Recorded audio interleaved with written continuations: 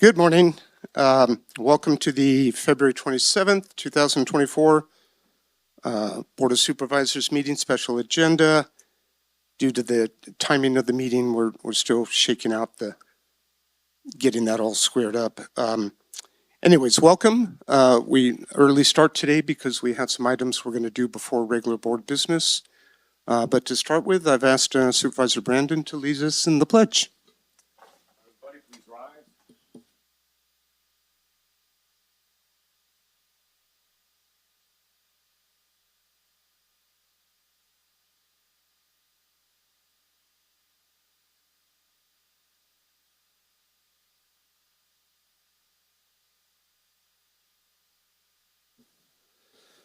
Thank you.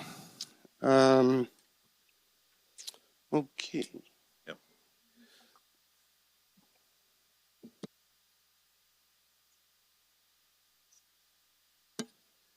Before we get going, just want to, today's going to be a pretty busy day for the board. We have a lot of different items on the agenda, some which are likely to take a bit of time. There's one item that I know people are interested in, which is regarding potential intent to purchase a property on Paris Ferry Road in the Columbia area.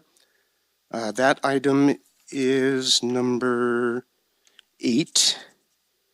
And just so everybody's aware, the timing today of the board meeting, I anticipate that, we'll be looking at that item around 3 this afternoon. So if anybody, comes in early, please note, that just don't want people to be sitting around waiting all day for that item. Other than that, I will call for oral communications. For this is a chance for the public to come up and speak. I'm sorry. Okay, this is a chance for the public to come up and speak on any items that are not on the agenda. So is there anybody that wishes to speak under oral communications? Okay, seeing none.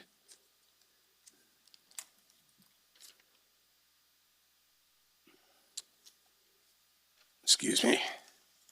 So, what we've got, I'll ask what we're going to do is we're going to go into closed session before we start the regular board meeting. So I'd like the clerk of the board to please read the closed session items. 8 a.m. Item 1, closed session, threat to public services or facilities, Authority Government Code Section 54957, consultation with Tuolumne County Sheriff's Office, Bill Pulley, Sheriff, Neil Evans, Undersheriff, and David Vasquez, Captain.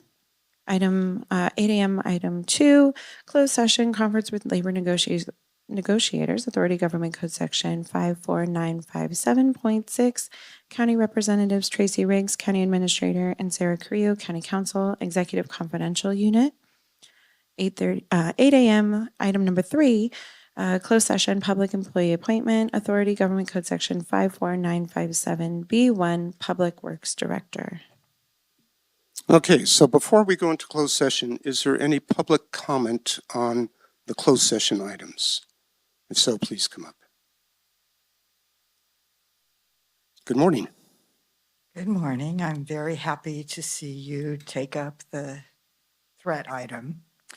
I've been very uncomfortable coming to these meetings over the past few months.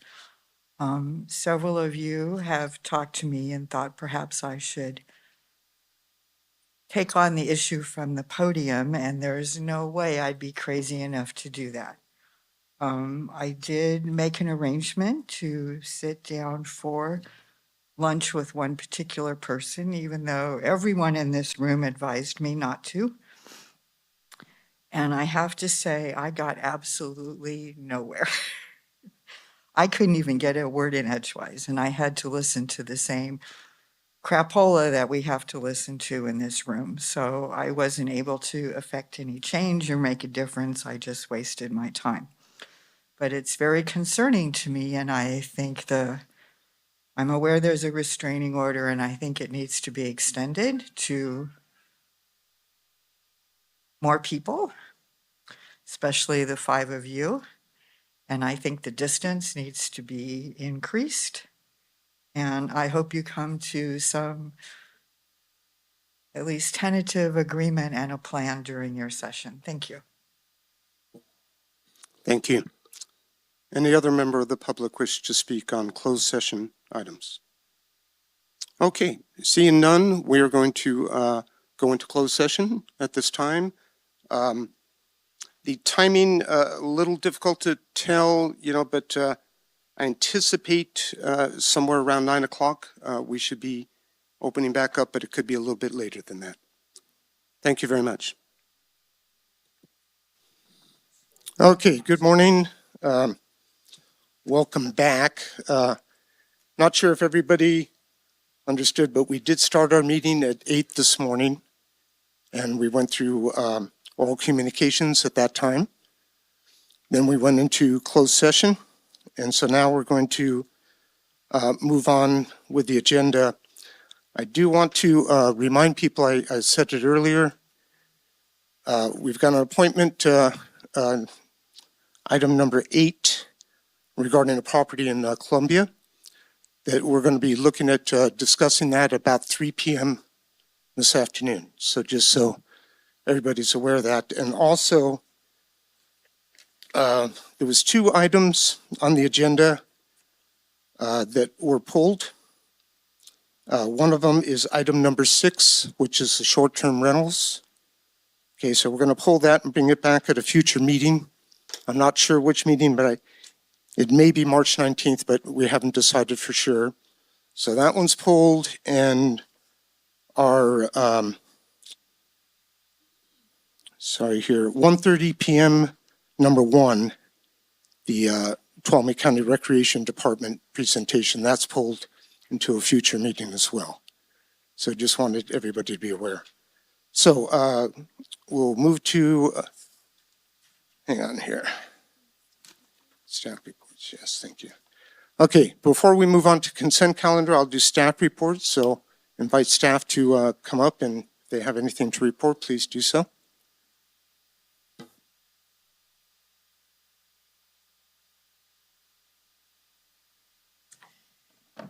Good morning, Tamara Blankenship, Housing Development Specialist for Community Development Department. Regarding number 6 on the agenda for short-term rentals, if anyone from the public was here to speak on that today, I can meet with them in the lobby and get their contact information so that we can make sure they're aware when it comes back, and also to let them know with any community meetings or any other opportunities for them to engage. So I'll be in the lobby for a little bit. If anybody from the public is here to speak on that item, I'd be happy to meet with them. Very good. Thank you. Thank you.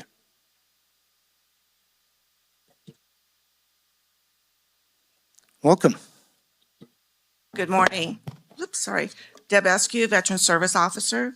You should have a brochure on your desk that looks like this. This is our annual report. Within there should be a little one-page kind of quick note. It says out of the $485 million that the CVSOs brought in to the state of California, you can see in the last 6 months what my office has brought in. In retro money, $739,000, a little over that. Monthly payments that will be recurring every month, which is almost $91,000 back into the county. So you have this little one-page flyer in there. But it's also important to note that on page 25, we submitted an article for this. And this is about a widow who lost her husband in 1977. And on his death certificate, at that time in the 70s, they said unspecific carcinomas. Well, he actually died of lung cancer. So we were able to award her claim all the way back, excuse me, to 1977. She got $96,000 in retro money, and she gets $1,836 a month now. So we solved that issue for her. So you have that. This flyer was also given to our senator. We returned from our legislative conference, and Marie Alvarez Gill, our senator, and we are planning to do a hometown visit, coordinating with Calaveras later on this year. That's just a heads up. We also, I'm very happy to announce that we received one of 2 grants, And the grant is for $90,000, and it's for a transportation specialist who will provide transportation. As you well know, that's a huge issue in our county for our veterans and their dependents to make their legal and medical appointments within Tuolumne County and outside. And do I have any? That's it for me. Thank you very much. Just a quick question on that last one. Sure. Timing on when that might be? I'm meeting with Prop 63 coordinators this week, and we'll find out when that's going to happen. I hope we can get through the hiring process. It's only 20 hours, so they'll have a very flexible schedule. And I'm going to coordinate with the hospital, the clinic, and various different Livermore and Mather to let them know too. And we're going to probably have a standard schedule. Like if you can plan because right now if they take a bus ride, they have to start at 5 in the morning out here at the clinic. So sometimes they can't even get a ride to the clinic. And then the bus, and it's all day long. So probably we're looking at maybe Tuesday or Thursday, we'll send them down to Mather. We'll have standard routes. Excellent. Any other questions? I was just going to say Supervisor Half and I sit on the Transit Authority, so once you have that person, we would love to meet them and make those connections if Absolutely. when that's appropriate. Yeah. Thank you. Okay. Anything else? No? Okay.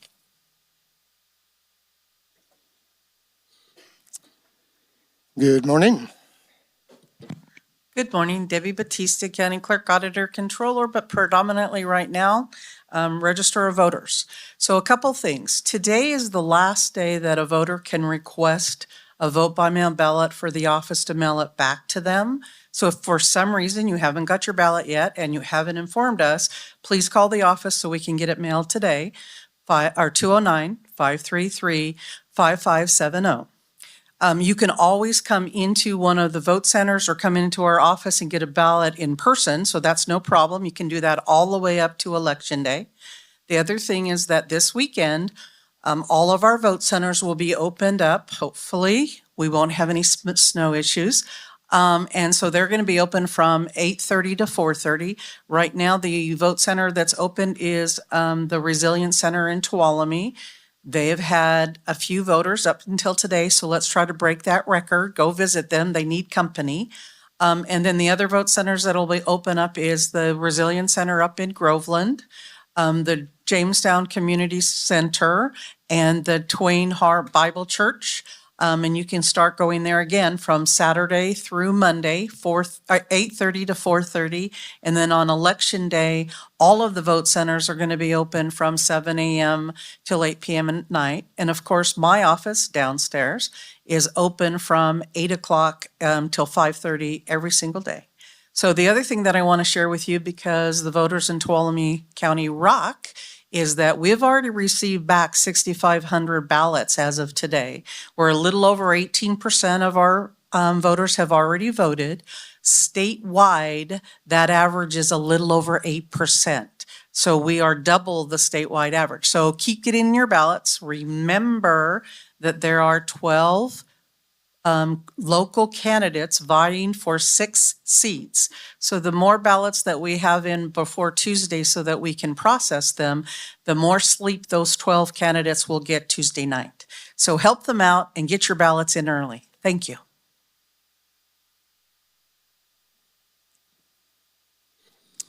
Hello. Good morning, Blossom Scott Heim, your Assistant Director of Public Works. And I just have a couple of quick updates. First, on the airports, we're happy to report that our airport manager position is filled and we're fully staffed again. The team is making great progress working on our maintenance backlog and getting ready for the 55th annual Father's Day fly-in. So save the date, June 16th from 10 to 3. We've got a fun day planned and we should have more details out soon. Secondly, our engineering team always constantly pursues grants. Right now, we are preparing for the next active transportation program cycle, and we are collecting comments and feedback for possible projects in the Soulsbyville, Mona Vista, Willow Springs area. So there is a survey on the website, it's on social media, or you can email myself or Denise Zitnick, our project manager, and get those comments in. Thank you very much. Any additional staff? Okay, seeing none, we'll end staff reports and we'll move on to the consent calendar. And if the clerk of the board can please read the consent calendar.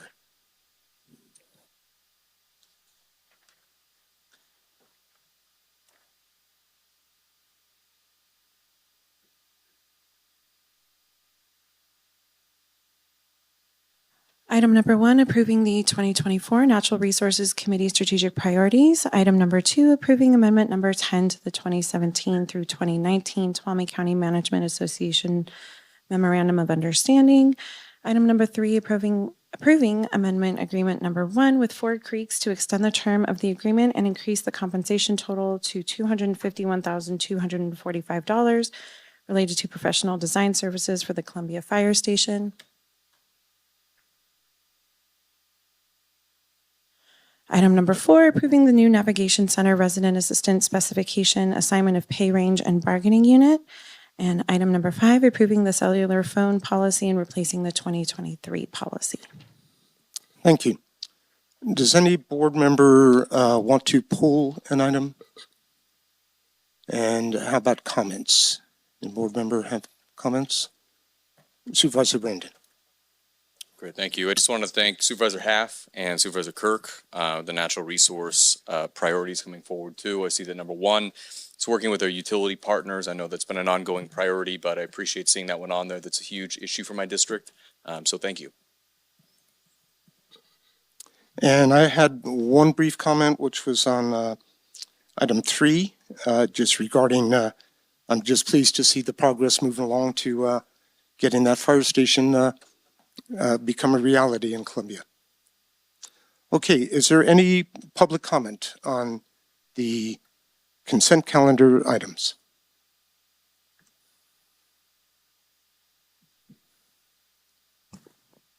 Well, I'll just say on item number 3, that has to be sustainable and not just a one-time thing. And on item number 4,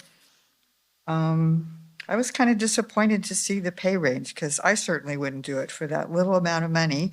And you could probably make more money serving up French fries in a month and a half. Thank you. Any additional public comment on the consent calendar? Okay, seeing none, I'll bring it back to the board and look for a motion, please. So moved. Second. I have a first by Supervisor Brandon, second by Supervisor Candle. All those in favor, please say aye. Aye. Aye. Any opposed? Any abstain? Passes 5-0. Thank you.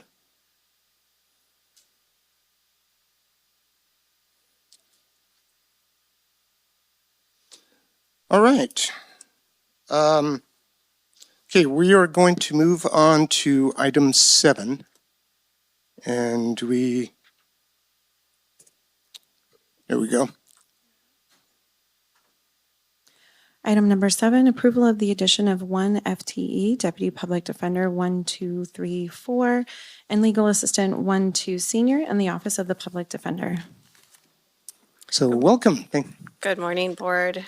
CAO Riggs, Karen McGettigan, Human Resources.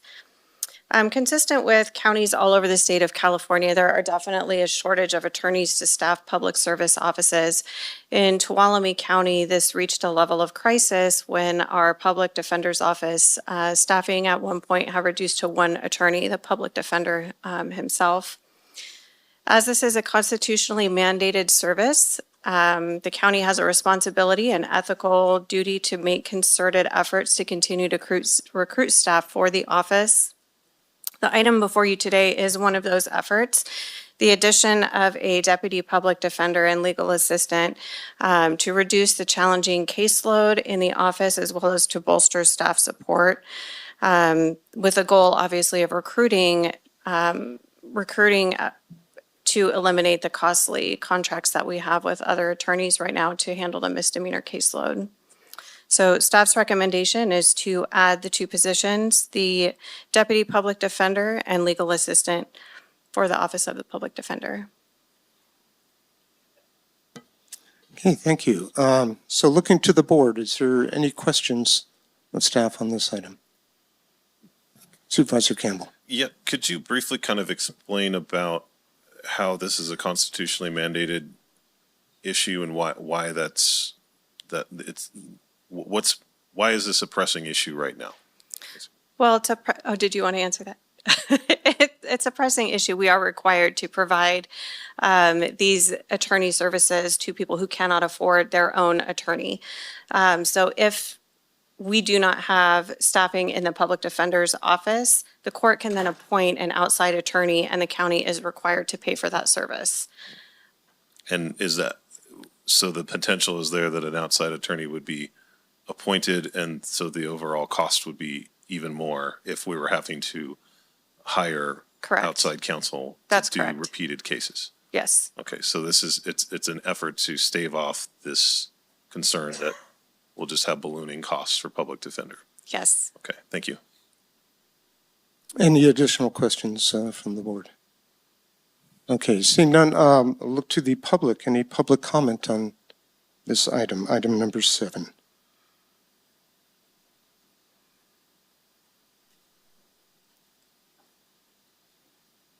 Welcome. Good morning, Board, CAO Riggs, Ms. McGettigan, Cassandra Jenicky, the District Attorney for Tuolumne County. I very much appreciate the human resources and administrative efforts to fund our Public Defender's Office. It's incredibly important that we have our yin to our yang, which is the other side of the coin at the Public Defender's Office. We are at a crisis point, not only at the Public Defender's Office, but I will tell you, as I have told you many times, that caseload across the criminal justice system in Tuolumne County is unsustainable, period, for our attorneys. And with the addition of an attorney to the Public Defender's Office, you will now have 5 licensed attorneys in that office, and you will have 2 chief conflict counsels who are representing a mere portion of our criminal justice cases across Tuolumne County, meaning that the same 7 attorneys that I have working in my office, including myself, are facing even greater caseloads. I'm incredibly grateful to my attorneys for sticking it through. The caseloads have been high for a long time, and the cases are only getting more complex. And so I recognize this as an absolute necessity for the continued success of the Public Defender's Office and our ability to provide indigent representative services to the people of Tuolumne County. But also, this is another one of those micro adjustments that are going to create an inequity. It'll be an inequity within my office because now not only will we have 7 attorneys handling maybe 2/3 of the cases that my folks handle, we're now going to have an even greater perception, frankly, that the caseload that my folks sustain isn't as important. And so I support this. I think it's an absolute necessity, but I also want this board and the public to recognize that the caseload has been unsustainable for everybody for years. And my office, quite frankly, is a retirement, a maternity leave, and a surprise away from being half-staffed with attorneys. And so this isn't just a problem at the Public Defender's Office. Great. Just Attorney, a question really quick. Can you put a number to what kind of the caseload looks like? I know you shared that with me about a year ago, and that really put a kind of period on that statement. Yeah, so if we're looking at active, open, and filed cases, my attorneys are looking at handling anywhere, and this is just an average across all 7 of us, they're looking at anywhere from 250 to 300 cases in a given year. If we're talking about cases that we are reviewing, to include cases that we are reviewing, not filing, supporting law enforcement in the investigation of, we're talking more like 350 to 450 cases a year. And so the complexity of our cases has increased, the virulence of violence has increased, and so the pressure is great everywhere. Thank you. Any additional public comment on this item? And seeing none, I'll bring it back to the board for comments, first of all. And if no comments, I'll look for a motion. Go ahead, Supervisor Brandon. Great. Only going to say my comments on it was, this is a constitutionally required service that we need to, ensure that basically can provide the operation it does in the county. The challenge we've had is just overall looking at a cascading effect that we've had. I mean, we've had issues with patrol and then looking at the jail and then looking at inequities with probation. And now we're seeing with the district attorneys and dispatch and now public defender's office, obviously. There's a substantial need that beyond the investments I think we've been making to stand with law enforcement and public safety that have been substantial, it's not yet where it needs to be. And many of these things, like the district attorney mentioned, have gotten much more complicated on all sides. They've gotten more sophisticated in being able to prosecute. The evidence is more technically difficult. There are a lot more crimes in general, a lot more regulations and restrictions. So I appreciate both sides of that. I do support this. I think we need to make sure we have a functioning public defender's office, but I guess I wanted to make my comment to the benefit of the public that this is something that has changed. It's not like it used to be, and we need to figure out a solution. Yeah, so I'll just add one additional thank you, for the comments. We've made a lot of progress, just as Supervisor Brandon said, in various areas, and it's paid off. We've had good success, but we still have to figure out the sustainability of this and how we're going to be able to pay for it on an ongoing basis. So we have items on the agenda today that we'll be discussing along those lines, but we need to be, having our community safe, but we have to be able to afford it. So, Supervisor Haff. Yeah, I just wanted to add another note to that, and that is that we need to show that we're being proactive for the Public Defender's Office because of our severe crisis there. And so leaving no stone unturned is what we're trying to do. But that, I just want to make it clear that that doesn't mean we're going to find these attorneys. It's hard across California and across the United States right now. So hopefully we will, but there's no guarantee that we're going to find the appropriate staffing right away. I think eventually we will, but it's a long road.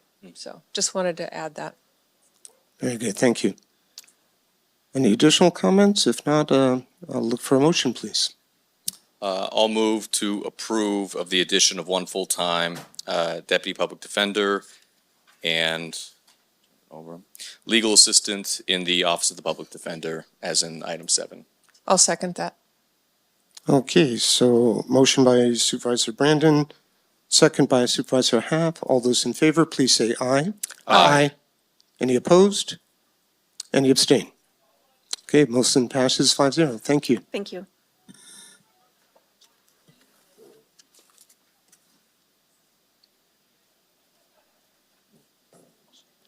Okay, we're going to take a short 5-minute break to work on some technical stuff because we have some visitors coming online. Thank you. We'll start back up at 10:06. All right, thank you for your patience here. Work through the technical difficulties. Got quite a crowd out here. All right. Okay, so ask the clerk to read our 10 a.m. appointment, please. 10 a.m. Consideration of approving a certificate of recognition for Bill Pooley upon his retirement after 34 years of service to the Sheriff's Office. Right. Good morning, Board and Sheriff. So it is my great honor today to have the opportunity to facilitate and begin the process of recognizing Bill Pooley after 34 years of public service, specifically to law enforcement. There's some stuff I want to go through that's in the memo for those who haven't read it and for those who are listening. And then I'll go through this. Supervisor Goldenberg will go through the board recognition. We do have some state and federal legislators both in the room and on the phone, because I think, Bill, there's no way you're getting away with 34 years of service to law enforcement without us making a big deal here. And we are going to enjoy doing this. So In fact, there was a evening, so the board knows, I was sitting at home after Bill had announced, and I was texting him saying, so are you going to let me do a recognition at the board? And he didn't respond right away, which I know Bill reads my text very quickly. Finally, I guess so. So from there, I just started texting Jamie to get some information. But let me go through this and then just a few other words, and then I will kick it over to you, Chair Goldenberg. So in 2013, Bill was hired to serve as a Tuolumne County Undersheriff. He was hired by Sheriff Mealy at the time. And then in 2018, Jim Mealy retired midterm, and Sheriff Pooley was appointed to fulfill that term. Sheriff Pooley then was reelected by the residents of Tuolumne County in 2019 and reelected to a 6-year term in 2023. When Sheriff Pooley retires, he will have served 34 years in law enforcement. Sheriff Pooley has served our county well over the last 11 years, and during his term as sheriff, I just want to highlight just a few of the things that he has helped our county and our residents work through. So he assisted in the design and ultimately the opening of the Dan Backer Detention Center in 2021, relocation of patrol division to more appropriate and professional office space. I will tell you, one of the first things Bill did when he took that position, and I had just become new in my position, was he brought me in and had me walk through that building with him.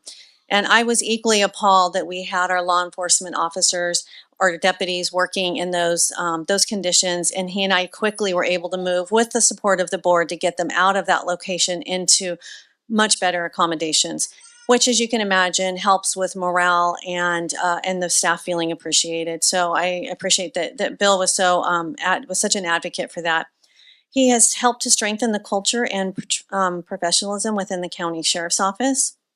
He's advocated for creative solutions for hiring, recruitment, and retention, resulting in the biggest salary increases Tuolumne County Sheriff deputies in history of the county.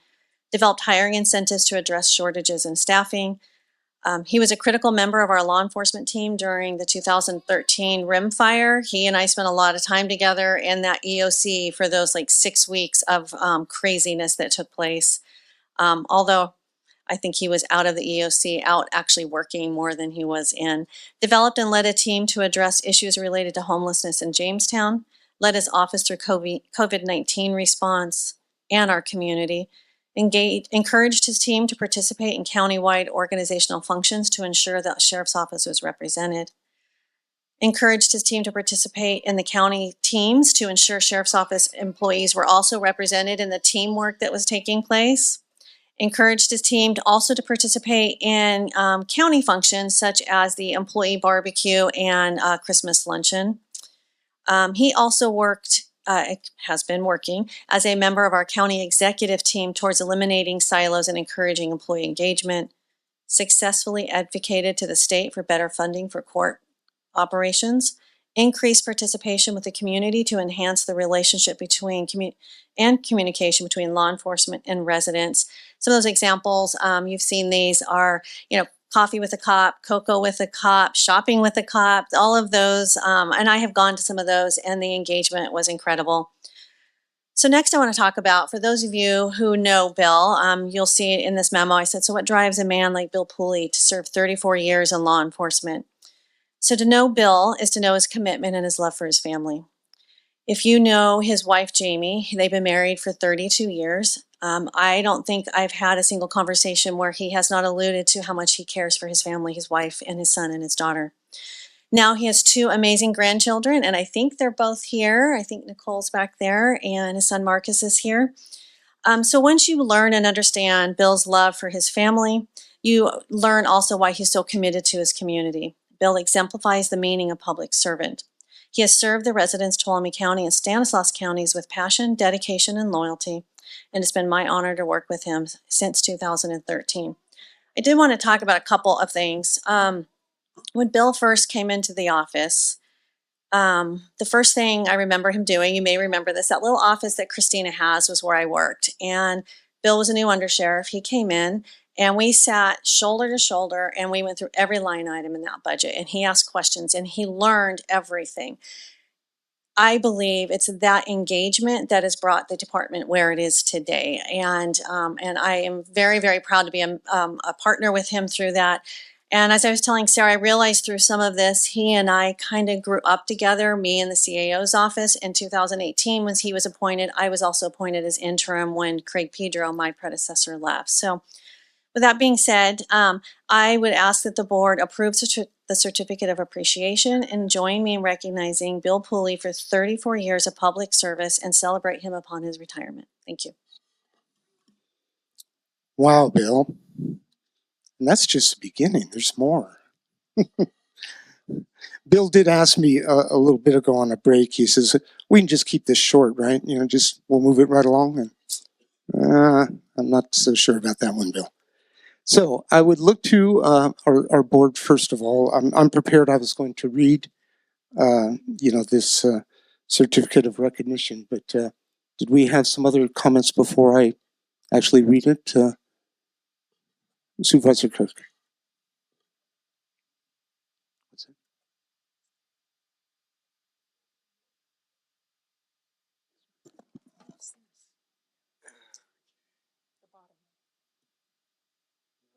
Would the board prefer that I read this first and then we have comments? Okay. Check. All There right. we go. Technology. Okay. All right. I just wrote down a couple things, no particular order. First of all, Bill, you have a giggly laugh. In law enforcement, I thought it'd be a little bit more manly, but it's giggly. You're welcome. Give him a beer and it gets really funny. You're a good father, I observed. You're a great husband.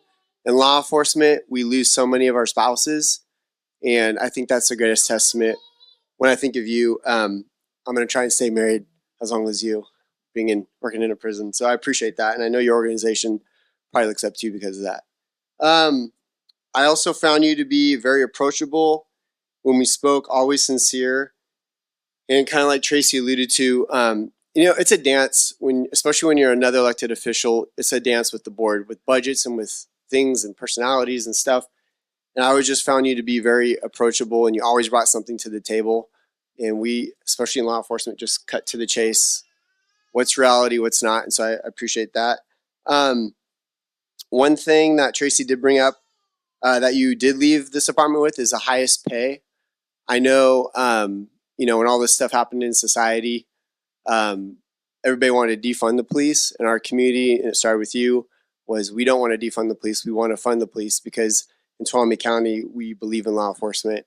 And it's going to be increasingly harder to compete in that arena. So I think with your leadership and also our board's commitment, and with a lot of one-time monies, which we're going to talk about later, we were able to hopefully get you guys on a good path. Last thing I want to say, and this is, again, it's kind of political, but the homeless conversation, I've been holding my feet against for the first few years. But for me, it changed when staff got me some data on some success stories. But the biggest thing for me was when I read that report about what you did in Jamestown, 2000, I don't know if it was 14 or 18, but you have a history of going in and you were able to go in a community, and it's with all your experience, and you're able to do some cleanup. And for me, that is where I got on board with this homeless conversation of, if we can get the law enforcement piece to the table with some of the programming that we're doing, I'll be supportive of it. So thank you for doing that in our county already. And those are just some things that came to mind while I was up here. But I wish you all the luck, and I'm really jealous, like the Alaska cabin and the fishing and I'll be living vicariously through you for 10 years. So I do have your cell phone. You're probably one of the few people who are retiring that I will check up on, because I think you're a good guy. So appreciate you, buddy. Supervisor Half. Yes, thank you. Bill, you've been unmatched. Your professionalism has been unparalleled as far as my time here in the county. And because of that, your leadership in bringing about high standards has, I believe, brought about the sentiment from our community that they totally back law enforcement. We have a community that knows that law enforcement is basically doing the right thing and in their corner. So I owe that to you, to the, like I said, the high standards and the professionalism that you, not only that you exemplify, but that you expect from every single member of your team. And so I just want to thank you for that. I want to thank you for the coffees we've had over the last several years to really understand each other and how, the sheriff's office works. I think you have been a great advocate for your department. And for the most part, the board has always known what needs you have. So that's an incredible asset that you leave for the people that are still going to be here after you retire. And I just wish you the best in your fishing expeditions, in your time with family, in your once a month trips that you're going to be taking. Yeah, it's true. Yeah. So you got a lot of excited people here, really ready for you to join them in your retirement. Best wishes. Supervisor Brandon. Great, thank you. I don't want to make you late for your Alaska plane trip ticket, so I'll keep my comments unusually short with it. I really agree with my colleagues. I haven't had quite as much time as a couple of them to be able to work with you, but 3 years is not nothing, even though that is a small fraction of your time serving the public. And it's just been a privilege and an honor. It's been great. The fact is, you have been level-headed, and you have been so smart and thoughtful and engaging. You have brought forward, I think, challenges and solutions that made sense, and you explained them very clearly, which I appreciate. You're leaving behind I think, modernized and very professional department, and you were always communicative. Any 2 a.m. email you're getting, any weekend text, any idea of, hey, is this something that we can do different? You never shut an idea down. You always said, we can innovate, we have to. And I agree with my colleagues that we're in a difficult spot. You had a difficult job. This isn't a super high paying jurisdiction in a major city with a giant budget. We have made massive investments in this because of, I think, our belief in your leadership with the team that you've pulled together. Good leaders run a great department and the people that are around them. Great leaders can leave and have that continue. And I also have confidence in the team that you've assembled within that department, my relationships, and seeing them operate, that you're leaving behind a really good team that's going to be able to continue that work. And I know that's important to you, and that's important to everybody in our community. So thank you for your service. Thank you for the privilege of working with you. Catch a big one. Supervisor Campbell. Yeah, thank you, Chair. And I, of course, agree with the comments of my colleagues. And Bill, what can one say about a lifetime of service to our community and to law and the rule of law? I look up to you. I admire you. You're one of the people that I kind of go to. You're one of the first go-tos whenever I have a question or a problem or an idea about how to address something that's a critical need in our community. I've seen you in a variety of pressure situations, whether we're talking about budget cuts or, challenges with opening the new jail, or I saw you under life and death kind of pressure during the Mock fire and during the Washington fire. And you always, without exception, had a calm confidence. And I've never seen you lose your cool. Not once, even when you probably should have. And I really respect that and look up to that, and I try to use that as an example while I do my own job. And I'm a firm believer that leadership comes from the top, and I think looking at the sheriff's office organization is a lasting tribute to the work that you've done as your time as our county sheriff.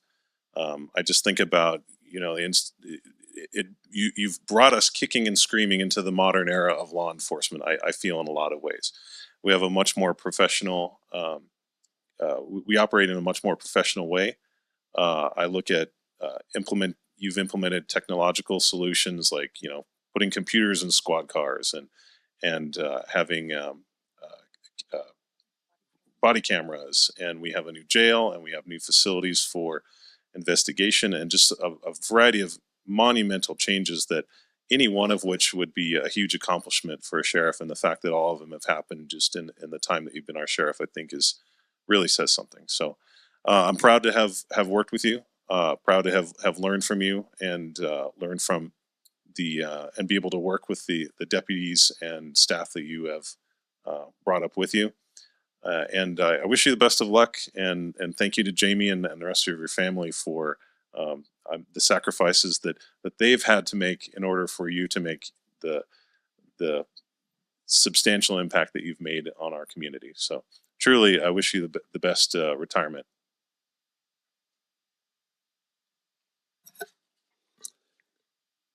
I agree with everything from that the other board members said, Bill. Bill and I met pretty often. We'd have coffee. We'd talk a lot of job stuff. We'd talk about personal stuff. We got to know each other well. The thing that really impressed me, Bill, is your standards are, they're just impeccable. Honesty, absolutely, and you tell it like it is, and that's good. We need to hear that. Sometimes might be a little tough to hear, but it's the way it should be. Yeah, and again, Jamie, the family is, when people that are working in emergency services, they have to put up with a lot. Their family being gone and having to pick up and do a lot of extra things. So thanks for your support, Bill, over the years.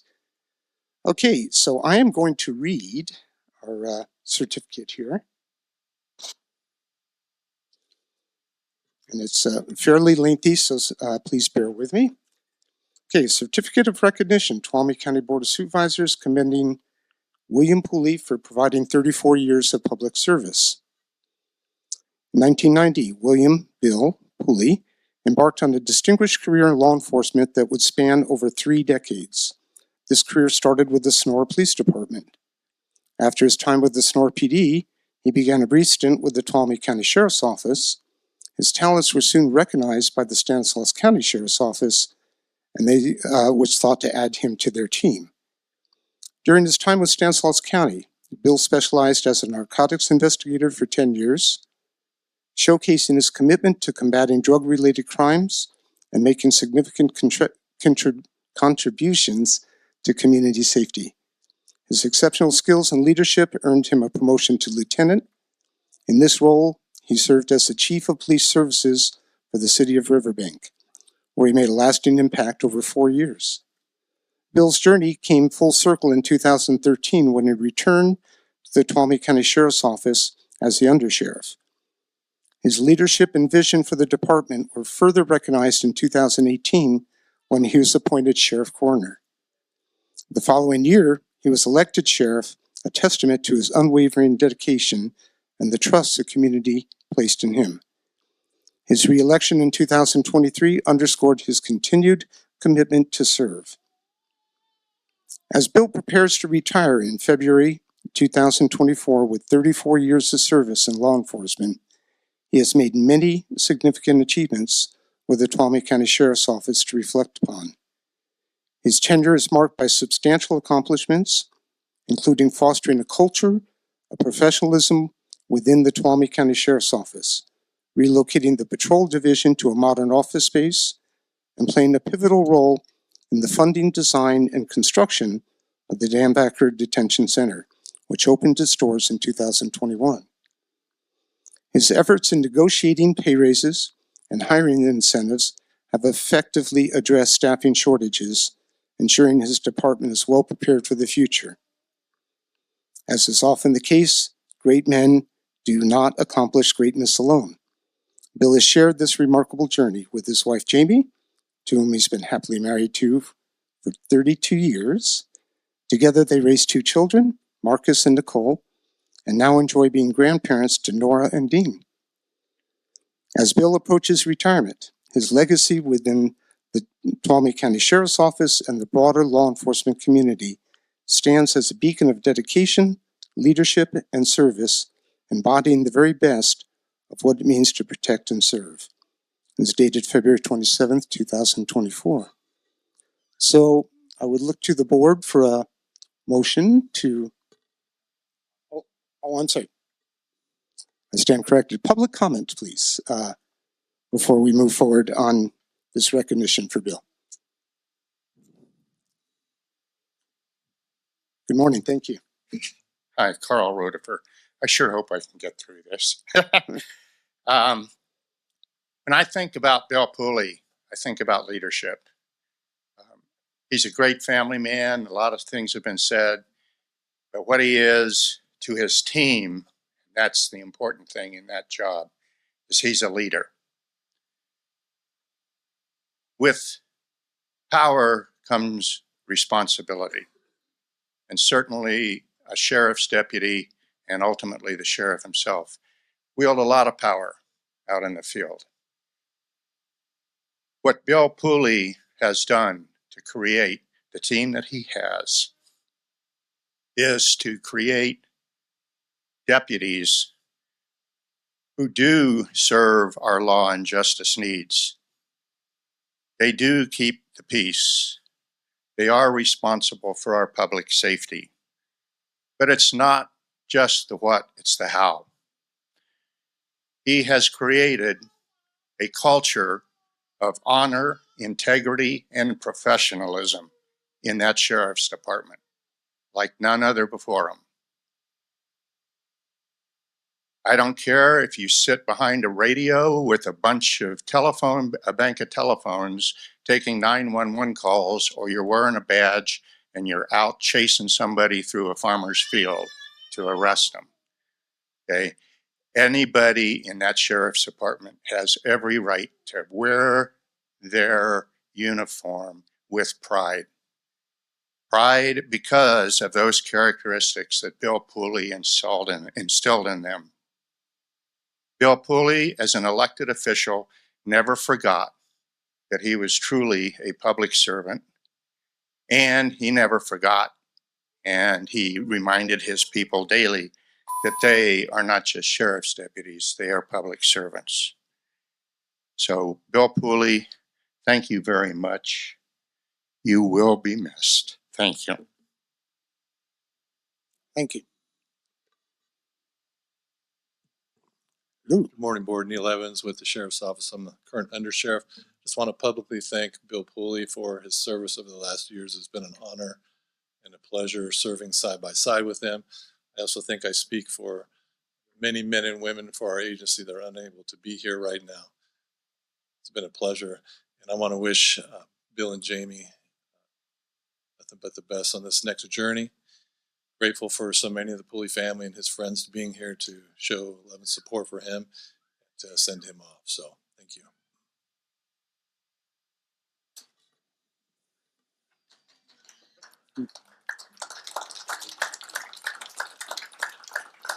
Welcome. Randy Hanvelt. I once sat in your chair, and Bill Pooley came to the county. Oh, I'd like to echo everything Rutherford said, because Bill is a leader, and he demonstrated right from the beginning. Met Bill Pooley when he first came to town. I was at his swearing-in ceremony. But this was also about the time we had this incident called rimfire. By the way, Tracy, rimfire lasted from initiation to containment 70 days. That's 10 weeks. And that was a trying time. Biggest timber fire in the history of California, no longer rates in the top 10. That's somebody else's fault. Bill Pooley demonstrated his commitment to people of this county from the very beginning. He was amazing. Don't have to go into details, but just one is there was a couple from Austria who were here, and they were evacuated. They were without warning because they didn't even get back to their lodging at Evergreen. And I mentioned to Bill, they got a problem. You need to leave. They can't go back to Evergreen. And their passports, everything they had, their tickets, everything went there. He made sure they got their stuff. And, big deal, Evergreen Lodge, it's easy to get to. The fire burned right up to the back base of the swimming pool. This was not a trivial exercise. Bill Pooley came to me and says, we talked about shortage of deputies and stuff, and our problem was retention. He and Debbie and I worked on a program, and we improved the situation. We started retaining deputies. We started getting people from attracting them too, and that was a big deal. That was Bill Pooley driving that equation. He initiated it. They had weapons issues, and I worked with them to do that. We solved that problem. We did a lot of things. Bill Pooley, clearly a leader. And it's my privilege to say that I had spent a lot of time with him too, and it was all good. And Bill, I didn't do well in retirement. I failed 4 or 5 times. So I'm not going to give you any advice about retirement. It's meaningless. But I do want to wish you well. You deserve it. I want to thank you, not only for your service to me, but being my friend too. All the best to you and Jamie.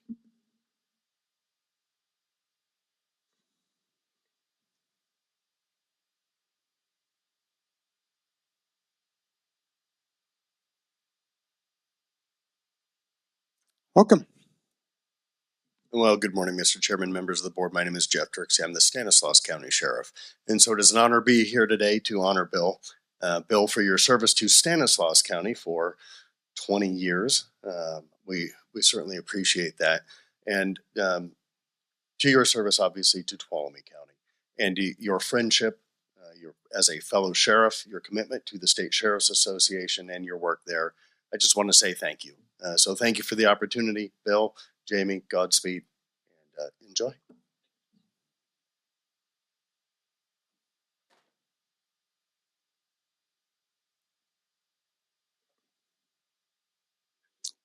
Good morning. Good morning. Kim McFarland, Director of Public Works. One of the first times I met the sheriff over 6 years ago, he was so friendly and charismatic. I was completely unaware that he was trying to take over our building. But we did get our windows cleaned in the process, so thank you, Bill. I just want to say it's been such a pleasure working with Bill. I have appreciated his insight, advice, and good humor, but I am most impressed with the dedication he has had for his team. The Sheriff's Office is filled with really good people who do really good work, and that is a reflection of their leader. From all of us at Public Works, thank you, Bill, for being an inspiring leader. I'm not crying, and we wish you the best in your well-earned retirement.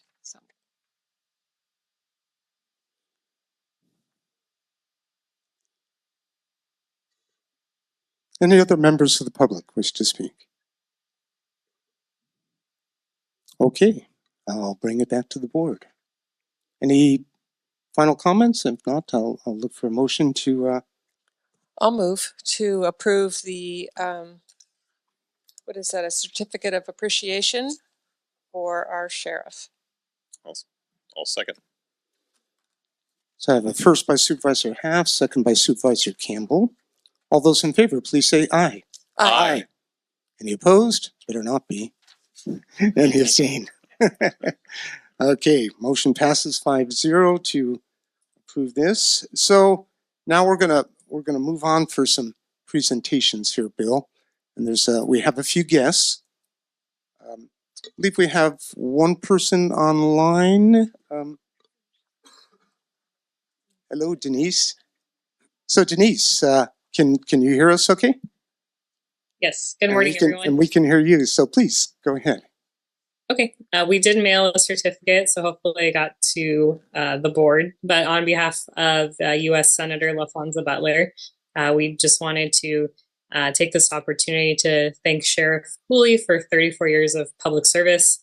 Thank you for dedicating your life, your career, to the safety of the citizens of California. Thank you to your family, for all the sacrifices that they've made throughout your career. And we just want to wish you the best in this next chapter. So on behalf of the U.S. Senate, thank you and congratulations. Very good. Bill, why don't you step on up here?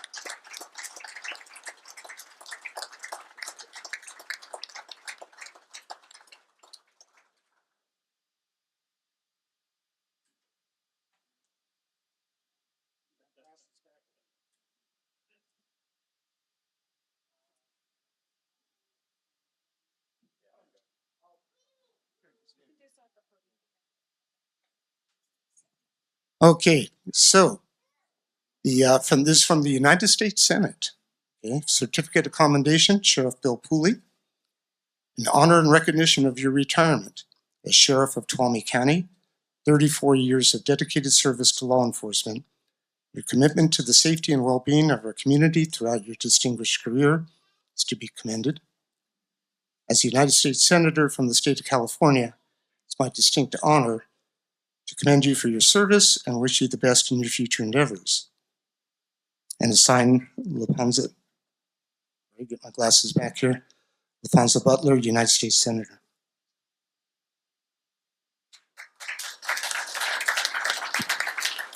Please pass along my thank you.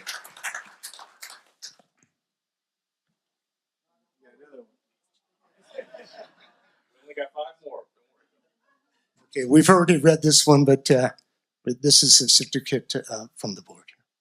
Thank you. So we have some other guests with us, I believe. If you could please step on up. Thank you.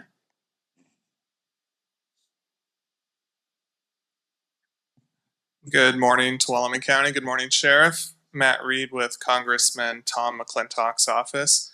Congressman's not in town today, so he sent me to represent him and to thank and congratulate you for all of your service to the county, to our neighboring county, which is also in the district, and to the state of California. The congressman often says that without law enforcement, there is no law, and without law, there is no civilization. And it's folks like you and your team standing in the breach that keeps us free and safe to deliberate local issues, state issues, federal issues, and for our fellow citizens to go to work, go to the store, go to the park. So we all recognize that and realize how much integrity and efficiency and dignity you brought to your office, and want to thank you for that. So from Congressman Tom McClintock and the United States House of Representatives, we have a certificate of special congressional recognition presented to Sheriff Bill Pooley in recognition of your distinguished career and honorable public service to the citizens of Tuolumne County and the state of California. Thank you for your dedication to public safety, supporting and defending our Constitution, and upholding the rule of law. Congratulations on a well-earned retirement. Signed, Tom McClintock, Member of Congress. Thank you.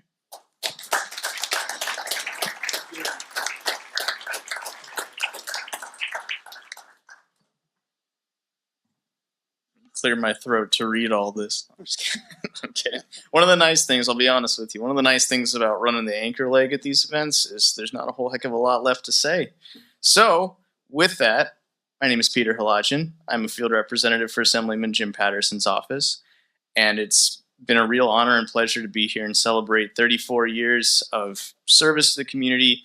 From what I just gathered in this meeting, your legacy is going to outlive you, and it seems as though the Tuolumne County Sheriff's Office is set up for success because of your tenure.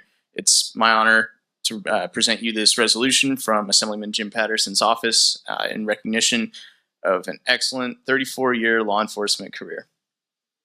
Thank you.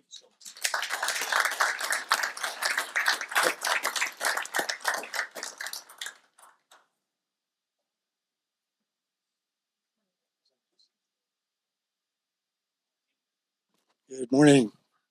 Dana Jorgensen with Senator Maria Alvarado Gill. I also have a state Senate resolution.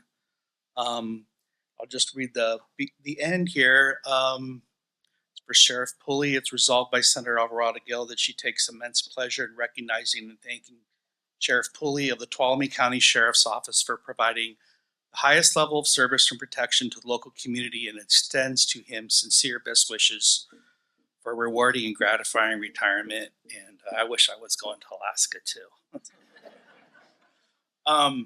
One of the things I want to say that we have 13 counties and we depend on a lot of our local officials because we can't be everywhere. Our district's the size of West Virginia.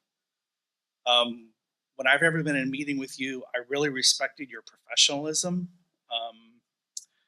And we're doing really serious things. I think a lot of things in our society have been trivialized. Government's very serious, and you always took the job very seriously, and you were a good steward of the resources while being an advocate for your troops. So I really appreciate that.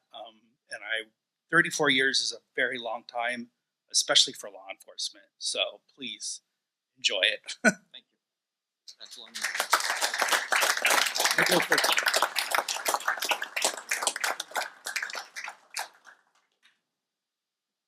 I looked, that's 12,400 in I think 12 days. I hope maybe only one or two of them were bad. Always said 3 bad days in a row. There you go. Thank you. So Bill, would you like to say a few words? No. You don't have that choice. Thank you. Thank you all for the very kind words. I appreciate it. Most of what you've talked about and the accomplishments are the result of my staff. Let's face it. They do a fantastic job. This county is so lucky to have them. It's been a wild ride. I've had a great time. For those of you that don't know, I've never been able to talk about the people I love without getting emotional. So, I was told today, one of our dispatchers said, "Hey, take a drink of water every time." So there you go, Mandy. It's been fantastic. My staff.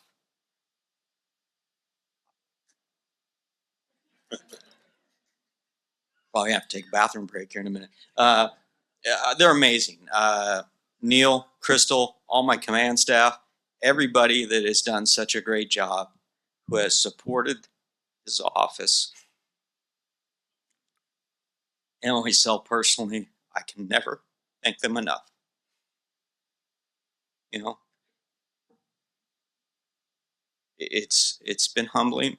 The last 11 years serving this community has been fantastic. I don't think I would ever want to be a sheriff anywhere else. No offense, Jeff. This community is so supportive of law enforcement. I just can't imagine being a sheriff anywhere else. It's been amazing. And lastly, I want to thank my family.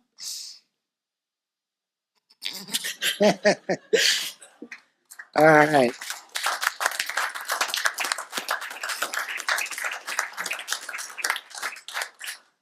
They have sacrificed a lot for me.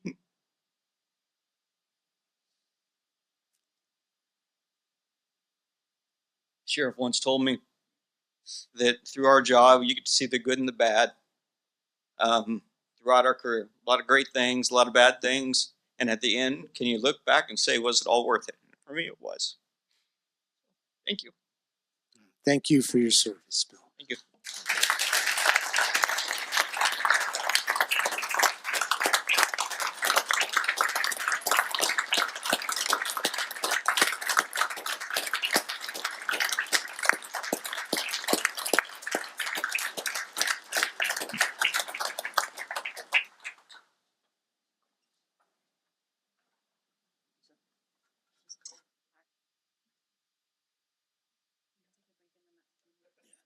Okay, we're gonna take a short break here before.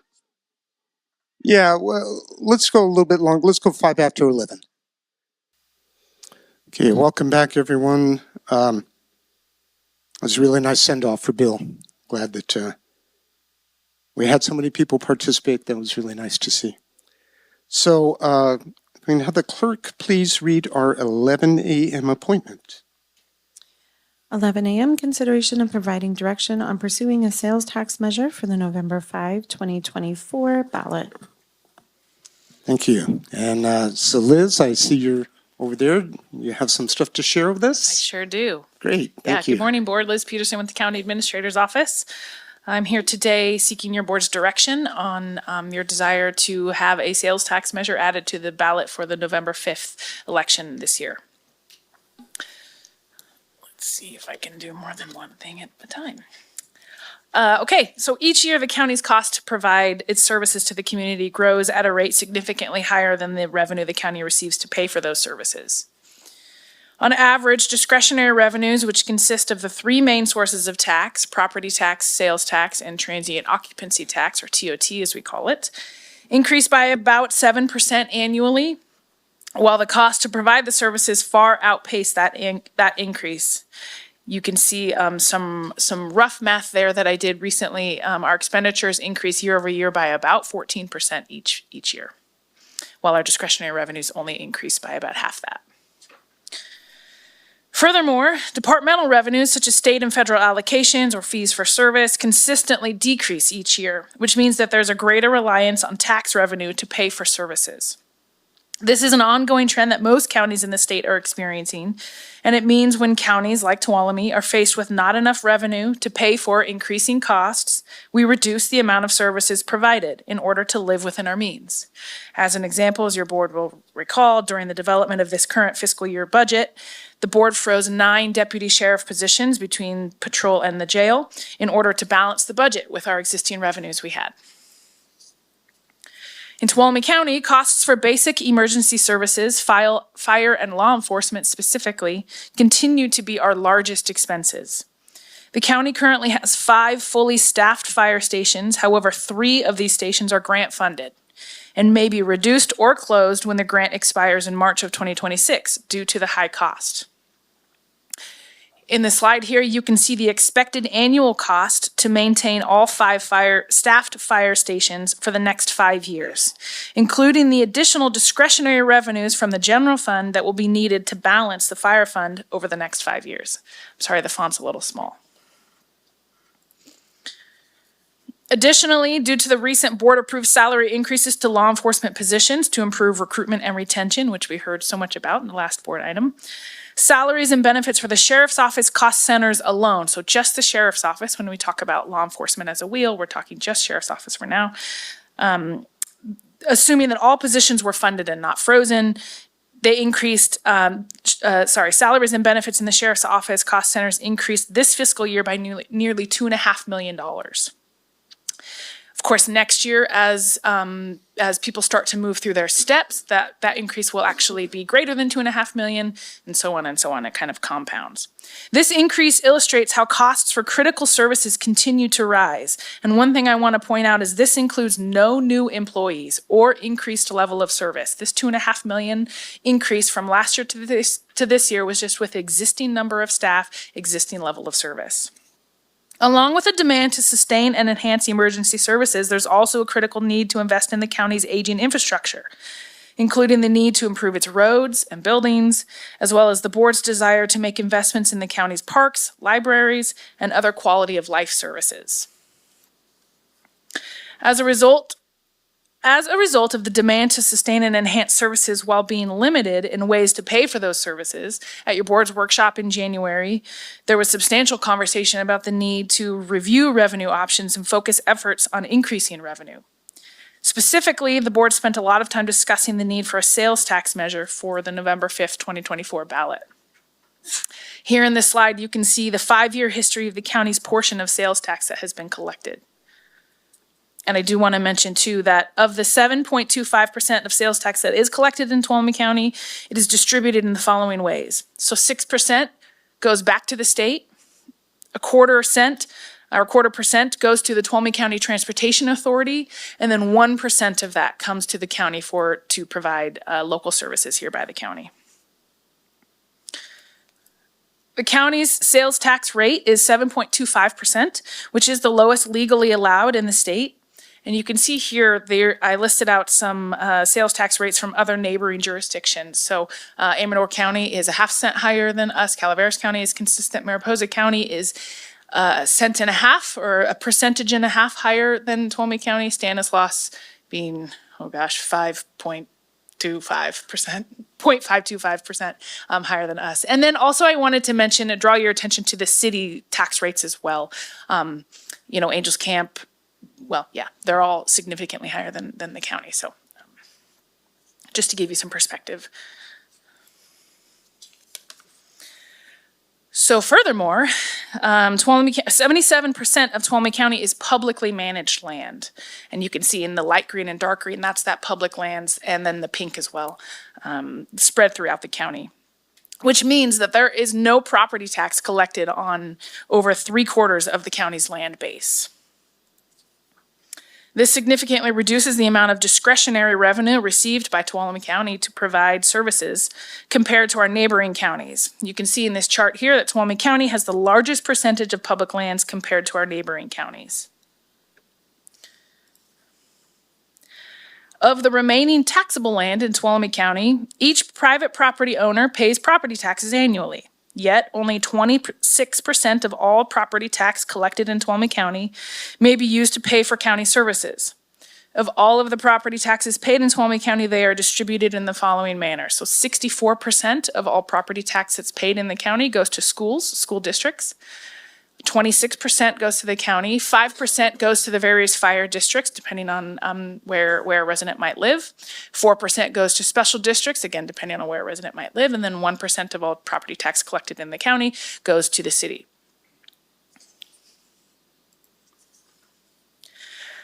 Okay, so due to the rising cost to provide basic emergency services, as well as the board's desire to enhance quality of life opportunities in the county, additional discretionary revenue is necessary to maintain services. Should no additional revenue be added, services will be reduced so the board can balance existing revenues with the higher cost to provide services. Should the board want to take action to pursue a sales tax measure after your conversation at your workshop in January, you have two main choices for a tax measure.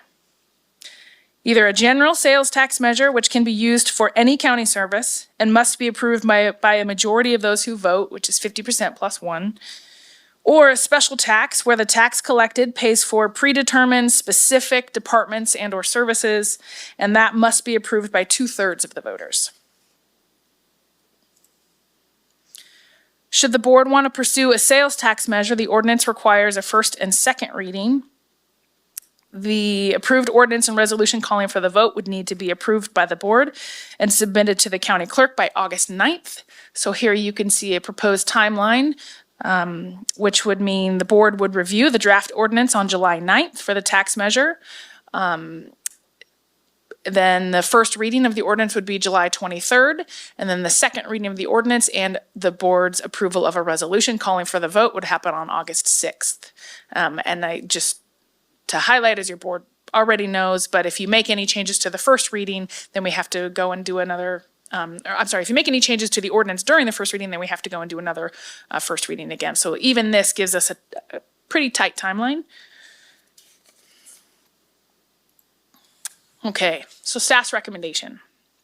So staff do recommend that the board pursue a general sales tax measure at a rate of 1.5%, and this is in order to be consistent with the City of Sonora's sales tax rate.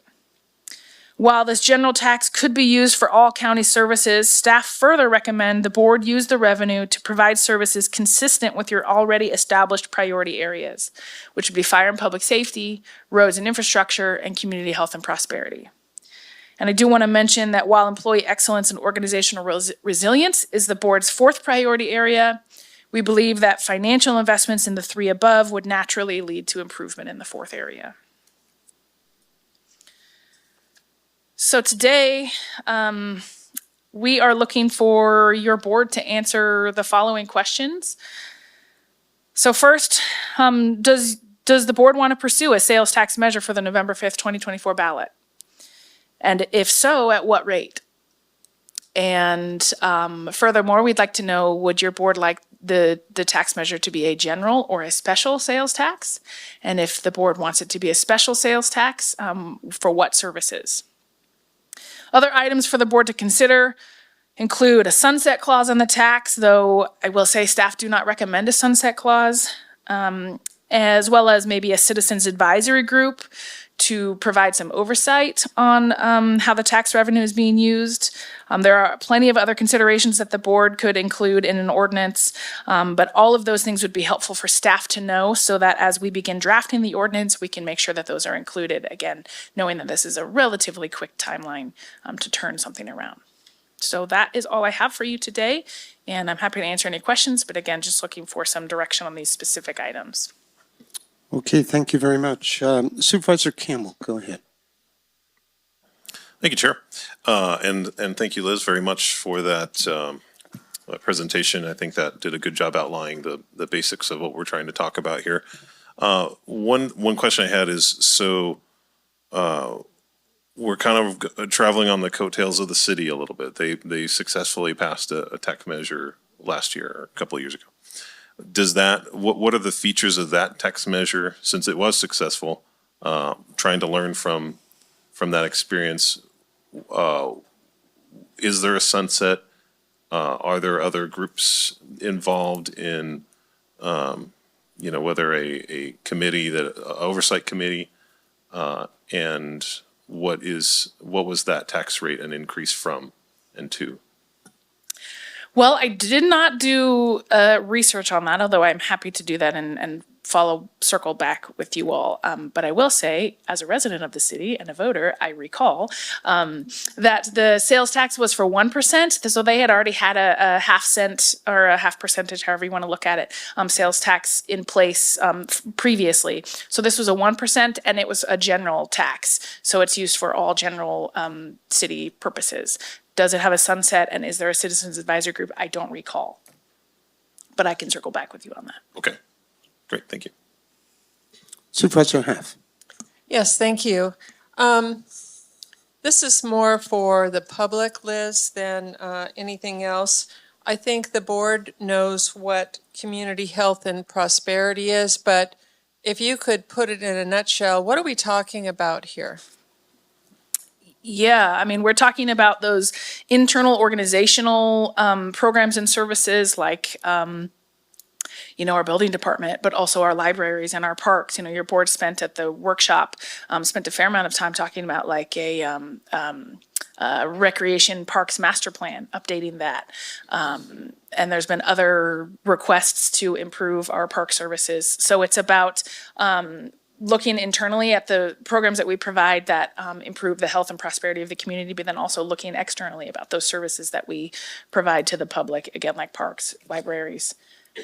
So would you typify that as quality of life type things? For the most part, I do think there are some that maybe straddle some public safety type items as well, but yeah, generally. Well, I got an email from somebody, a constituent, just in this week, and very upset about the amount of trash on Tuolumne Road, for example, and we don't have the funds to do that. And I know Public Works tries to pick up on that when they can, but actually the nonprofit One Pile at a Time is more successful but we can't rely on that, yet we have no money for the quality of life type issues like that.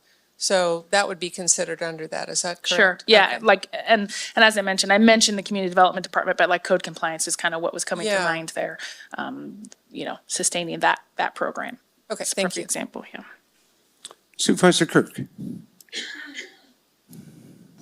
I'm going to try not to bleed into comments because I have a lot. Liz knows I sent an email yesterday. But part of my question, it's a question, but it's a comment. I'm not going to go into all my comments, but like Supervisor Half, and I'm not faulting her, but like her question about some of these quality of life things, you know, that we're discussing right now. I think we're really going to miss a boat really quick if we don't address the two things that we're trying to fund, which is fire and law enforcement.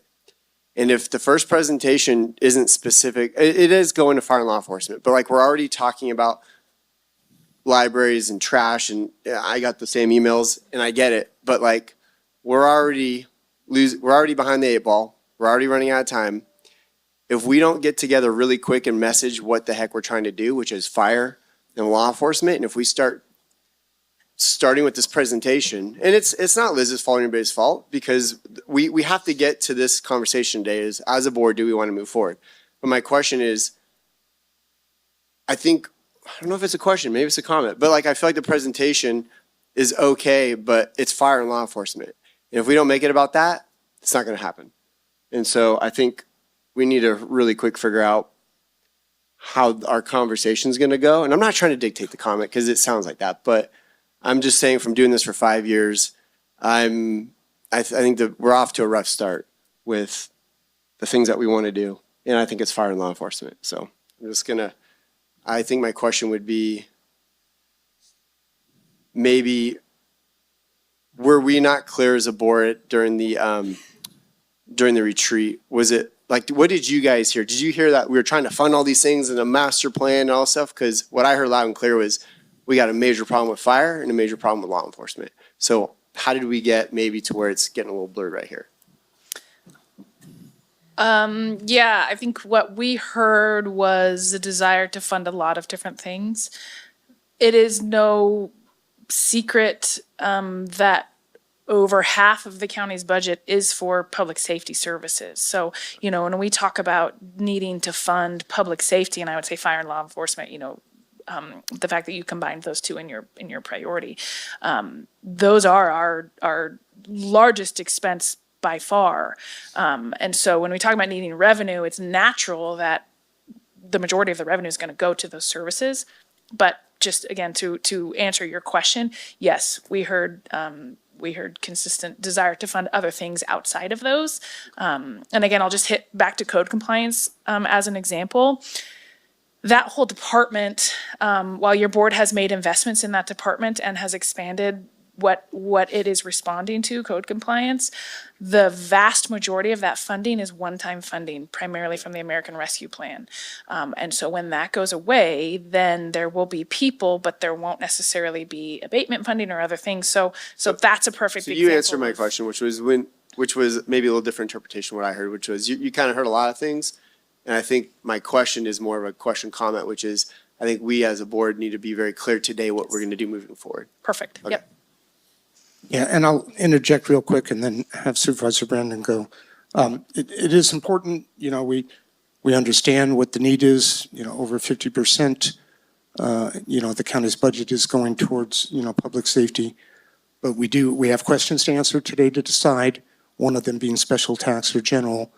And how specific we get is very much limited to what we decide there. So I would say exercise a little caution till we get further here. So Supervisor Brandon, please. Thank you.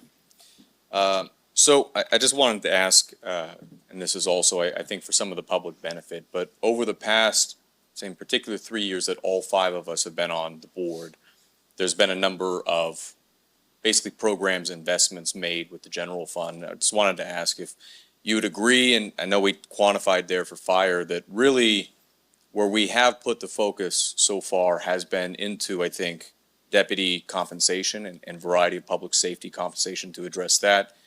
It's been going into fire services and expansion in gap areas of the county, 50 years of planning back, and then into a lot of the one-time road investments, right?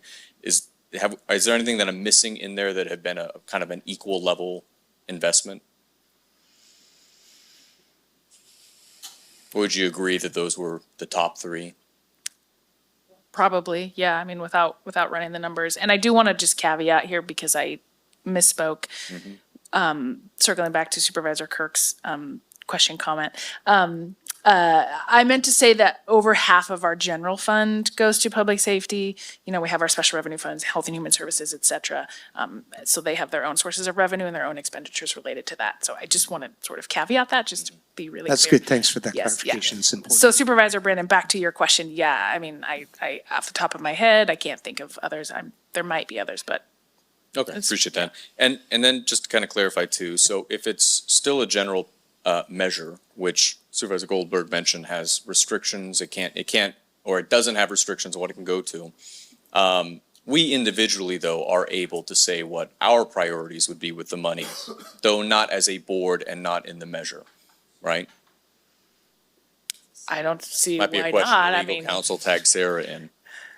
Sure, your board absolutely can give direction individually, but as you know, if this measure is passed, your board would then be directing, a majority of the board would be directing staff as to how it is allocated. Right, and so it's not only that it would necessarily have to go to those things, it would go to whatever the majority of the board at that time would say, and we're able to make those commitments kind of on our own, I guess is the question there. I wanted to ask on the timeline that was laid out there, that is the election deadlines for when we have to do it. Especially if we decide to do a general measure, which oftentimes is, I think, simpler. Are we able to do this earlier than that timeline to be able to have a ballot and a longer period folks can review it, see what it is, and not risk a, as you mentioned, first reading type issue? So what would be the soonest practical that we might be able to consider this? Can we do faster? yes, we can certainly do it. We are allowed to do it faster, yes. I think the question about writing the ordinance and the resolution really just comes down to staff priorities and ability to do this on top of everything else. Okay. But certainly it is allowable. And I just want to chime in that the more simple it is, the easier it is, the faster we can go, the more complicated, the more time it's going to take to research. Great, thank you. And then I wanted to ask the last bit on there. My understanding is some ballot measures are approved and then the ordinances to those provisions are developed kind of in that implementation period. Do we have to write out every single thing into it, or can we make provisions within it, let's say the Citizen Advisory Committee, but the full operations of that committee outside of what's specified, that's something that could be developed after? So do we have to do maybe a 20-page ordinance, or are we able to kind of have a 1 page of commitments and then move forward with that? I think it would probably be in between 1 page and 20 pages. But I do, I do think there's some opportunity to write in sort of, administrative implementation within the ordinance to say, if there were like a citizens advisory group, that would be administered, after the fact or something, like to provide some kind of broad general language in there that's not spells out every sort of, meetings and, Sounds good. I'm sorry, I'm not really making sense. Am I making sense? No, I appreciate it. So some of the stuff we can leave. Yeah. Okay, thank you.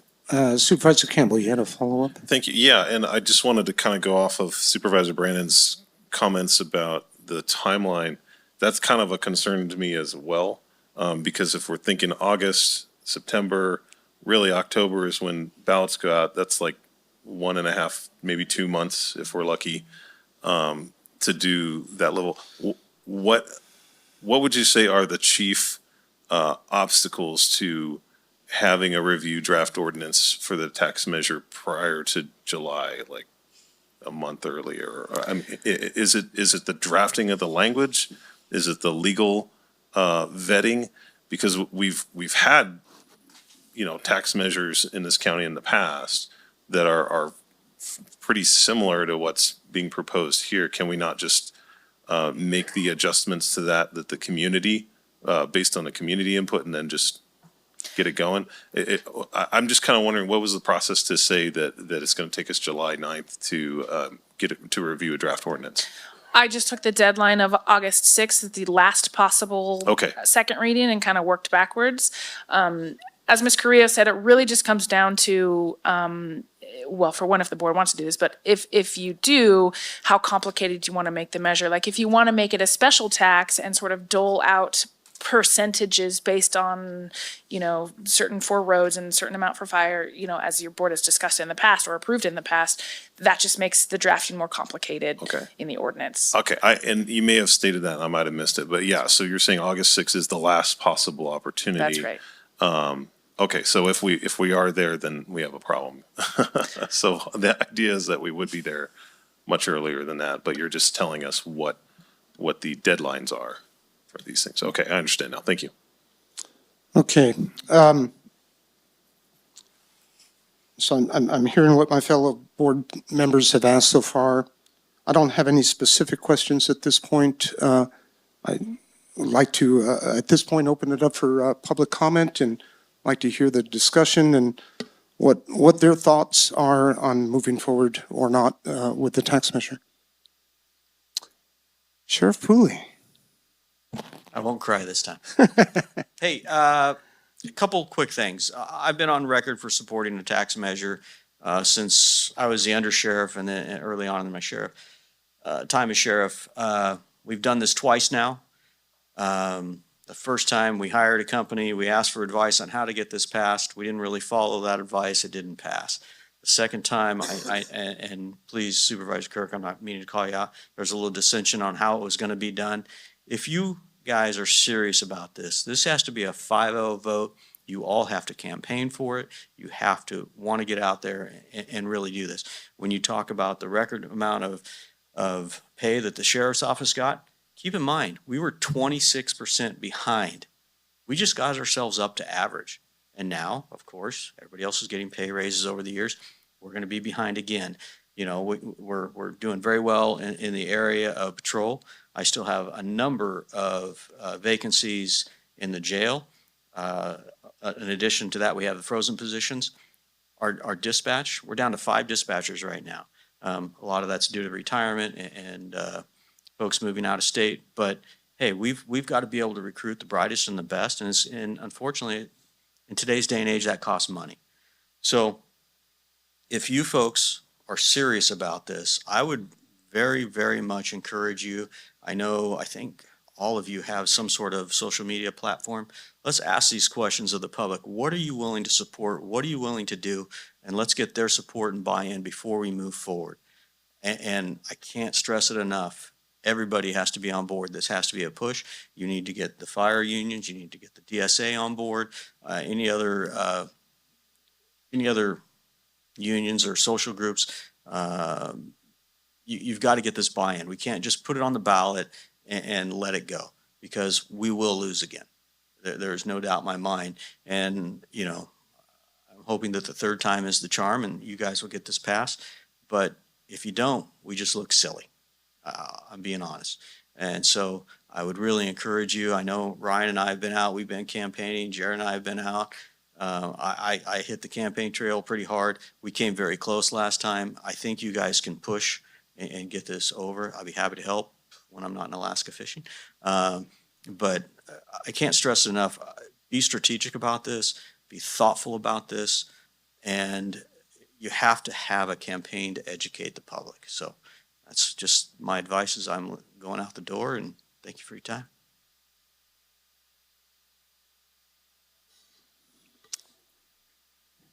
Got my water. Hello. You guys are dreaming if you think this is going to pass. 0.5% went down in flames. 1% went down in flames. Now you think 1.5% is going to go, yay. Restaurants are closing because people can't afford to go out to dinner. Inflation is crazy. California is a financial dumpster fire. You expect the citizens to pick up the tab for, honestly, your failure to plan? You know, firefighter. Yes, fire scares all of us, as it should. I was in a lot of those meetings in Columbia when they were talking about what are we going to do about the fire station out here? And, oh, we got a grant, yeah, we got a grant. And several times it was brought up, okay, grants are one-time money. What happened then when the grants are gone? We got a grant. What about, I swear, I don't think any of you run your families the way this board runs the county and the county government. Nobody up there has run a business, and it's abundantly apparent. Excuse me. No, don't interrupt my time. You just gotta start some out of the box thinking, people. You cannot continue to chase these grants. It just doesn't work. But I noticed that you all did manage to vote yourself a cost of living increase, as well as the county all got some kind of a pay adjustment. It always goes up. You did that before you decided to spring this on the taxpayers, because that's really all you think of us as, it's taxpayers. We're tired of bailing out your butts. So do some creative thinking. You cannot continue to chase grants and one-time money. A tax increase in this economic situation? Hell no.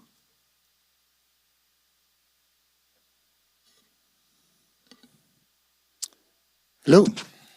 Hello, Cassandra Jenicky. I live in District 5. I come before you today as a citizen and also as an individual who, through her employment, has perhaps a greater understanding of county budgeting and how our county functions as an organization. I, as a citizen, and I, as a department head, do not think of our community members as taxpayers. Those are my neighbors, my friends, my family, the individuals who I seek to serve daily, and that I know my fellow county employees also seek to serve in the best way that we can and the best way that we know how. The very real conversation that we have to have that I think was initiated at your board strategy session was that we have a revenue problem. It's not just inflation that is affecting each and every one of us in our personal lives. It's affecting our ability to provide government services. And when I think about the conversations that were had earlier about the very significant impact that catastrophic wildfire has had on our community, it gives me pause. Because I remember sitting at my first board strategy session as a department head and hearing Chief Murphy say very clearly and very bluntly that catastrophic wildfire is the greatest public safety risk to every single individual that lives in the state of California. And that took me aback because I hadn't ever heard somebody describe it to me in that way. And that has really stuck with me as we've processed through kind of what county budgeting looks like and what I think about when I think about the county budget. With the addition of the 3 fire stations that are funded by the SAFER grant, we have overpromised a level of fire service that we will not be able to continue to afford. And the reality is that we're not talking about some luxurious provision of services. We are just talking about a level of service that our community should be entitled to and should expect from us. But the reality is that with the way that our community is built, we do not have access to readily available property taxes and other means of developing revenue. So I think that some additional questions that should be on this list for you all to think about is, what is the impact of an intentions clause in a general tax measure? What, if any, significance can that have? What, if any, accountability measures do you see in a special measure that maybe could be mirrored in a general tax measure? So a citizen advisory board, an accountability board, something like that. And then to really have a conversation about what the battle is going to look like. I will be there as a private citizen, identifying myself as the district attorney, but I agree with Sheriff Pooley. We have to all be on board. Thank you. Welcome. I'm Louis Schimmler from District 2. I definitely have concerns mostly with the implementation of what this would be, and this presentation actually has given me a lot more details. Coming into this, I was far more concerned. For some background, in the November 1% possible increase, that failed by 800 votes. So you're looking to swing 400 votes, okay? One of my biggest concerns is actually with that a lot of this has gone towards, what did they call this? Sustaining county fire services.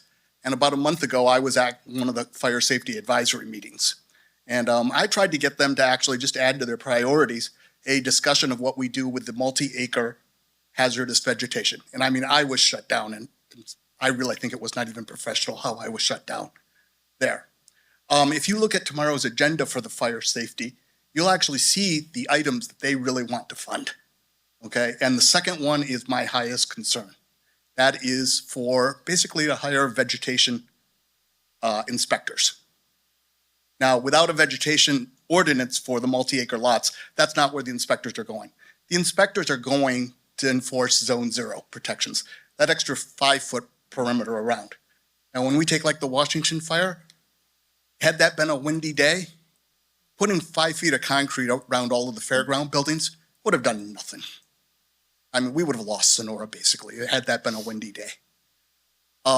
If you do want to actually get this to go, I did just now learn about the special needs 2/3. You're not going to get that, so forget about a special. The general, I think you're going to have a lot of challenges there, and I think you really have to focus on what can you do if we pass that will get my $1,000 per year homeowner's insurance increase to get reduced. And I'm looking at a much higher insurance increase than that because I can't meet the zone 0 requirements. And when I can't meet the zone 0 requirements and they get an inspection, guess what? They can raise it anything they want. The California Insurance Commission, I'm going to be completely thrown out because they'll just say I'm in violation. So I'm done in. Okay? I have in the past suggested a day work center. And for instance, if you got the sales tax increase, take 50% of the money, I guess it'd be $3 million or so, fund the day work center, and have vegetation removal projects where you pay for half the labor. That would get a whole lot of hazardous vegetation removed. You could have a bounty on hazardous vegetation. The biomass, well, not biomass, the cogeneration plant, okay? And I don't know what happened to our biomass plant type thing. We really need it. With big tree services, they pay them for biomass. Imagine instead of me paying $1 per bag of it, that the county has a bounty on it and they pay me to send biomass. Okay, I'm out. I have a long list. Thanks. Welcome. Good morning. So just a couple of comments. One is I was just looking up the ballot proposition that's going to be on the November 2024 ballot. It's called ACA 1. And I'm not an expert on it, but I skimmed through it. And it looks like they want a 55% threshold for something for a tax to be passed. And it looks like it might be retroactive to 2020. So I hope somebody's on top of that because a 50% vote might not do it. My other comments are, you guys have what I would call a marketing or a sales problem ahead of you. How are you going to sell this to the people that live here? And to sell something like this, you need a really good story. You need a story that everybody understands and doesn't second guess and go, because I look at things like inflation. Well, inflation is killing us all, but inflation makes your sales tax revenues go up. So you need to have an answer for that. Inflation makes TOT go up, so our TOT should be rising. That needs to be visible in the story that we're talking about here. If you just put up a chart of here's how much fire expenses went up, that's not the whole story. Everybody knows that. So you need to put together a story that people, when they try to second guess it, go, oh no, okay, I see they got more TOT, they got more sales tax. Property tax doesn't go up as fast, of course, because of Prop 13, but it does go up. And when people sell their homes, there's a bump in property tax, so that should be accounted for. There's also, I think, 500 rooms coming online on Highway 120? I'd like to see that show up in the story. What does that do to our TOT and our property tax and our sales tax and so forth? So if you're going to sell this, you need to put together a pretty bulletproof story that people can't pick apart and go, they're just looking for more money from us. So thank you. Thank you.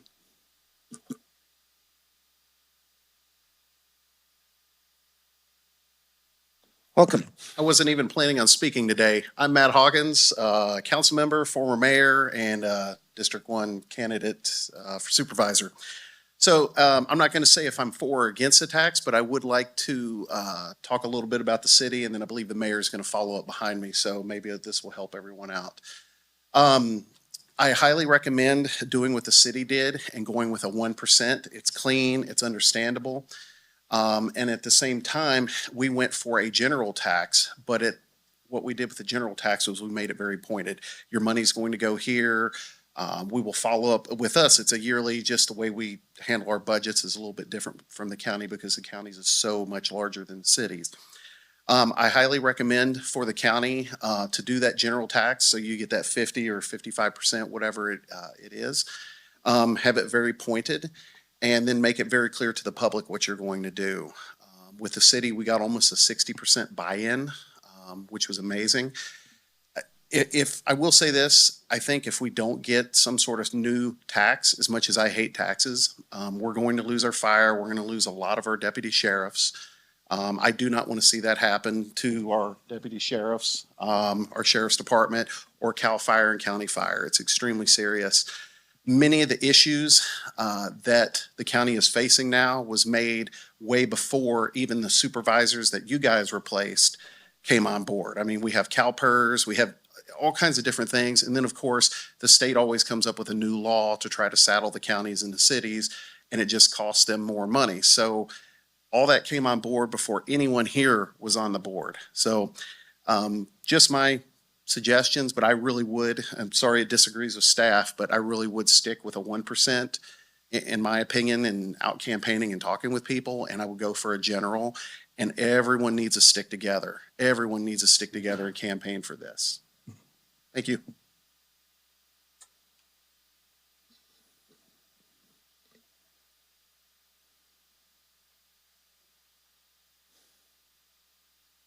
Welcome. Good morning, Mr. Chair and Board.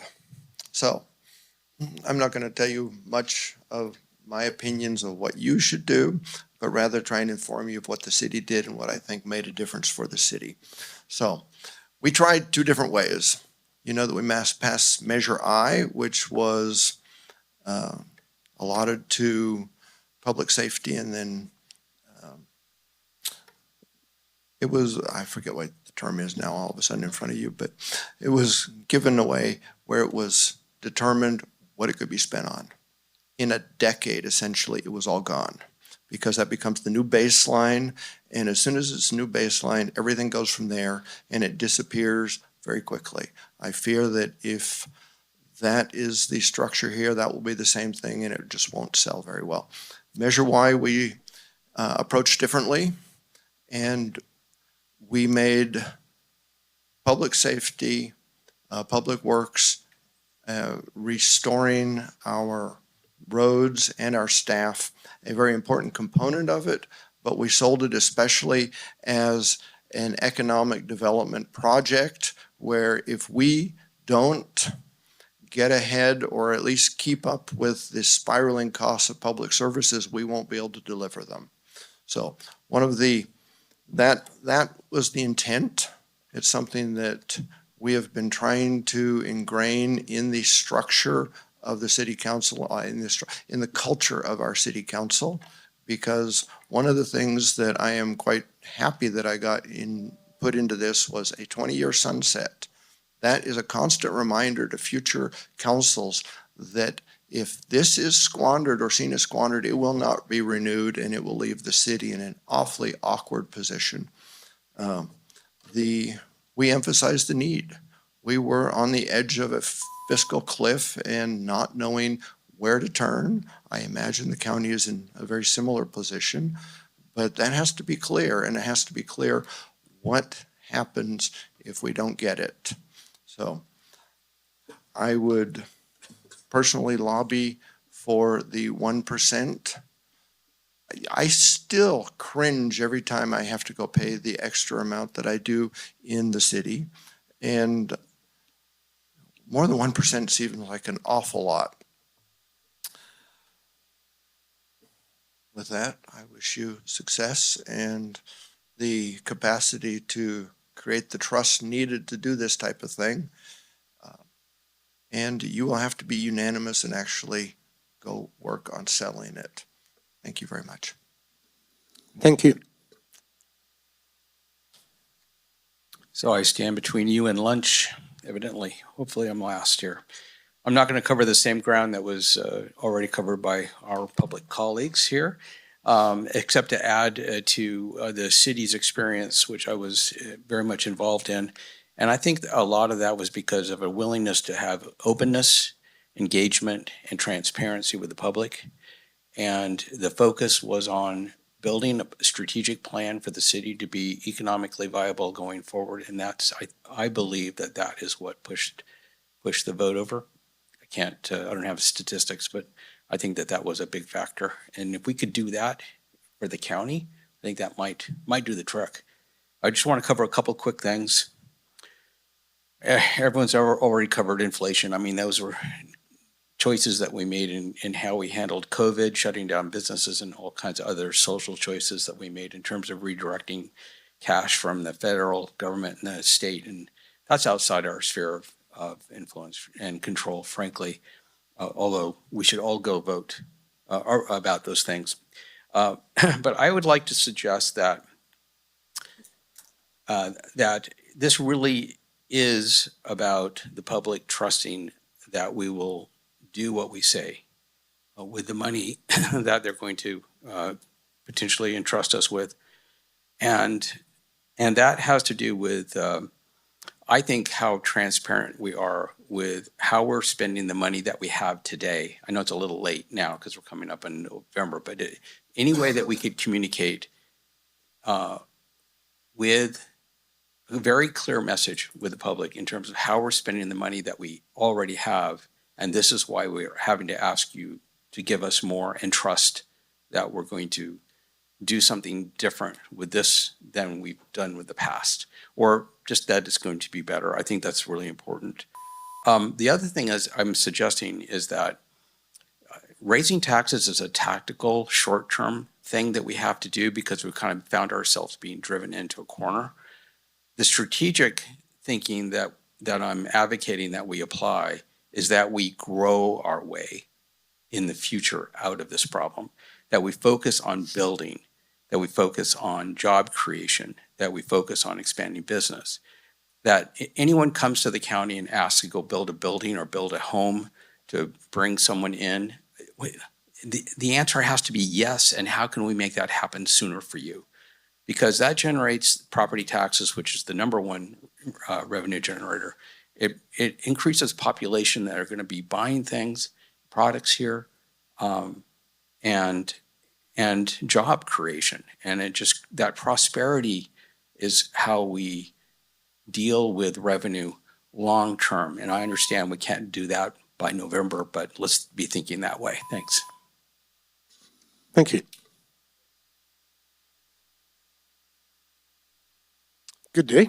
Good morning, Chair, Board. Len Otley, President of the Lodging Association. I live in District 1 and have short-term rentals in District 4.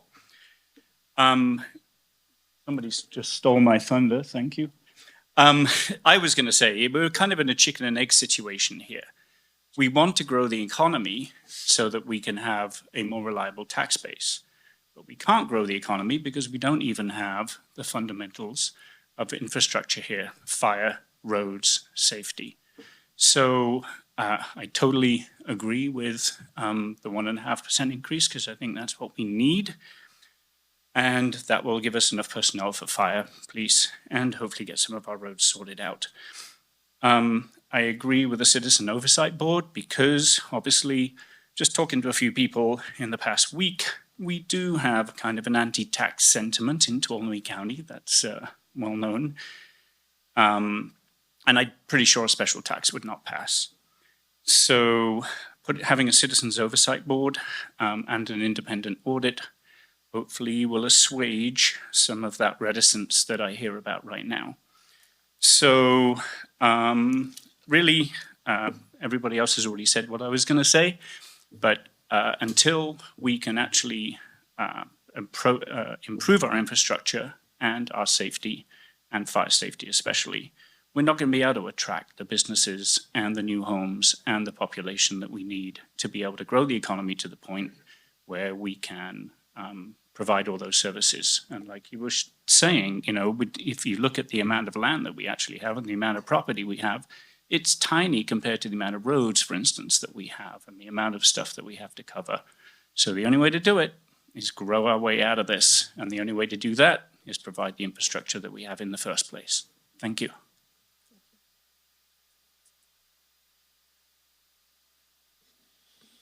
Welcome. Thank you. You may not feel that way when I get done. Okay, look, you heard Crosby and the last speaker talk about growth. That's important. I want to tell you some things no one's talked about. Government at all levels, including you, have a terrible reputation on your fiscal responsibility and fiscal management and fiscal accountability. Terrible. So people don't trust you. So you ask them to entrust you with more of their money? Are they going to stand up and say, yeah, I signed up for that easy, you know, they aren't going to do it. Okay, and that's the problem with the general tax increase, because there is no real accountability. You can promise me all you want, but the truth is you don't have to do it. We've seen the state do it time and time and time again. That's why you don't have road money out of the state. I heard Governor Brown say, if they want roads, I was present, they want roads, they got to pay for it. How many times do we have to pay for it? You haven't gotten the money, so you can't spend it. But you continue to take on liabilities, future liabilities that represent cost and increasing costs. And you're guilty of that, and all of government seems to be. You got to stop doing that. You got to find things that increase revenue, and growth is one of them. You got to find a way to control costs. That's not just you, but it's all the counties. Okay, you're playing a silly game, all the counties are, where somebody else offers your law enforcement, your firefighters more money, and they go elsewhere. And so you raise your rates, and it's just a crazy game upward. On a special tax, you got a better chance. I might support that if I had guarantees that you would, in fact, spend the money correctly. But when does it stop? When does it stop? You also have to think about something very important, your constituents. fully a third of your population is 60 years old or more. Most of them are on fixed income. Fixed income, they don't get increases. They can't even afford, with everything else has been gone with minimum wages and all that going skyrocketing. They can't afford to go buy a hamburger at McDonald's. Got to care about them and they got to know it. So I urge you to think through this thing. You got a long way to go to build trust. People are going to trust you with more of their money. Right now, I wouldn't support a general. I might support a special if you did it right. Got a lot of work to do.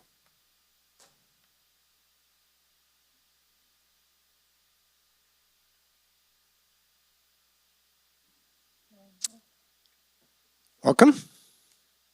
Good afternoon. Andy Murphy, your Assistant Fire Chief, and I think we've done a pretty good job over the last several years discussing the dire situation that the fire department is in and continues to be in, even with the addition. So the age of the fleet is reduced from 26 years to 17 years, which is quite an accomplishment. That's through the actions of the board and the CAO's office. We have 26 more personnel than we did 2 years ago. Firefighters. Those are out on the line firefighters. At the same time, we remain, I've said it before, a duct tape and baling wire fire department. We are barely getting by. There is no trim to fat. Maybe I could, but our budget can't. We've already trimmed way more than we should have. Just our personal protective equipment budget was $27,000 this year. We're going to put in for a grant. We agree that grants shouldn't buy required services, but should be for extra things or better things or newer things. We got to put in a grant to replace our PPE. We need 50 sets that expire this year. There's some significant challenges out there still. And so the increases that we're looking at is for staffing. It doesn't account for those fire engines that we need to buy that are over $1 million, the truck company we need to buy, or the truck that's over $2 million. These are things that we still need to maintain, just not to maintain, but to be where we should be. Like the sheriff's office, we're catching up over the last few years where we should be, but we still need to plan for the future. The increases of the staff, the grants aren't great, but this is a stopgap measure to get us to where these funding mechanisms that we're pursuing through mitigation and other avenues, potentially taxes, will get us that permanent staffing and permanent safety coverage. And I just wanted to highlight with this grant, I think I've said it before, in the first week at the SAFER grant, the first week of March last year, we had 2 saves. 2 people were pulled out of burning homes by firefighters. It's amazing. That's what that extra staffing allowed us to do. That same month, another 2 people were pulled out in Jamestown. We need to keep that staffing so we continue to save lives. Thank you. Thank you.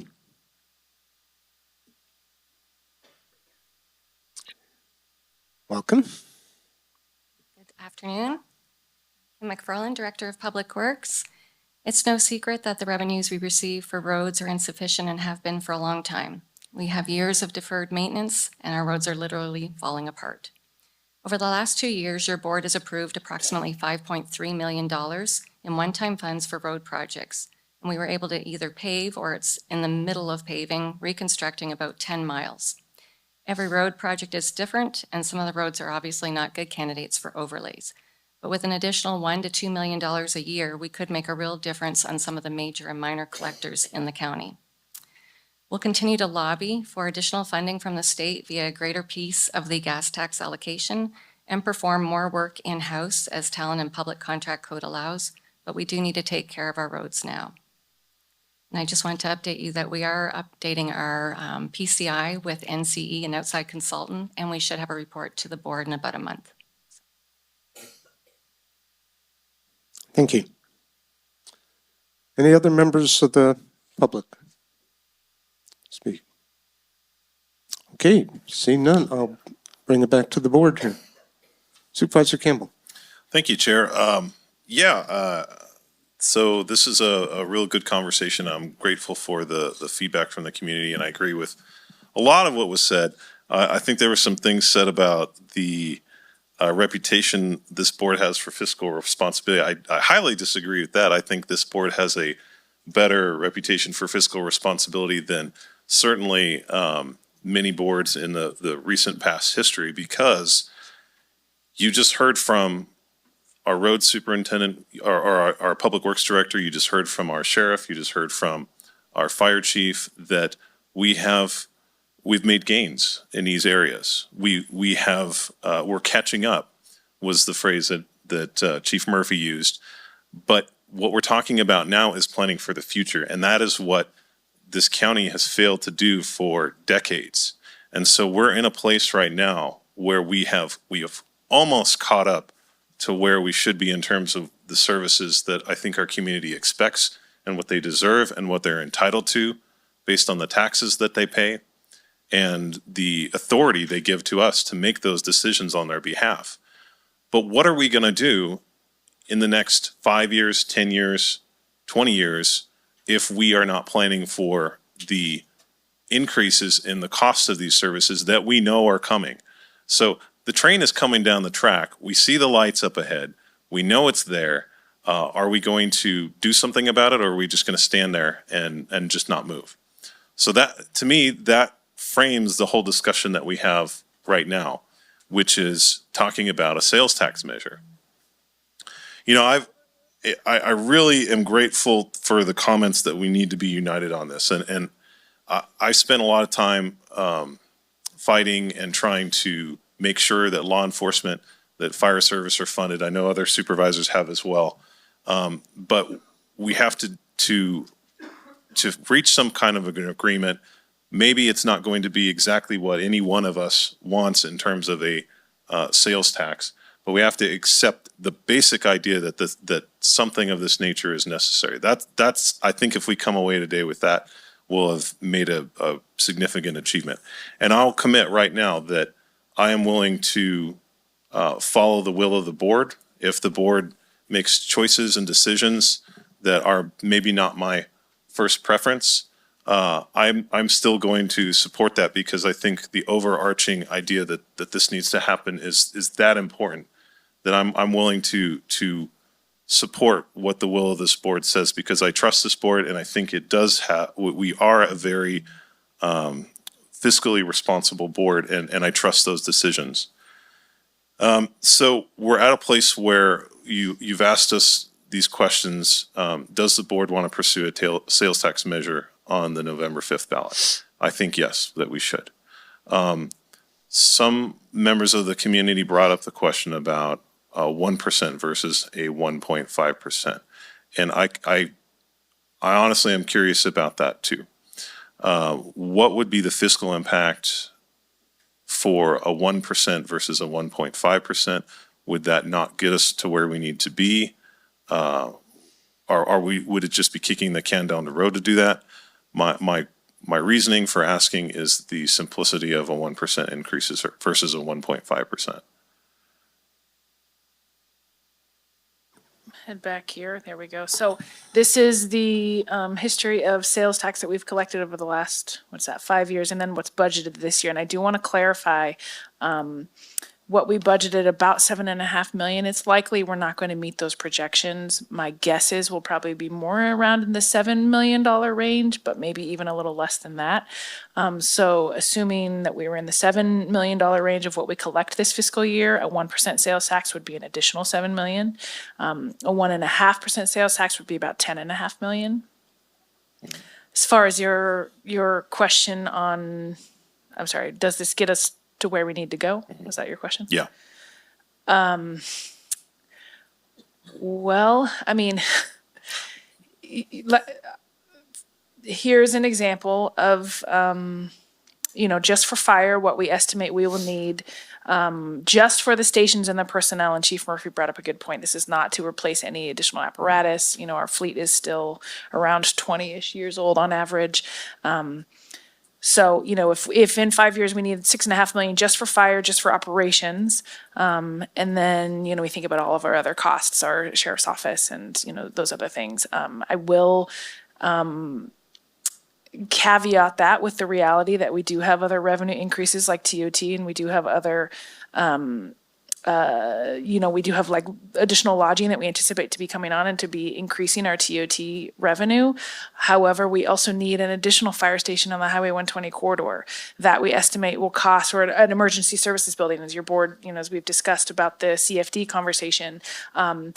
And as we discussed with your board on the CFD, we are proposing, or your board is proposing, that new lodging would only pay for about, what did you say, about 30% of what the cost would be. So we have about 70% of an emergency services building and personnel that does not have any way to pay for itself at this point. Now, ideally, TOT, the increases in TOT would help pay for some of that.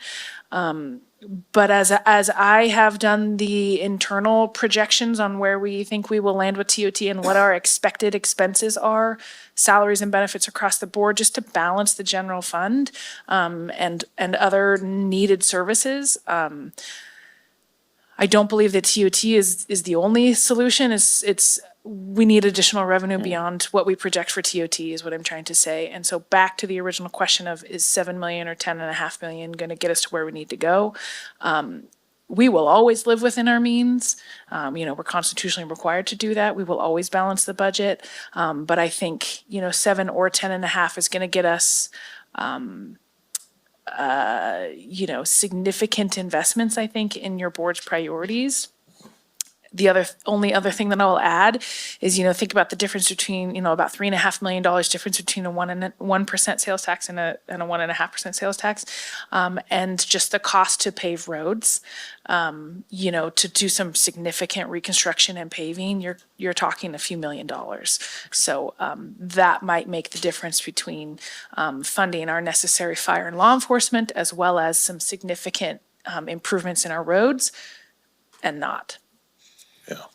Yeah. And the reason I ask is that there are two parts to this. One, and this is a failure that I think the county has done in the past, is that we can't just look at what the costs are and what the need is. I mean, I know that's your job. You are supposed to look at that, but we have to consider, okay, what are the needs, and then what does the community want?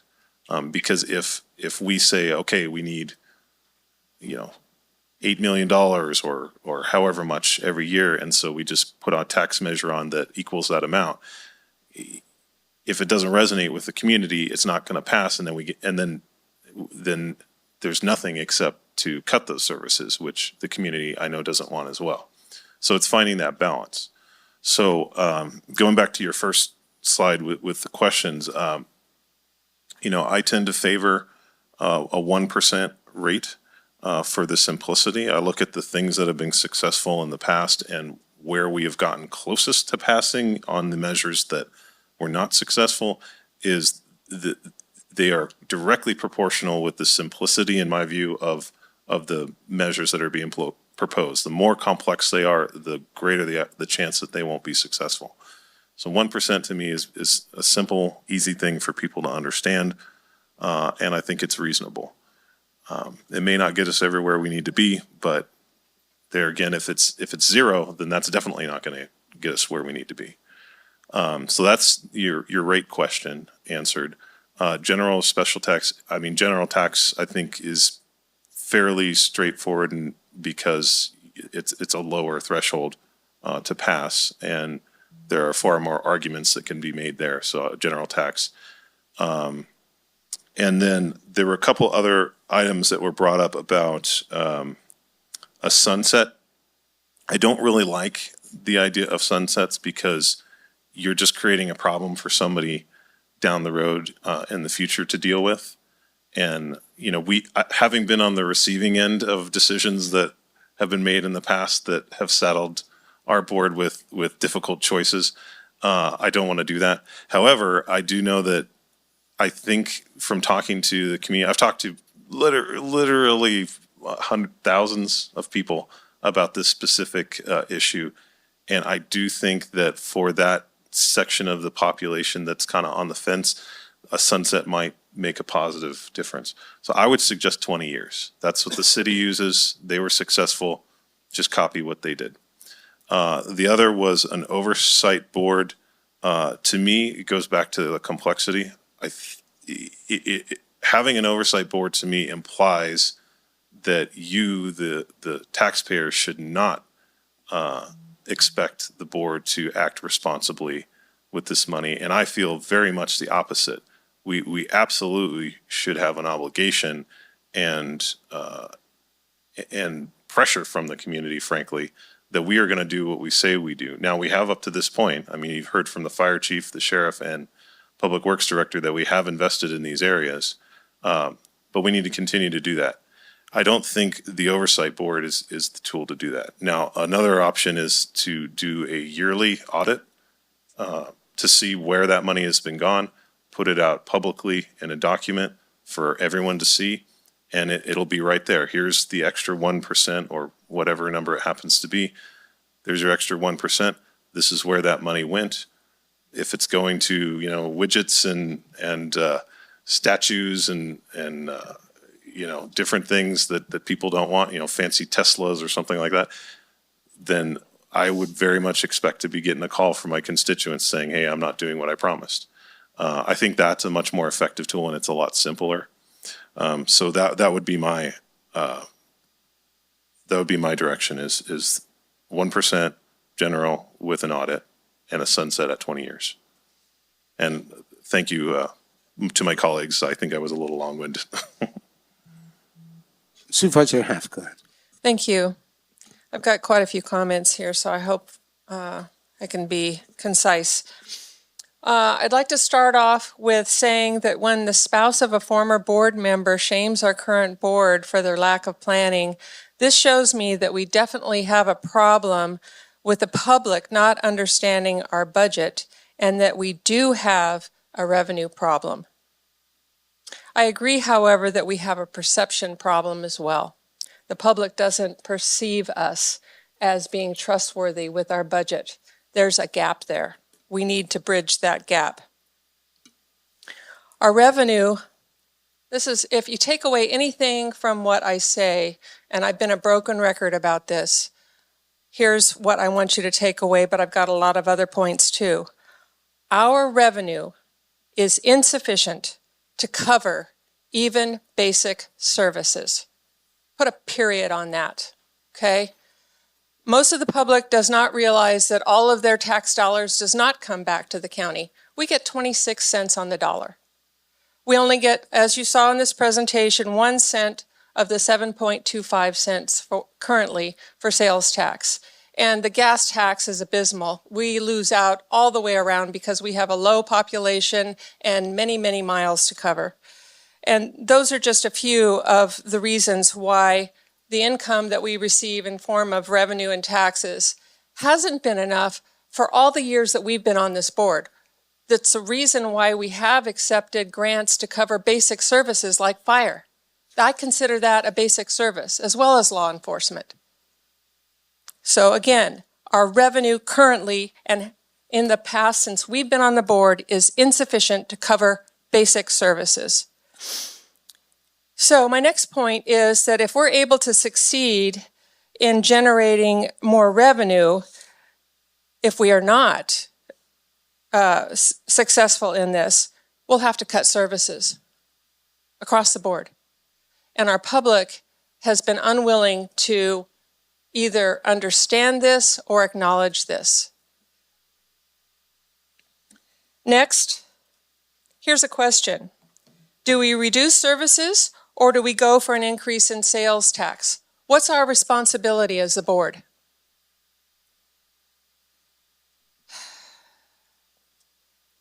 I do appreciate the city's perspective, and they didn't get to the 1.5 cents increase in sales tax in a day. They did it over time. So the question before us is, what do we need versus what do we feel we can get? You know, if we're going to go for a tax measure, Yeah, we need the 1.5, but what will the public allow? How can we educate the public to the point where they understand how our needs are and how we're going to meet those needs? And when I say our, I'm not talking about the board. I'm talking about our community needs. So my gut tells me 1% tax we should go for, not 1.5, even though we need the 1.5. But I will go with whatever the board collectively decides. I do believe that there's a need for a sunset clause. I think this engenders trust with the citizens. I believe we need an oversight committee. This again would help engender trust and accountability. So I'm talking about a general tax in order to answer your question. We can use the 2019 work that was done from our county council to make it very simple and maybe get this out quicker as a result. But we also need the commitment of the board to educate our public. Our public is totally misinformed about this revenue problem. And they're also misinformed about how we budget. We need to go on the road in every single district and hold forums, hold town halls, and explain and answer questions, not just spout out information, but listen to what the public has to say, use it as a listening session as well, to be able to answer their questions and resolve the things that they do not understand currently. I believe the focus of this, even though we can't state in a general or special tax, should be fire, especially fire, because we've got the safer grants that have covered some of our stations that will go bye-bye if in 2 years if we don't do something, and law enforcement and roads. But I also agree that if there's any remaining money, we need to spend it on economic development. We need to grow our economy here, which means housing, number one. It means generating businesses, being able to attract businesses that generate income, and doing the quality of life issues. And as one speaker came up to the podium and said, if we don't do the quality of life issues first, public safety, roads, that kind of stuff, forget about anything else. So we've got to pay attention and be mindful to every single aspect of this. I think I covered all my notes. And did I answer all your questions? Okay, thank you. Supervisor Brandon. Great, thank you. I appreciate hearing and agree with a lot of what my colleagues have brought up here. And I think what I've heard very consistently too is something we all know. We're in a lot of these meetings.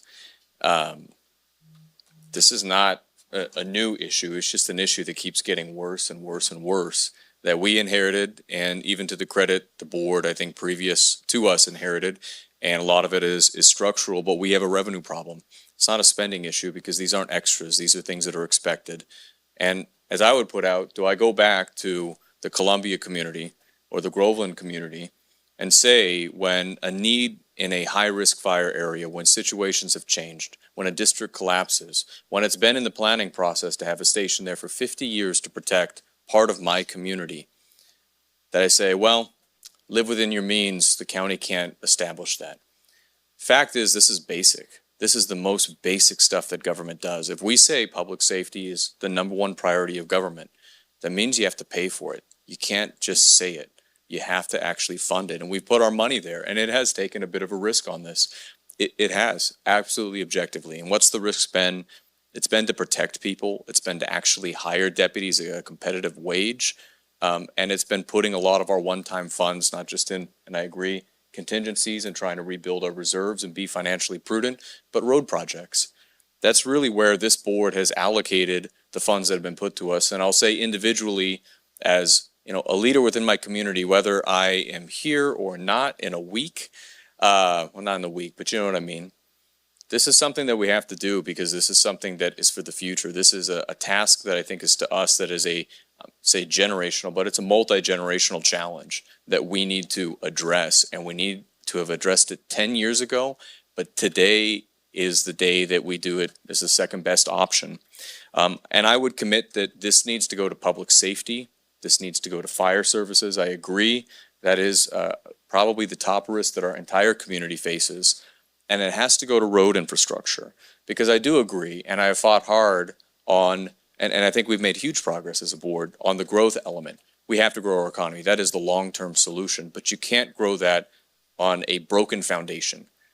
Companies look at whether we have enough fire service. Fire insurance certainly does. They look at whether we have a narcotics problem, whether we can respond in an evacuation, whether we have patrols. They check out these things. They look at response times. They certainly look if they're driving to go by a place and they hit a pothole and chip their teeth.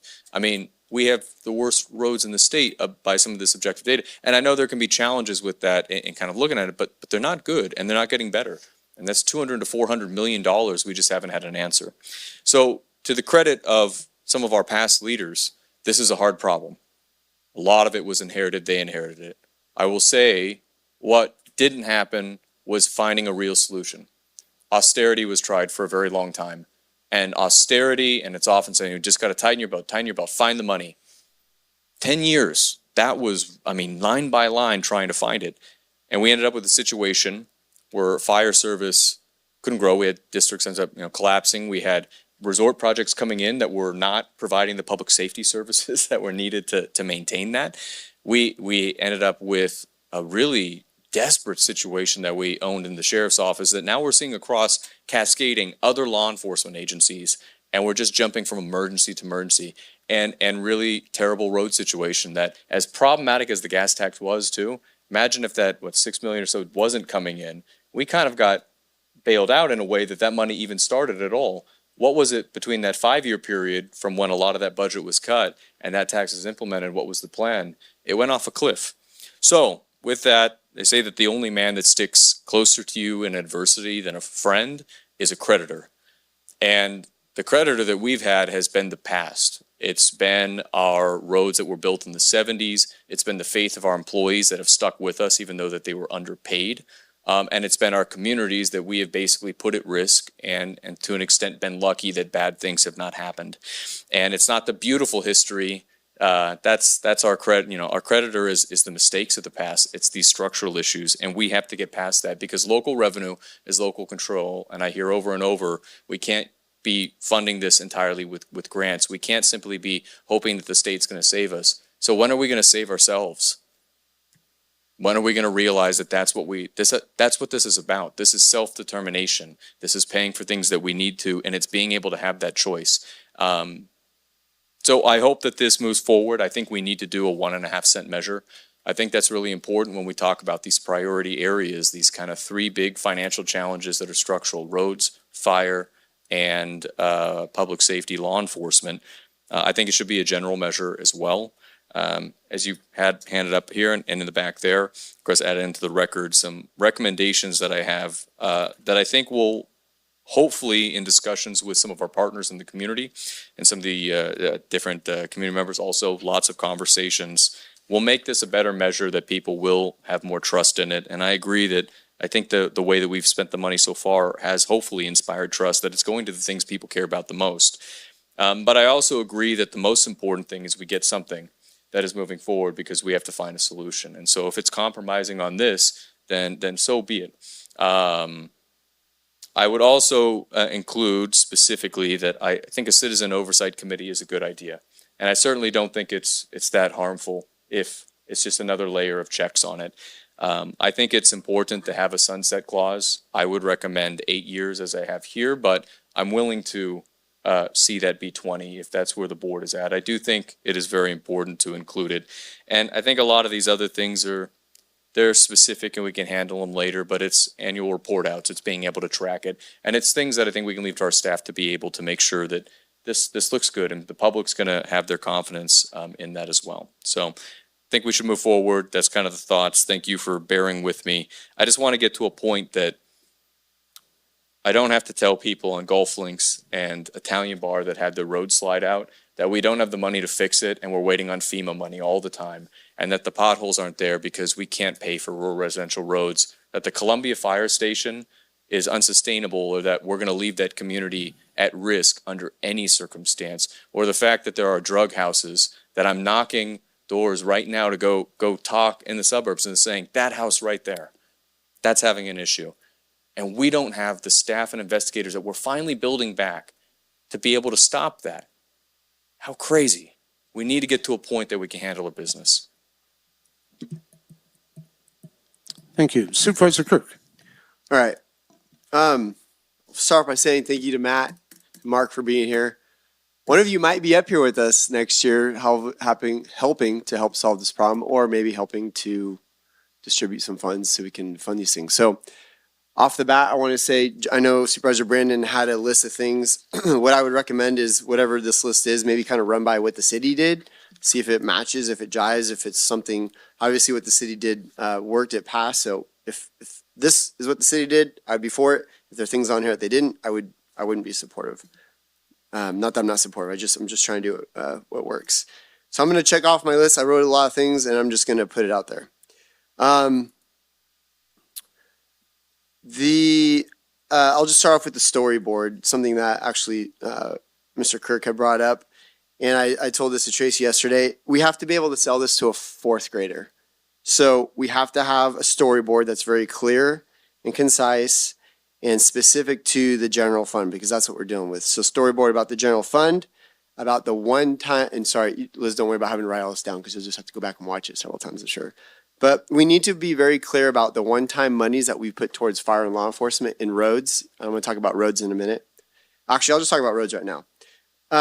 Roads, we all know it's our number one gripe that we hear about in the community, and I'm just being realistic here. $1 or $2 million a year, yeah, we could do some stuff. And I'm sorry, Kim. I know we could do some stuff. But we have like a $240 million or $200 million road problem. Like, we need a major infrastructure shift at the state level to fund our roads. So I would rather put our money towards fire and law enforcement, because when you call 911, yeah, you got to drive on the road to get there, but the roads aren't going to be the one who come and help you. It's going to be the staff. So it sounds like the majority of the board wants to put some of this towards roads in the future. And again, this isn't I'm in favor of a general tax. I've done the special tax. I like the special tax. Part of what Hanvelt said, which is you're very specific and targeted, but back to educating the public, and unless you get that what might be a 55% vote, it doesn't matter how specific you are. The majority of people, we need the lowest threshold for taxes. It's just the reality. So I would put it towards fire and roads. I'm just putting that out there. So back to my story.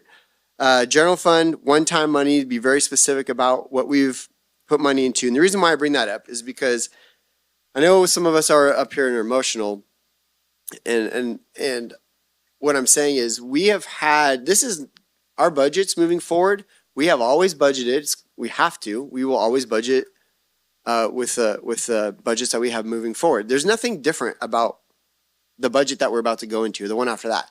The only specific thing we're really talking about is services to fire and to into the sheriff's department. So that's why I'm very specific on when we make this conversation and the storyboard with the public. We need to hone in on the one-time monies that we've invested. And if you want to just return to status as usual, that's fine. You're going to get the services that you pay for because the state doesn't care. So another thing I want to bring up that I hear from the public, let's just fire more staff. Tracy, let's fire you and save $300,000 wherever you are. Or you know, because you're fully loaded at $200,000. Or Sarah, like, let's just fire you guys.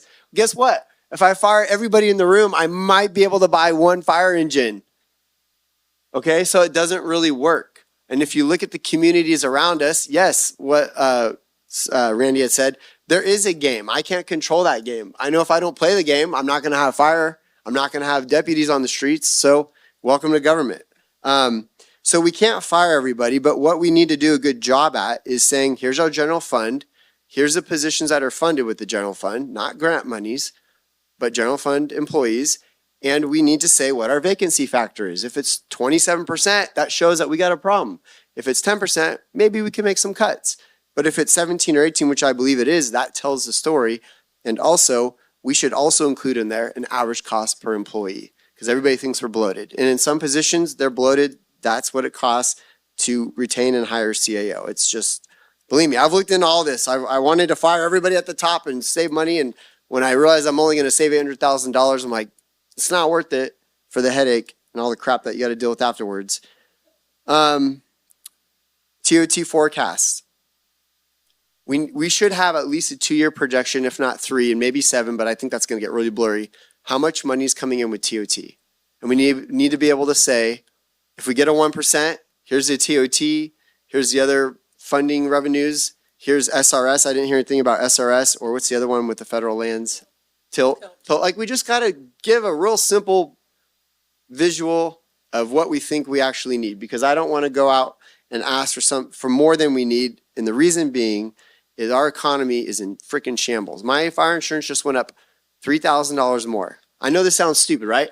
I was looking at buying plane tickets to go on a family vacation. And literally that same week I got the $3,000 increase. And I told my wife, well, there goes our plane tickets. For me, it's a trip. But for people, it's putting food on the table. It's being able to pay rent or their mortgage.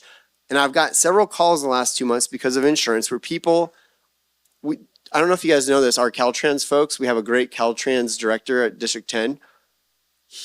I don't know if you guys know this, he left this week. He moved to Texas. Huh? No, he didn't retire. He moved to Texas. He's working for Texas Caltrans, but Texas Trans, whatever you want to call it. Roads, not the social conversation going on. And I asked him, and I said, was fire insurance part of it? He said it wasn't specifically fire insurance, but it was part of the conversation because his fire insurance went up too. So like we are losing people. And so if we're going to ask them for a 1%, and I'm sorry, I'm rambling, but we have to be able to tell a story. And there's a lady I work with at the prison. She's an OT. She makes minimal money. She was all pissed about the tax conversation. And in 4 or 5 minutes, I was able to convince her what 1% would do. And she's like, well, hell yeah, I'll vote for that. So it's just about having the conversation in a clear, concise, and I'm spending more than 4 minutes, but I was able to convince her in 4 minutes without being a politician, just being straight with her. And she appreciated it. And I think our community will appreciate it if we can just answer some of these questions that I keep getting hit with. The other thing is homelessness. Is this money going to go to the homeless issue? Because people see the billions of dollars being put towards that. When it comes to the grants, I agree. I hate funding things with grants. Roverson's in the room. I think I voted against part of his salary being funded by grants because I think there's already a ton of money.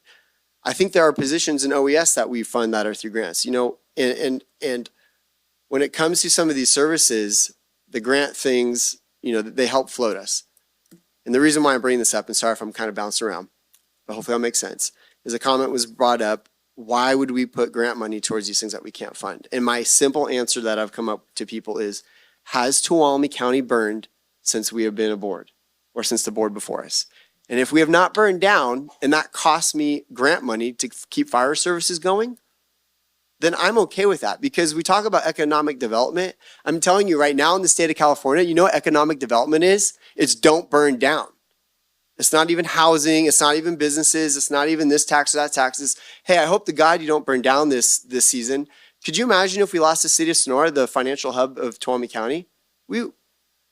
Go talk to Paradise. They have their building department in San Francisco. You want to build there, you have to go through San Francisco. I mean, their whole government has been displaced. If we lose a 120 corridor, so if I have to use any freaking piece of money I can to put fire services in there, or engines, or people, or if I have to start a nonprofit to get fire alarms to notify people, because now we got AT&T pulling out and we're going to pull their phone lines. Like, for God's sake, I'll do whatever I have to do. It pisses me off that we're there.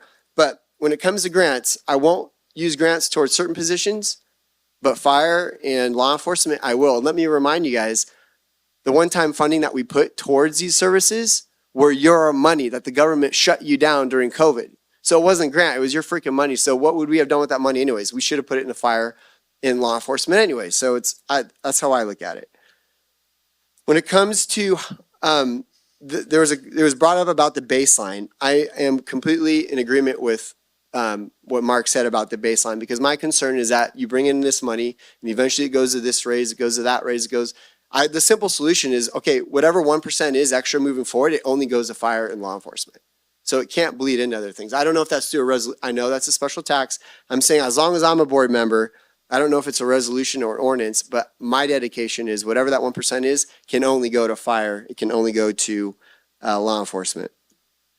20-year sunset clause, I agree with. 1% is where I'm at. I think it's simple. I think it's clean. Economics, let me see. I already spoke about that. Don't burn down and we'll be doing good economically. Sell it to a fourth grader. Grow your way out of it. Yes, don't burn down, but also just remind everybody we put investments in CDD. We've hired Tamara. We've seen movement there. I would like to, while some of the members of the community were talking, I would like to just have a meeting where we, and I think we're getting there. I know some reports are coming, but like, let's look at the other counties. And I've been bringing this up for years. Let's look at the other counties and why can't we be more competitive to them when it comes to building permits, when it comes to development. And I think I know our board's there. I know we're heading there, but I seriously want to be the county that people, we have a long history from prior directors who have made this a no growth zone, and they've hidden things in policies and in the general plan and this, that, and the other, which is why we're fixing things. But I just really want to say that we need to have an economic explosion where we just say, we're going to bend the rules. We're going to do whatever we can to make this place a place to build and do business. And let me see if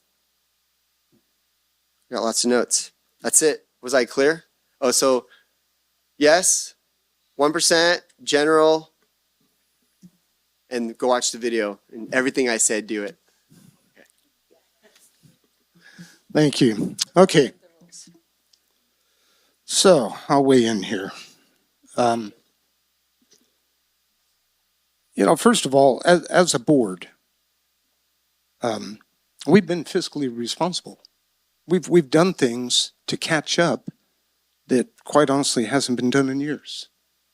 And we put ourselves out on the line in some cases, realizing that we're going to have a problem down the road, being able to sustainably fund some of the things that we realized had to be done.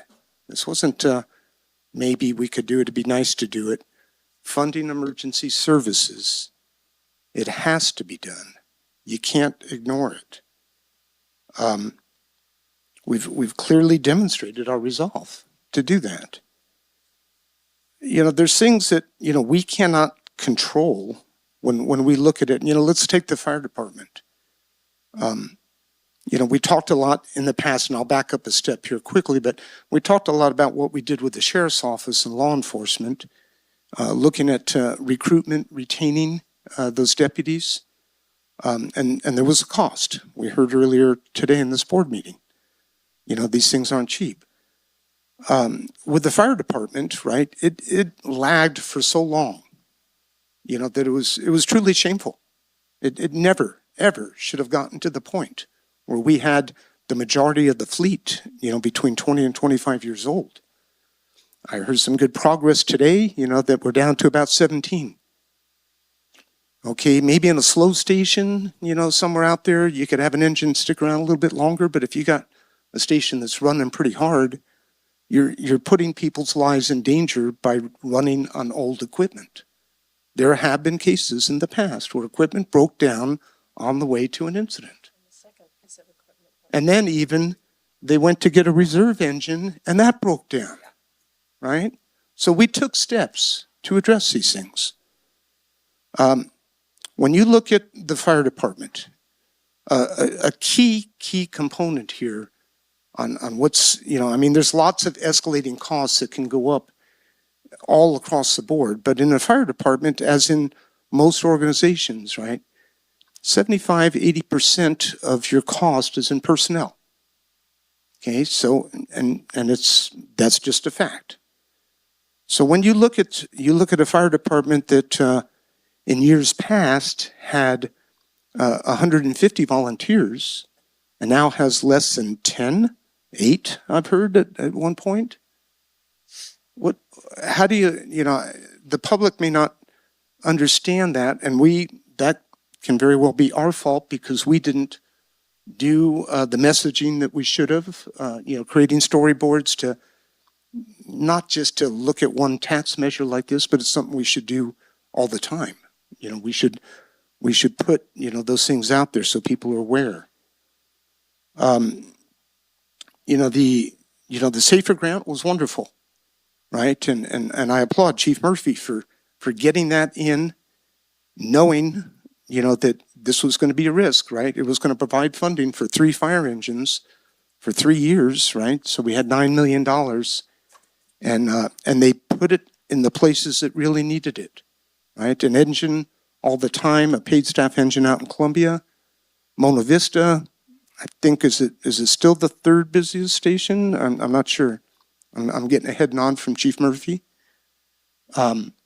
Groveland, you know, it's not ideal to have them both housed in Groveland. We want to move towards getting the fire station out the 120 corridor where it needs to be. So all these things that are out there. Heard Chief Murphy here, you know, just a bit ago when he came up and spoke. You know, having those paid firefighters there, we had saved.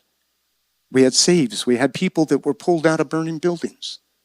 And we wouldn't have had firefighters, you know, at these places. So those things are all critical.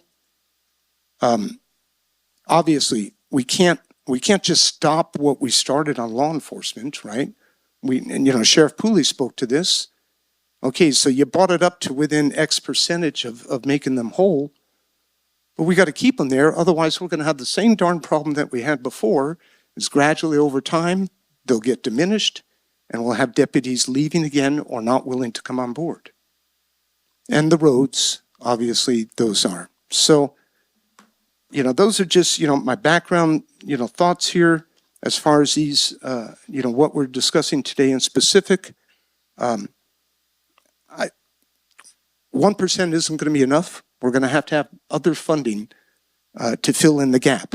But I think 1% is more doable, more achievable in putting out to get a measure passed. We look at, you know, new properties coming on board with TOT. We need to make a commitment. We need to make a commitment as our board. We need to make a commitment with admin staff that a very high percentage of those new funds that are coming in, because these are new funds, right? They're not stuff that we had before. They need to be dedicated towards emergency services, fire, police, and going after our infrastructure on roads. We need to make that commitment. We don't need to take those funds and use them in other places. They need to be there to protect the public. So 1%, as much as I would like to have a special tax, because I concur and feel that there's a trust factor, but we can with our messaging, we can overcome that, because I think people know that we're a responsible board and we want to take care of these basic needs that they have a right to have. So 1% general, 20-year sunset clause, I'm good with that. I think we should have some sort of annual audit process yet to be determined to show what we're doing so that people can see. I'm not really in favor of an oversight committee, though I think there's some components of that we could look at, you know, down the road as far as how to better get information from the public. But so I think I got 1% general, and I think that covered it. Liz, is that correct? That's right. Yeah. Okay. So if I can recap Yeah, if what you I can heard, please if you'd like. So I heard unanimous 5-0 support to pursue a sales tax measure at a rate of 1%, well, 1.5, but willing to go to 1%, and that it be for general services, a general tax. I also heard unanimous support for a sunset clause. The majority would like a 20-year. And I heard majority support for some sort of annual audit and report out. But I do not have clarity or majority on an oversight committee or oversight group, if you would like that included in the ordinance or not. So that's the remaining piece that I need some clarity on from the majority. I think Campbell was asking me offline. I don't think I answered that. City of Sonora, do you guys have an oversight committee? No, so I'm a no. So I have Supervisors Half and Brandon, who are a yes, and Supervisors Campbell and Kirk, who are a no. So Supervisor Goldenberg, did you?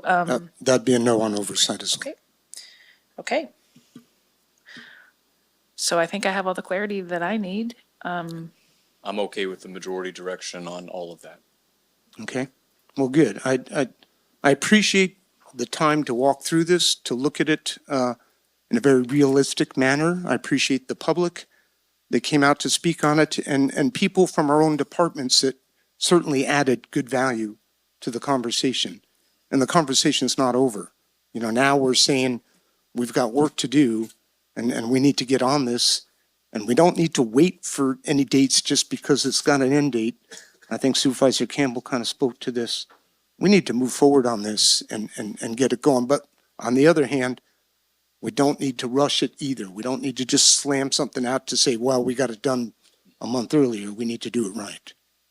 So on that note, you've got the direction. We'll go ahead and break for lunch. And my apologies to the board. We do have 1:30 appointments, so it's going to be a little short. We'll reconvene at 1:30. Thank you.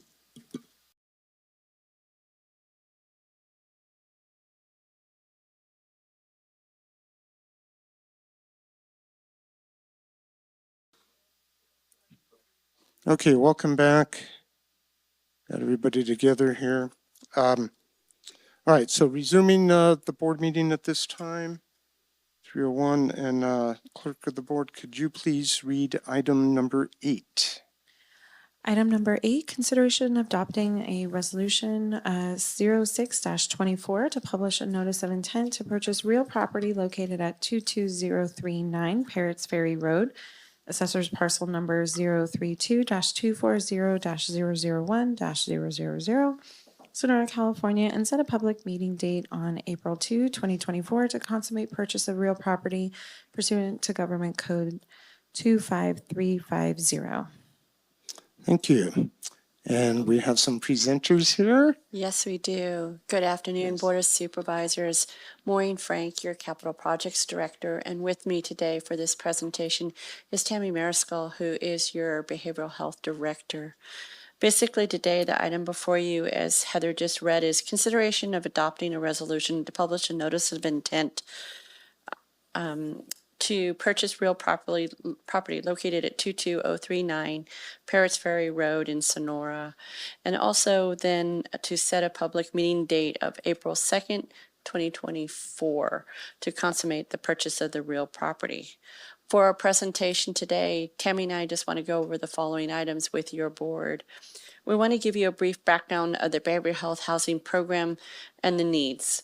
Then we were going to talk a little bit about the overview of the public health housing program model, and then review the property of interest that we just talked about on Parrots Ferry Road, and talk about our financial capabilities in order to both purchase, renovate, and then also operate that facility. And then at the end of the presentation, if your board, what we want to do is go over the next steps if your board does approve the purchase of going forward with this property.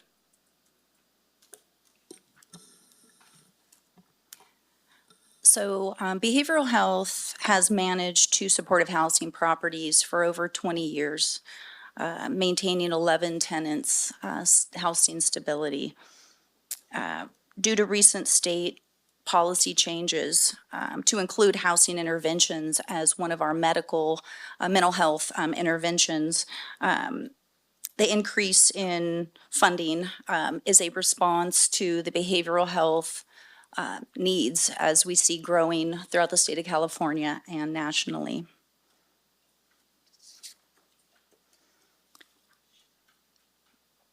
In addition to the increased need, Proposition 43 was proposed and passed here in California, expanding the grave disability definition to include impairments as a result of severe alcohol and substance use issues.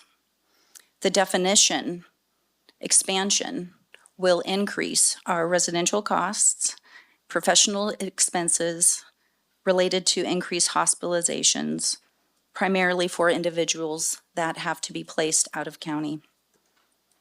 We have until 2025 to ensure levels of care resources are available to our community members. Proposition 1, also known as Mental Health Services Act, is going to go before the California voters on March 5th. Funding for additional supportive housing. Counties must prepare to provide supportive housings as an option. Your board discussed the need for the county to be prepared to meet these mandates on February 13th, 2024. The behavioral health housing models after housing first, which means acknowledging that all people deserve safe, decent, stable housing. Behavioral health vets, checks for fit of site, and tenant match on all potential tenants. This approach is also cost-effective strategy by eliminating expensive out-of-county treatment. Our programs are tried and true. All tenants have leases. They pay 30% of their income. Case managers provide access both on-site and off-site within the community to support recovery and independence. We create personal service care plans developed with the client. It includes intensive case management, mental health services, medication supports, substance use counseling, life skills training, and employment support. Tenants also have access to a personal services support coordinator 24/7. Behavioral Health's future third site will model after our current program.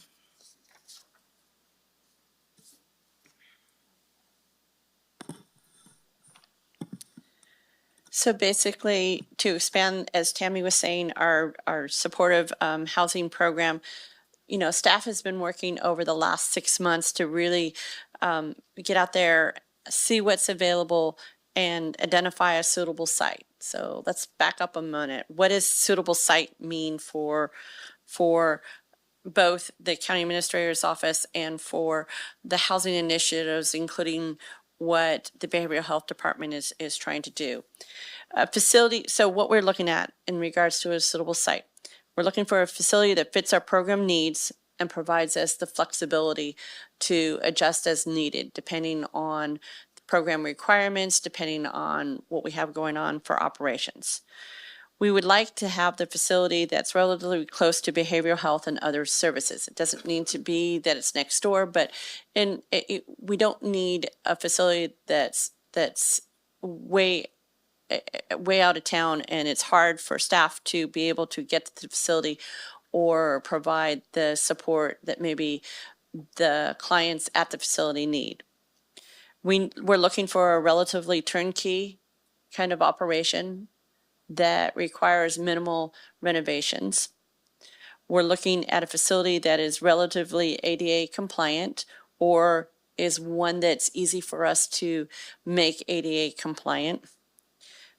We would prefer buildings to be on public water and sewer, and that's just for long-term maintenance of the site.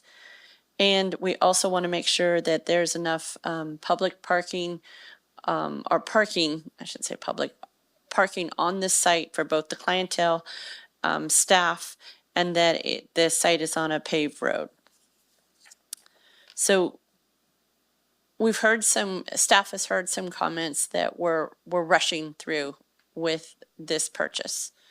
Further from the truth. As Tammy mentioned, the county already operates 2 facilities. One is Cabrini and the other one's the Washington House. It was my privilege to work on the purchase of the Washington Street House over 10 years ago. That was no easy feat. It took us 3 tries and a little over 2.5 years to be able to get that facility. What takes so long? It really boils down to the market and what's available and what is out there. So a little over a year ago, it was actually May 1st, 2023, in which Michael Roberson and I sent out a request for proposal solicitation for anyone in the county that had property that maybe they were looking to sell. And what we did from that solicitation is it wasn't just for behavioral health. It was for our other housing initiatives that we were working with that had gotten direction from your board to go out and start looking at these properties to see what we can develop for our various housing programs. From that solicitation ban, there were over 24 homes that we looked at, did a review. I will tell you that not all of them we went into and did a walkthrough of them. It was very clear in doing some, first of all, we would look at the real estate information. We would do drive-bys. For one other reason, we use the criteria that we just mentioned and looking at homes and the criteria that we mentioned in our solicitation for property. And if it didn't meet that, then we didn't go any further. If it did kind of meet that windshield review, then we went in and made appointments to review and look at these homes. We have brought to your board properties that have met all the criteria that we've set up that I mentioned just earlier. And again, one of these properties is the one before you today, the 22039 Parrots Ferry Road.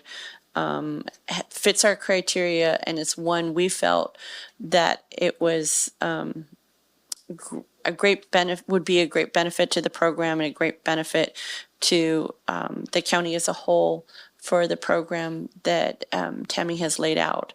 So with that, on the page in front of you, the property characteristics. Let me just go over those real quickly. The original home was built in 1965. It basically houses 4 homes, and then there is another combined living area. It's a shop. It can also possibly be converted.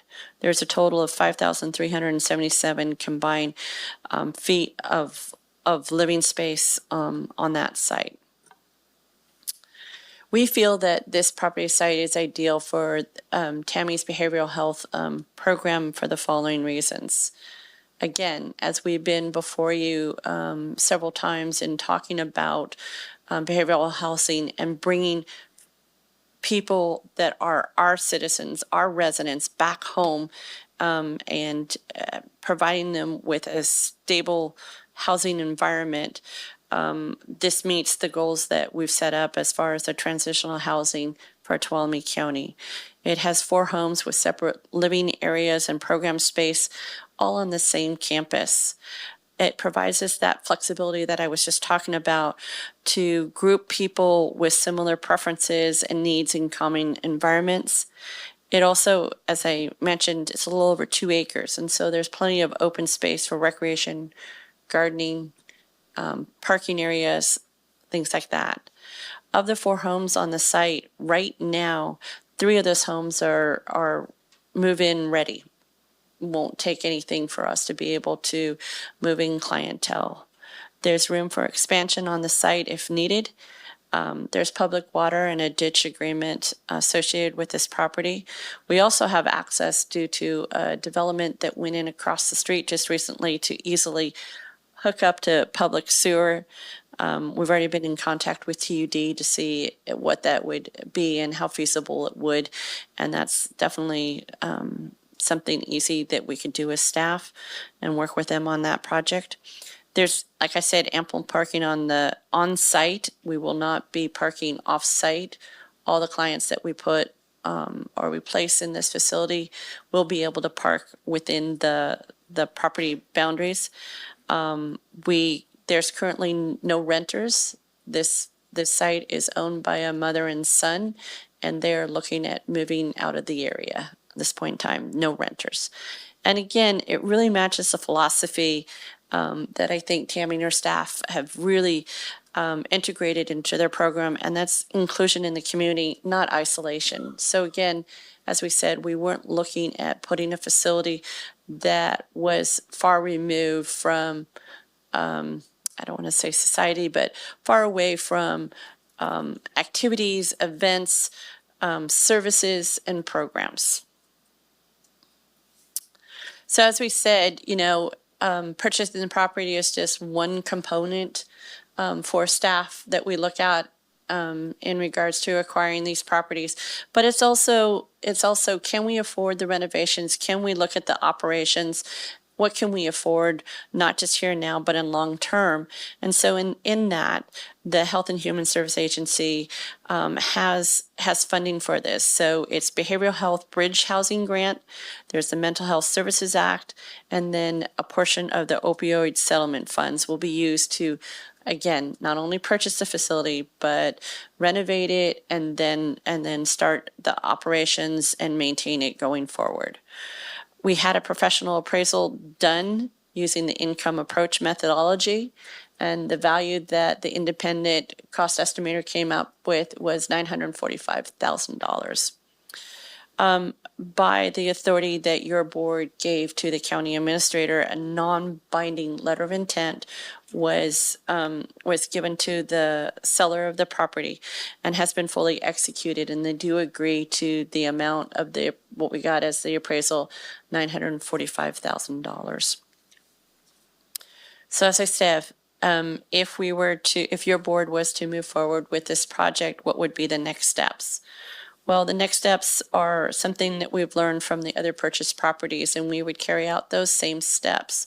County staff would go ahead and meet with adjacent neighbors, the Columbia School Board, members of the Chamber of Commerce, for a time to meet with them, talk about the program, what we want to do on the site, and more importantly, for us to hear from them.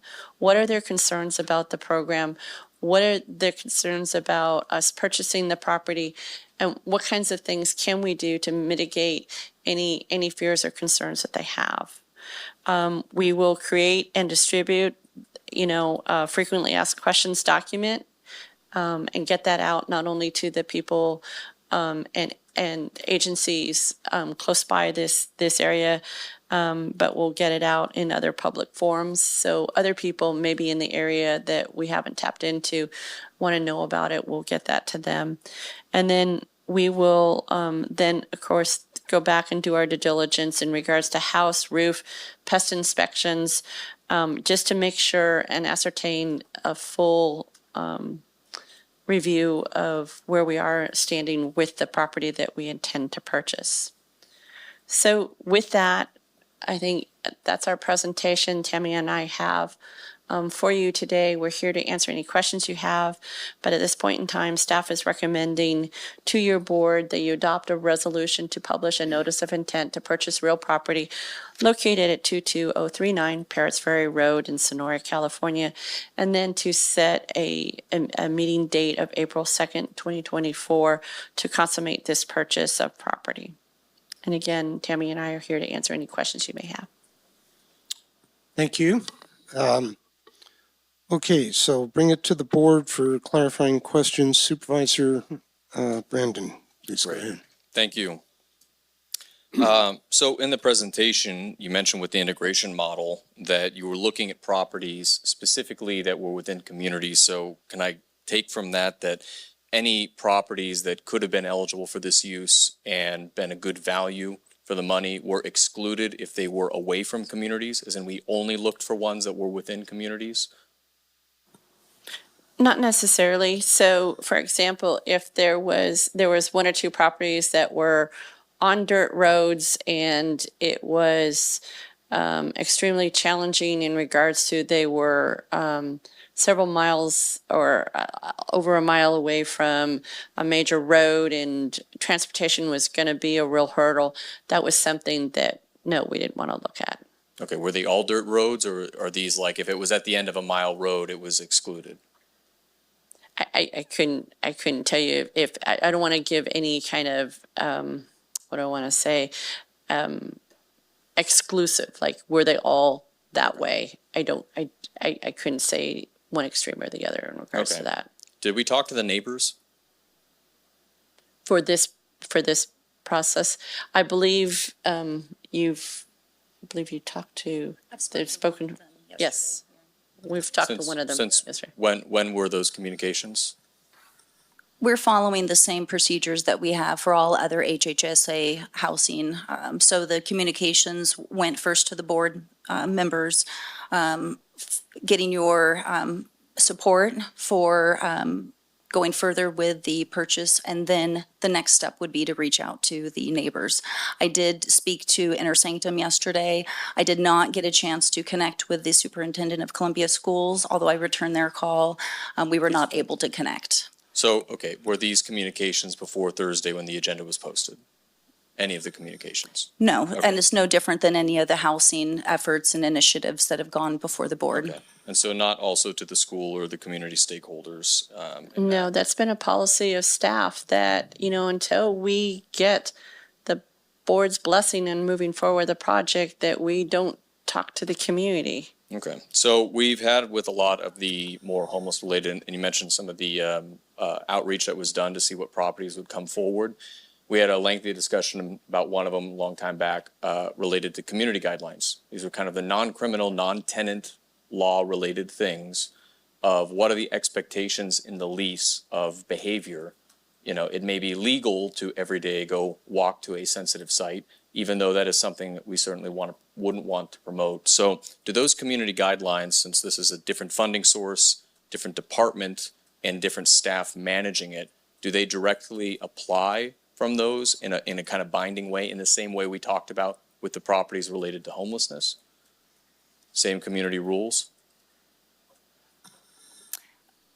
There will be no different than our other supportive housing projects, good neighbor ruling outside of what would be expected from tenants from a California state law Okay. tenant. And I realize we have two behavioral health properties, which I'm not referring to. I mean, the homeless properties with the specific community rules we talked about with those, that then were applied from that to the next acquisitions that were done. Do those apply directly to this?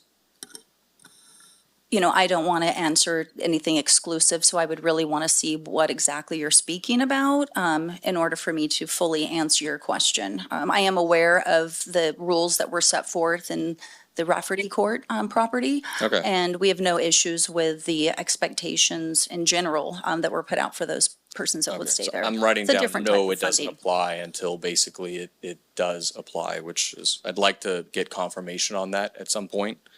I want to ask about the other properties that were reviewed, and if there were any, were they all ruled to be not viable properties? And this, was the only option, or were there other properties that were considered viable, but this is the only one presented as kind of the top? No, as of this date, this is the only one that is viable at this point in time. Okay, so every other one had something that made it to where it could not be chosen that way. That's correct. Okay. For this program. Mhm. Will the list of those properties that were reviewed specifically for behavioral health be anything that's publicized to be able to hear what was reviewed and the reason for disqualification? Since this is not necessarily a large commercial facility, we're talking about, of the 24, I assume many Right. were residential homes. They're residential simple. homes, but my problem is, and I need to confer with county council, there were people that sent us solicitations, with the solicitation, gave us their property and stuff and said, we are letting you know that we're interested in selling, but we do not want our neighbors to know. We don't want it made public right now at this time Okay. that we're interested in selling. So I have a problem with honoring that We and do making have anything. some properties that were looked at through, for example, to my understanding, LoopNet, commercial and residential, Realtor.com. And those would be publicly listed by them, so they're okay with that being sold. To my knowledge from staff conversations, those were reviewed on a regular basis of what's available. Right. And so all of those that were available as well were not viable for the grant and what we're talking about here. Right. Mhm. Okay. I wanted to ask about the price justification. That's been a lot of the concern with it. The data that I have, at least from online, is that in 2020, this was sold in $525,000. It was listed several times for, I think, $640,000, Right. and had to be dropped to basically that. And then it was estimated by, I think it was Realtor.com, that in 2024 with the market, it would be 640, and it never exceeded, even when the prices were higher before, about 700. So can you explain the income appraisal method of, what was the income? Is it rent? Was it using it as short-term lodging? How do we get to 945,000 in a 4-year Okay. period? So I'm probably going to have to call my friend who works in or used to work in the real estate business. But again, to let you know, the county doesn't take the appraisals lightly, that we hire an independent person to go out and do that. So the question before you is the income basis. What was it based on? So I'm not licensed as an appraiser, but I understand the professional licensed appraisal approach. They have three options. One is the income-based approach, where they look at what the total net worth or on a monthly basis income could be generated and extrapolate that out through a matrix that they use to come to a value. There's another one that's called comparative market analysis, where they would look at other similar properties. In this case, that one's difficult because there aren't a lot of properties in Tuolumne County that have 4 houses on them and a shop and acreage. And then there's another one that's just a cost analysis. So if you were building from ground up, well, that's prohibitive, because at about $300 a square foot, that'd be a good price to build a house right now. You'd be over $1.5 million for that. So I think in looking at comparisons on homes that were similar, that this is a good price. The county on Snell Street bought 2 homes that totaled about 2,400 square feet, and it was less than an acre, and we paid $565 for that. So this is over 5,000 square feet and on 2 acres, so almost double. It'd be fair to say it's double of what the Snell Street property was, and we paid $565 for that. So Okay. I do know that the original the people who bought now, the sellers, they bought in the middle of COVID when a family was wanting to get out from underneath it, and they got a steal of a deal.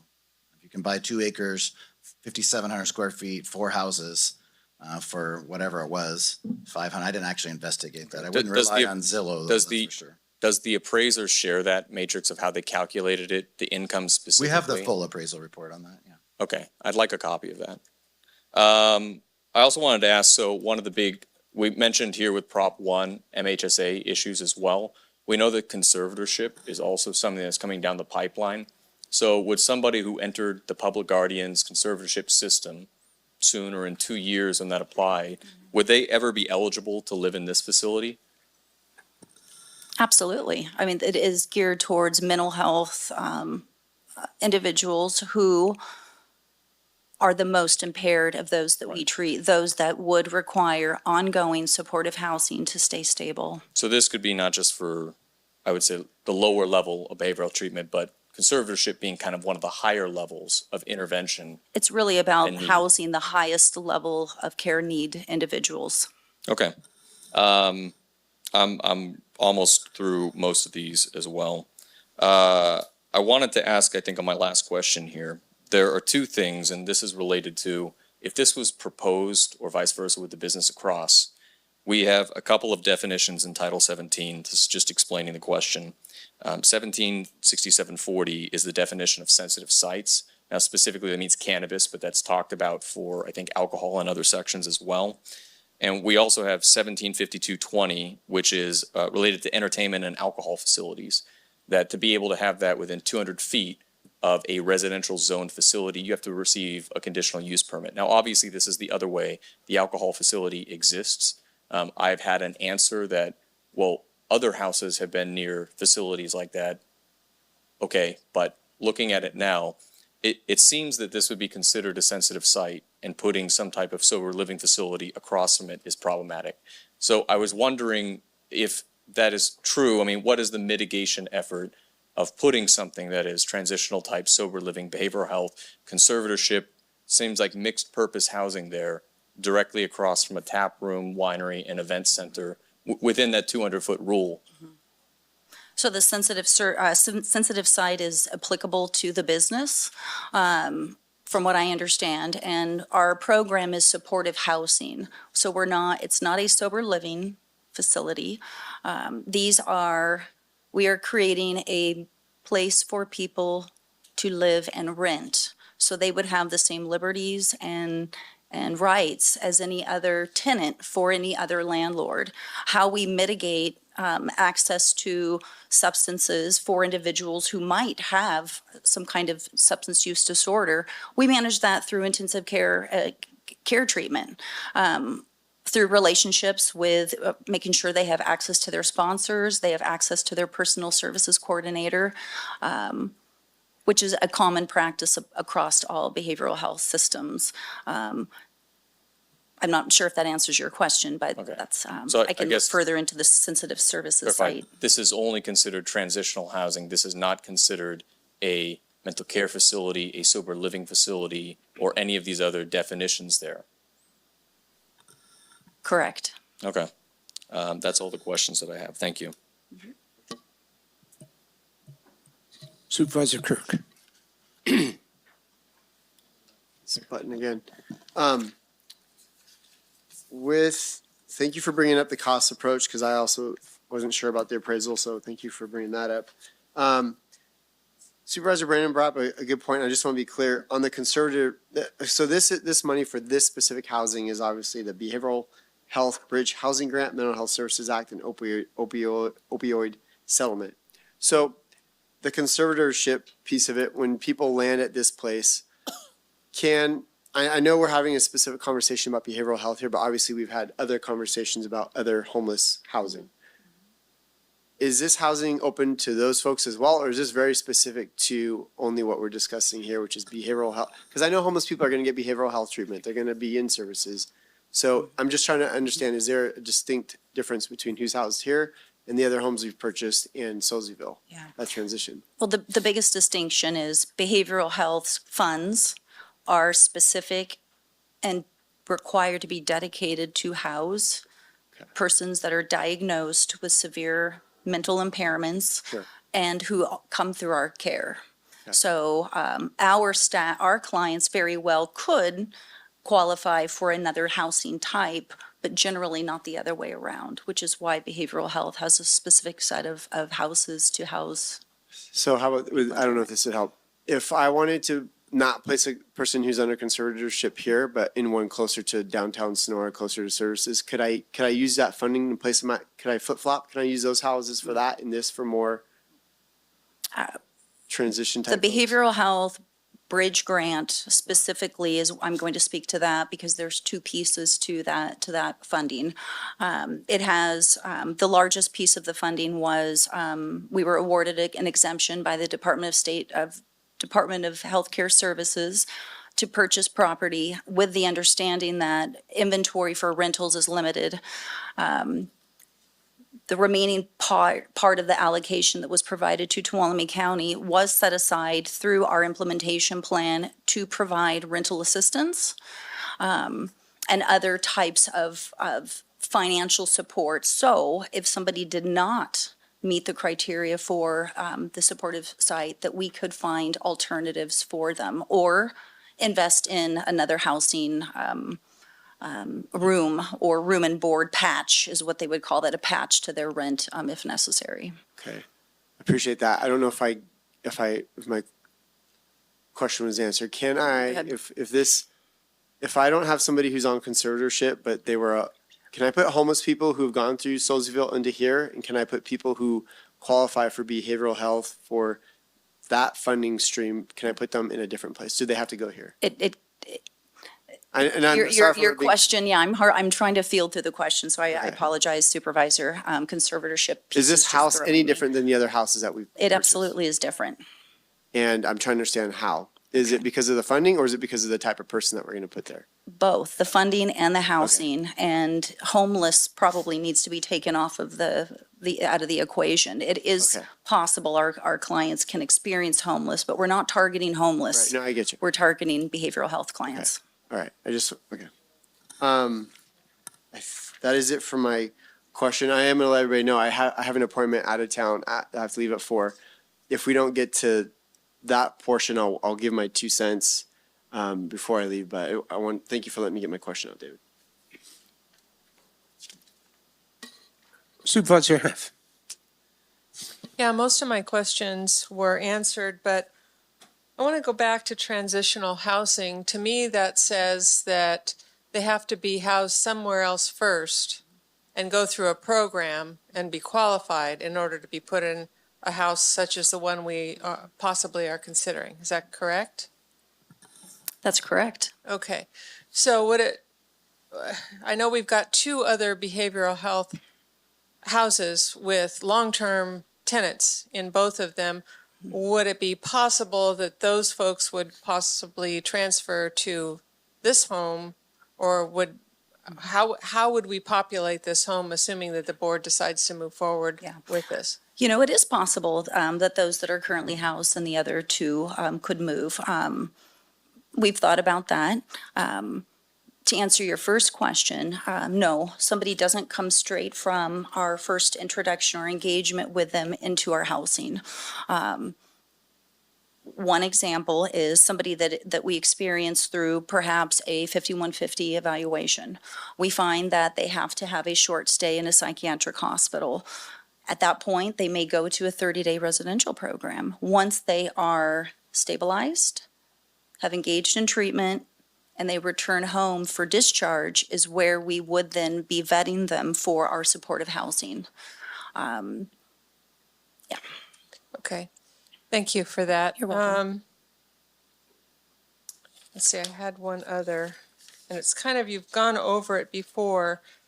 So substance abuse disorders, I know for the homeless housing, which is different from this, and we've already established that, we require those with substance abuse issues or alcohol and drugs, problems with those, to go through rehab first before even entering into the first part of the program, which would be the navigation center. Will it be the same for this? And where would they go? And if so, if they're going to go to some kind of rehab, where would they go elsewhere first before stabilizing to come here? So no, it would not be the same. Mental health clients do not all have substance use, addiction, and use issues. They're people, just like everybody else, and enjoy a glass of wine. They might enjoy nice music. So at no time during at any of our other sites do we prohibit the use of alcohol. However, individuals that overall that we treat who are in recovery, who are sober, it becomes part of their treatment plan. To what degree we can limit and prohibit use, especially illicit drugs, that would certainly be on the list because it's illegal, that would be in place, no different than it is in our other sites. Okay, and my only other question was, there were allegations by some members of the community that the house that we say was built in 1965, that it was actually built in the late 1800s and maybe remodeled in 1965. Do we have any information on that, or would that be something we'd research in the next so many days? That is news to me, but we certainly would need to look into that. I had not heard that rumor. Okay, those are my only. What was the year? I don't remember. It was late 1800s, and maybe somebody here, when they give their public statements, can speak more directly to it. We'll I'm not absolutely sure. look into that. Those are my questions. Thank you. Thank you. Supervisor Campbell. Thank you, Chair.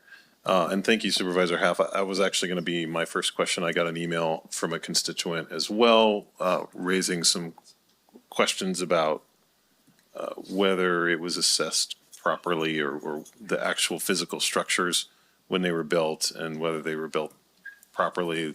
To me, that has an impact on the price, if that's not accurate. But broadly speaking, so you mentioned the Cabrini House and you mentioned the Washington Street houses.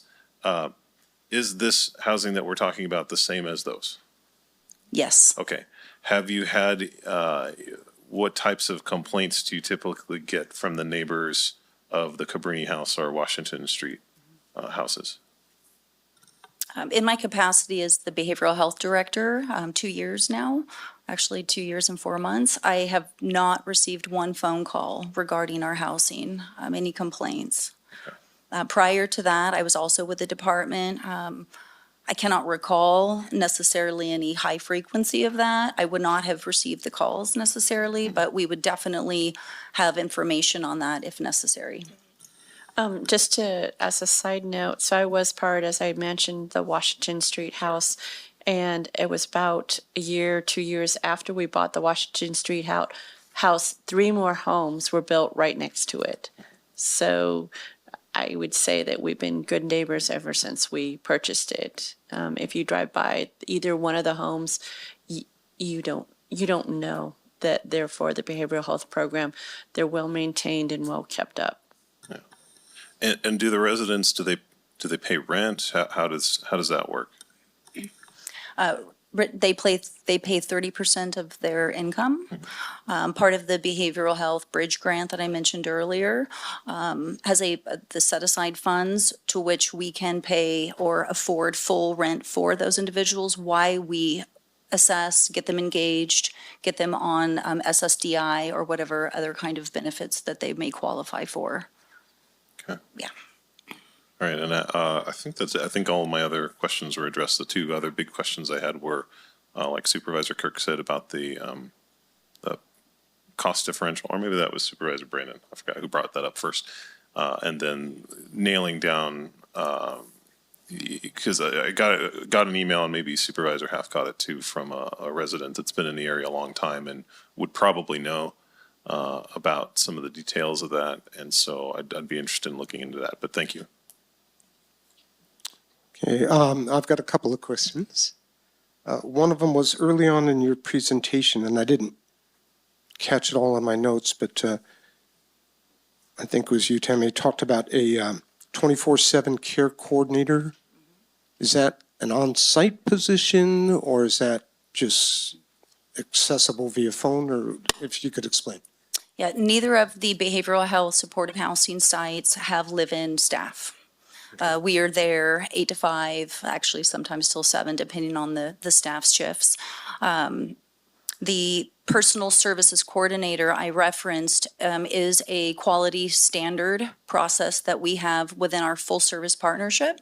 I had failed to mention that anybody that does live within our supportive housing is engaged not in just outpatient mental health, but intensive outpatient mental health, which means high frequency contact. The personal services coordinator is made available. It's a specific phone number that they dial, and there's a live individual on the other end who is aware of their case, aware of their challenges, and are able to immediately address the individual's needs so that further higher level of care or other agencies or safety net systems would ever need to be involved.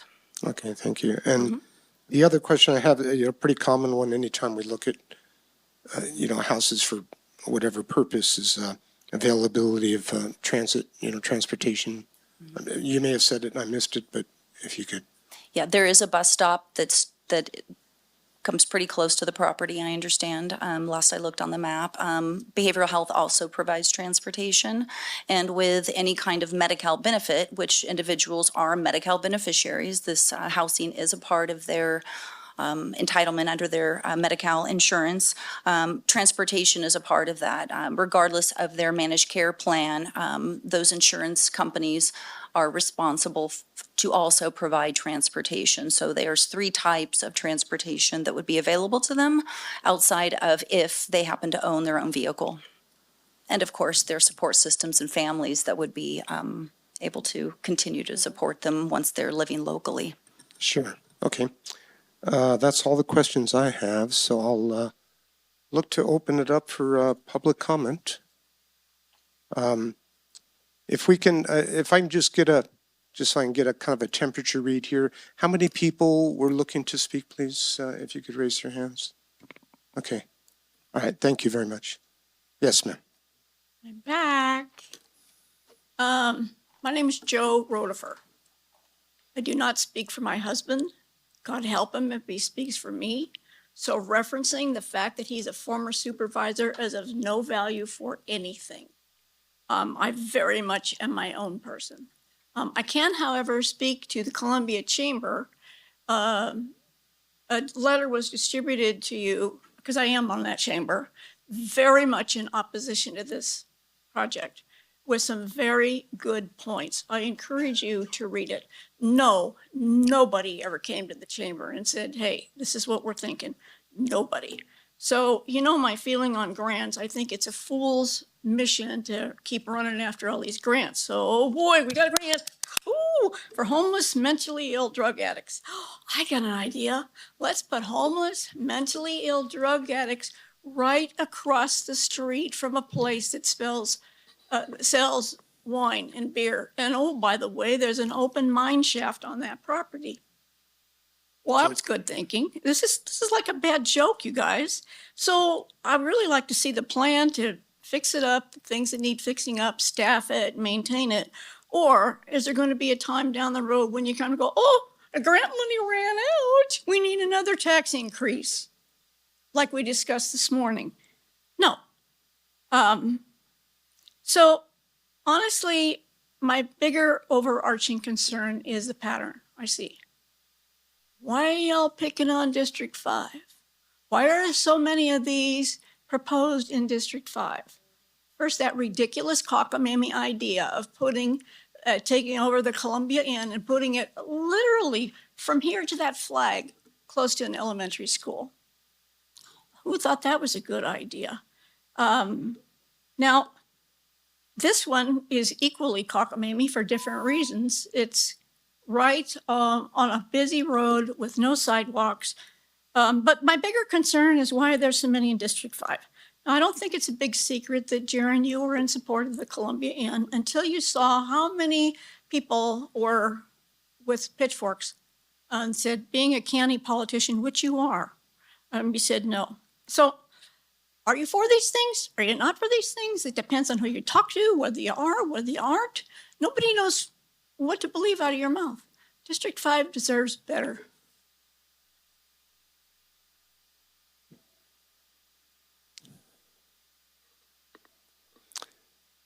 Welcome. Hello, Board. My name is Pete Lockhart. I'm co-owner of Inner Sanctum Cellars. Several have already brought up the most obvious problem that I see, which is that our winery, beer tap room, wedding venue is right across the street from this facility. So just from the start, that's a no-go for where I'm at. Just so you know who we are, we've been in business here 13 years, 5 years since we purchased the old Columbia Nursery property we call Base Camp. I'm a retired fire captain with 28 years service, live in Tuolumne County for 30 years. We know this property, we know this area, and we know this community very well. Our winery is located directly across the street from this proposed property. We're curious about several things. I really think this property has a lot of issues beyond the obvious of I know I said behavioral health, but we're concerned about other parts of that. But the water, the septic, the mine that's on the property line disputes, and the cost to improve all these things. Just the sewer we know is in the neighborhood across the street. I can't even imagine what it's going to take to tie that into the sewer. Furthermore, we're concerned about the impact on the properties in our neighborhood and the community of Columbia. The property owners right now, residential and commercial, are all situated next to the properties or opposed to it. We need to consider the negative effect it might have on our peaceful use of our property and of course the property values. I have read a study, the neighbor, that shows that treatment centers associated with an 8% reduction in nearby homes. And if it was a treatment center that treated with opiate addiction, then it would go up as much as 17%. This is a property value issue. And this will affect all of us. We're not against any long-term solutions. We strongly believe that this is not the right location for this treatment center. And as a lifelong public servant, I feel that we can do better for our community, our county, and the patients that we're trying to serve. We can do better. Thank you.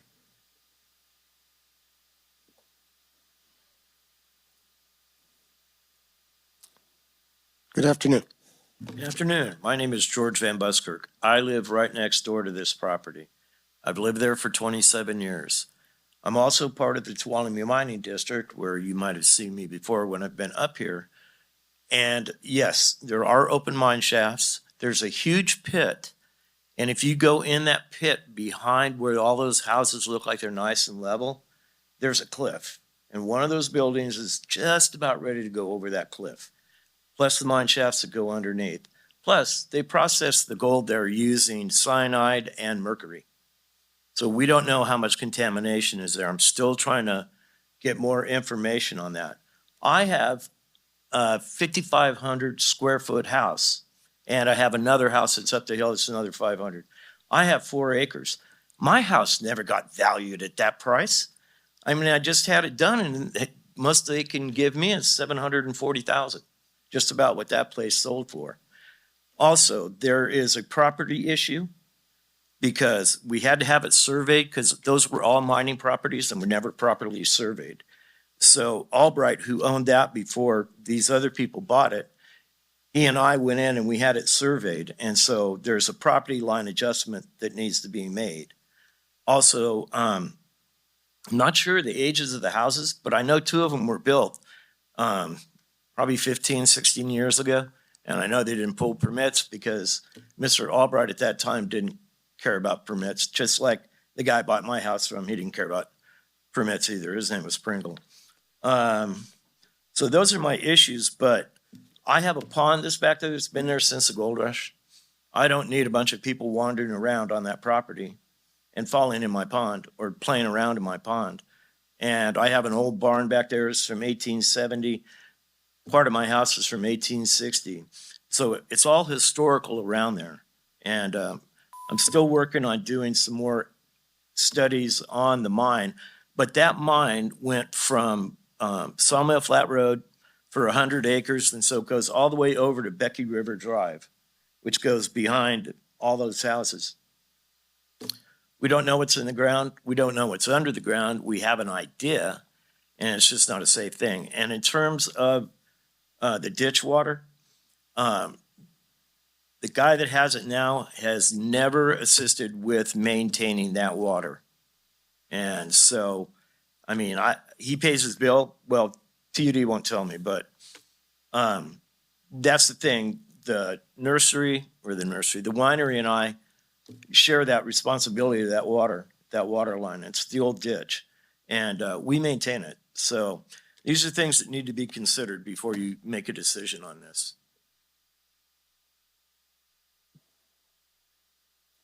Hello. Hello, I'm Karen Mariano Luckhart, and I'm the co-owner of Inner Sanctum Cellars Winery, which will be right across the street from this proposed project. Let me correct something. I reached out to Tammy. They did not reach out to me. I reached out to Michael Roberson yesterday, and I left a message for Annie Hockett. So there were no people that tried to get a hold of us. We got a hold of them. Now, I've lived in this county for 44 years. I've had businesses here. I retired from the Forest Service 27 years. I have continually positively impacted this community. By having businesses, I bring revenue into this county. Now, this project, I feel, will detrimentally impact my business, which then impacts the taxes that come into this county. It's hard having a winery here in Tuolumne County, considering there are 34 wineries over in Calaveras County. I watch my own wine club members drive right past my business going over there. So having a winery in a county that's not known for wine is hard enough already. So you have to understand as a business the impact that this could cause to my business and the revenue that we bring in with 700 wine club members, that a lot of those come from the valley. This is my business. This is what I do for a living. Also, we live on the property. From my kitchen window, I look at that property. We also have to police this property constantly. We have contacted CHP numerous times about how fast people drive on that road. If we have people walking on that road, somebody is going to get killed. I contacted John, at the CEO at Blue Mountain Minerals, and he is also concerned about extra people walking on this road. The bus stop that was mentioned is more than a mile away from that facility. People are going to get killed on this road if they're having to walk on that road. Surviving COVID as a business was hard. We reinvented ourselves about 12 times. Now, do any of you have businesses? Yes. You have Airbnb. Consider the fact that you might have that kind of facility put next to your business. This is detrimental. I wish there was an easy solution for all of us because we all care about this issue, but this is not the right property across the street from a winery, a tap room, an event center, a music venue. It's just not the right place. And I implore the county to continue looking for a better facility. Thank you very much.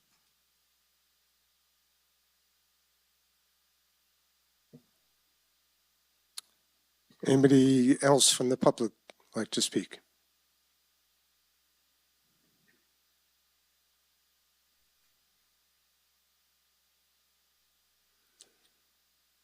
Welcome. My name's Rayanne Tamayo. I am a licensed professional clinical counselor. I also have the privilege of supervising a staff of clinicians, case managers, and interns in the adult services program at Behavioral Health. Our team works really hard to provide mental health and case management services that address the underlying factors that contribute to housing instability. Through personalized support and interventions, our staff helps individuals develop life skills, access resources, build resilience, and reduce the likelihood of returning to homelessness. This outstanding team has countless success stories already among their clients that I wish I had the time to share here. We find that stable housing significantly improves both mental and physical health outcomes for our clients. With a consistent and safe living environment, they're better able to manage chronic conditions, access health care, and address mental health issues. Stable housing also provides a foundation for pursuing employment and educational goals. With a fixed address, individuals can more easily apply for jobs, attend interviews, and enroll in educational programs, leading to increased economic stability and independence. Our team has already helped a lot of our clients enroll in college classes at Columbia College. They support them in attending job fairs and workshops, and they coach their clients for their upcoming job interviews. Our clients aren't just jobless, homeless people that we serve. Our staff will collaborate with the housing case managers if we're allowed to serve our clients in this property to provide intensive services that would include regular house meetings with the clients, lead skills-based training groups with them, support clients in setting and reaching their goals, and walk alongside as they plan for a brighter future for themselves and their families. Thank you. Thank you.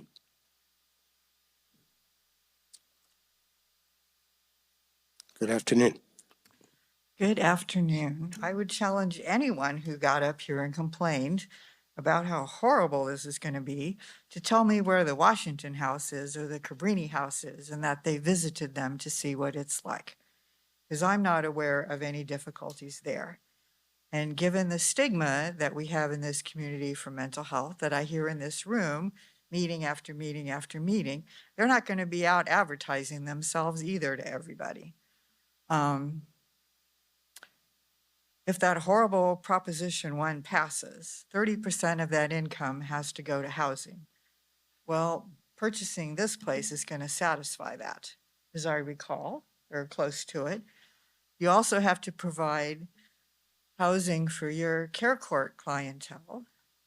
I'm not sure what we have at the moment, so if they don't have housing, they would need housing. So these are volunteers that would be in a program. They're not going to be forced, they're not going to be coerced. They're not going to be stark raving lunatics. They're not going to be stark raving drug addicts. I don't think they're going to be walking up and down the street because everyone I know at the Cabrini House and the Washington House pesters everybody in the world to come and give them a ride, even if it's only for a block or two. So I can't imagine they're going to be out walking around.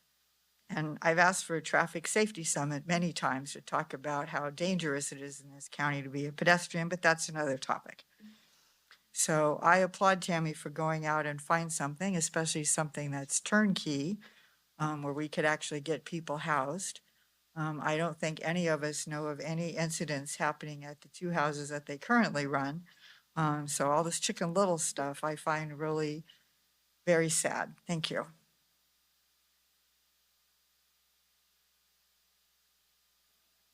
Hello, Wendy Hoffman Brady, Assistant HHSA Director. And I just wanted to bring up the fact of the fiscal piece of this. Currently, we have several clients that are out of this area. They are not in this county, and that we have to pay in realignment $1,500 a month for each of them. If we bring people home, not only are they going to be better, receive better care from our behavioral health department, but it's only going to cost $200 per person on average. And we have the BHBH funding. And again, as Carol said, the SB1 that they're talking about, or the Proposition 1 that they're talking about, will be pushing us to spend more behavioral health funding, MHSA funding, on housing properties. Thank you.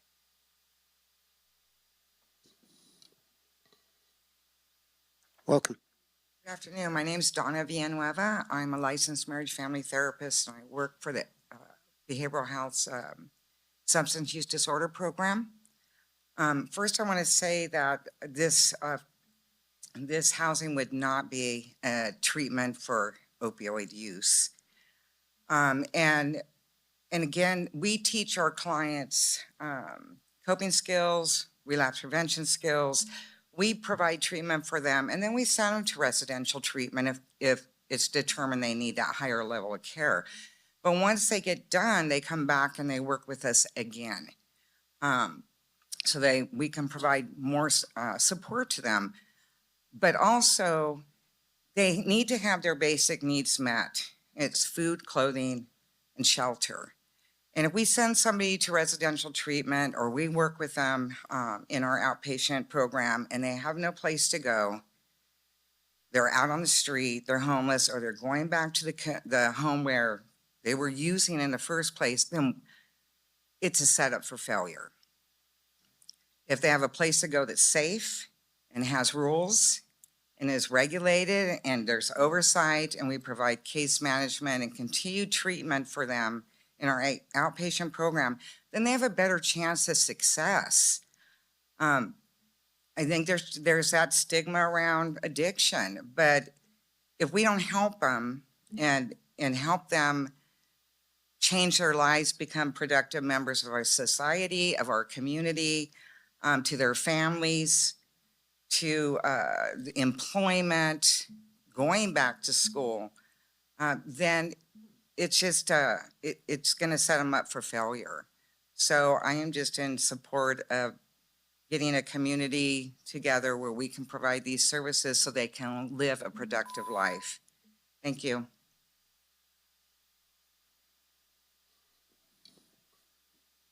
Good afternoon. Board. My name is Carl Dambacker. My family's been here for generations.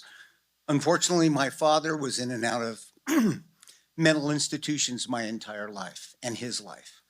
One of the issues for me personally was living in that environment because he had 100% service-connected disability from World War II.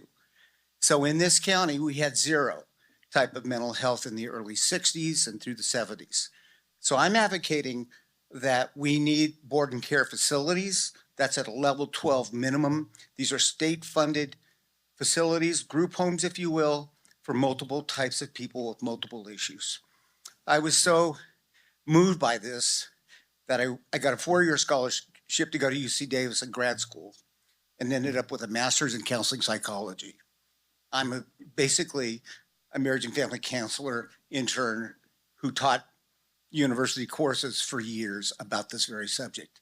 So it grieves me that I come home after being gone for 40 years and I see that mental health is worse than it was when I left in 72.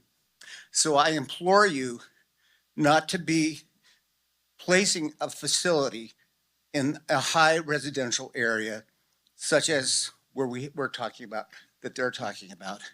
We need to be secure in providing safety for them and their families, because the whole goal would be unification with the family and be able to go visit the patient, have it be, and I don't mean patient in a negative way.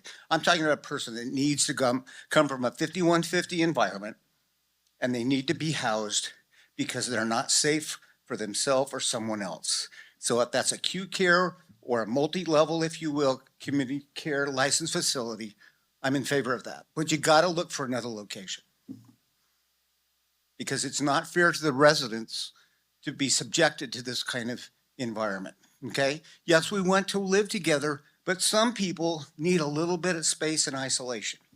And since we don't have an acute care facility here in Tuolumne County, you're going to have to do the best you can with the services you have. So I ask you to keep looking because it's for the best of the person and the family. Thank you.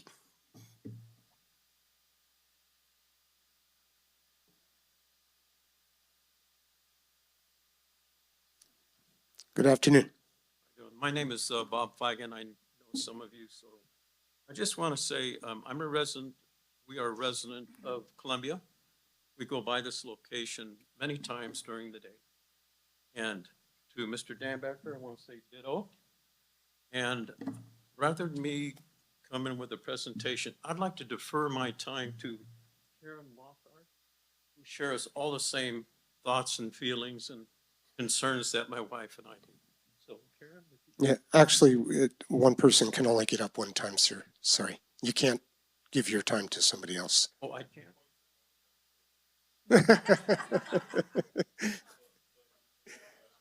But you can talk, please. I don't know. You know, we have a wonderful community. Not too long ago, we went through a similar situation in downtown Columbia.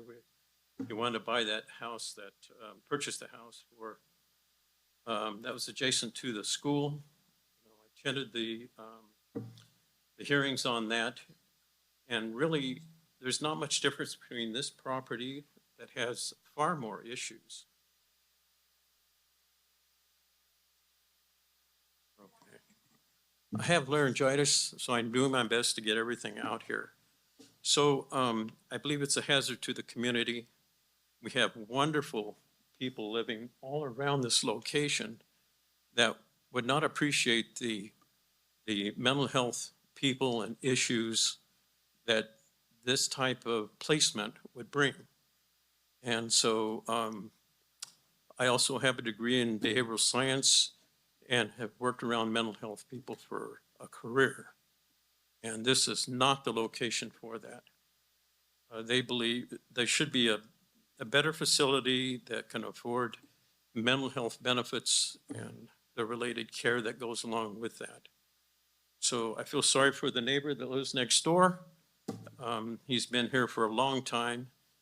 And I just want to say this is bad business and you should look further for a location.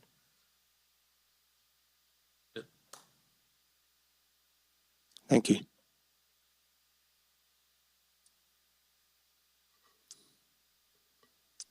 Good afternoon. Afternoon, Supervisors. My name is Teresa Torbett. I'm the owner of the Columbia Mercantile 1855 grocery store in Columbia State Historic Park. I'm also a co-owner of the undeveloped property adjacent to the property that you are looking at purchasing. I wanted to just try to clarify a few things. It was my understanding that this is a housing location for severely affected individuals. Is that correct? Well, I'm just, oh, I apologize.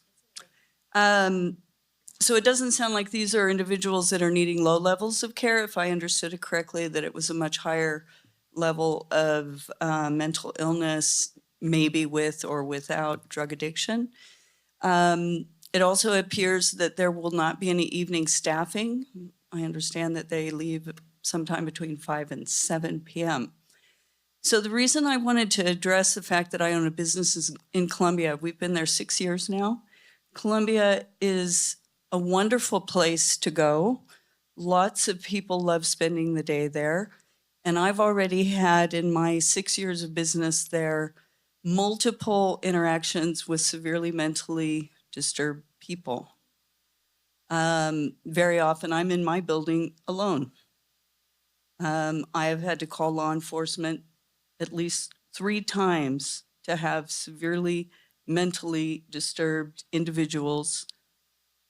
Most of them have been men, but not all, who have created huge problems in my business, either with school groups there, visitors from around the world, our nearby neighbors, elderly folks who shop in my store, or quite honestly, myself. alone. I do have quite a few concerns about having this type of facility in Columbia. There's not enough support, law enforcement support in Columbia. And I would say that other businesses that have open doors there experience this on a regular, sadly, occasion. So I want to thank you for giving me the time to tell you my perspective. I would prefer that another facility be found. Thank you very much. Thank you. Anybody else would like to speak?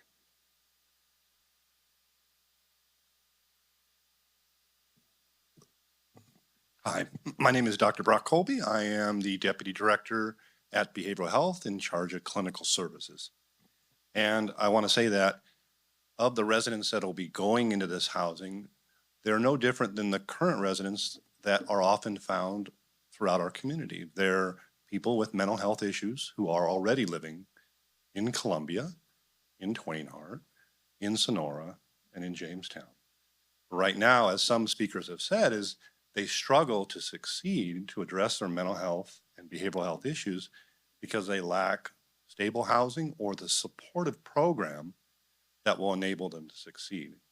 And whether we'd agree on this site today or choose a different site, whether you agree to our proposal, it's really important that we find the kind of supportive housing and create that infrastructure in Tuolumne County so that these people will no longer be a problem for others in the community.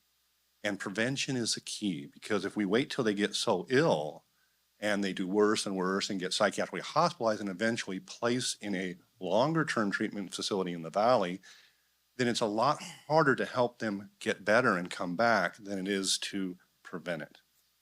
And right now, as Tammy Mariscal, the Director of Behavioral Health, said in a recent presentation to your board, in part of that presentation, she talked about the high cost of placement costs that behavioral health is facing in the valley.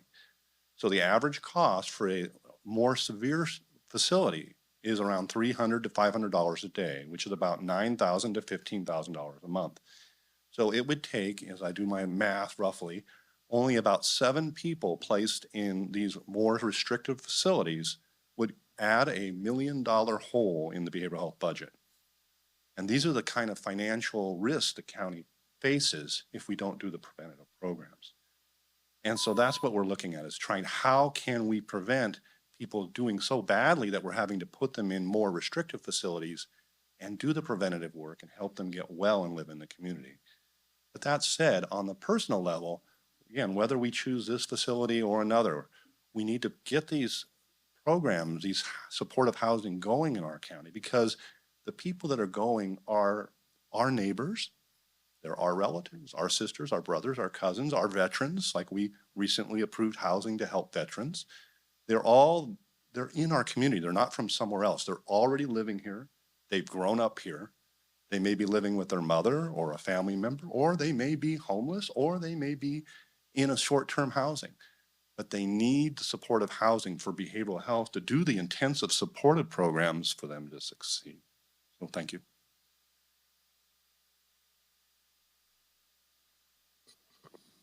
Any additional? Okay, I'm going to close public comment and bring it back to the board. Further discussion, Supervisor Brandon, would you like to go first? Great, thank you.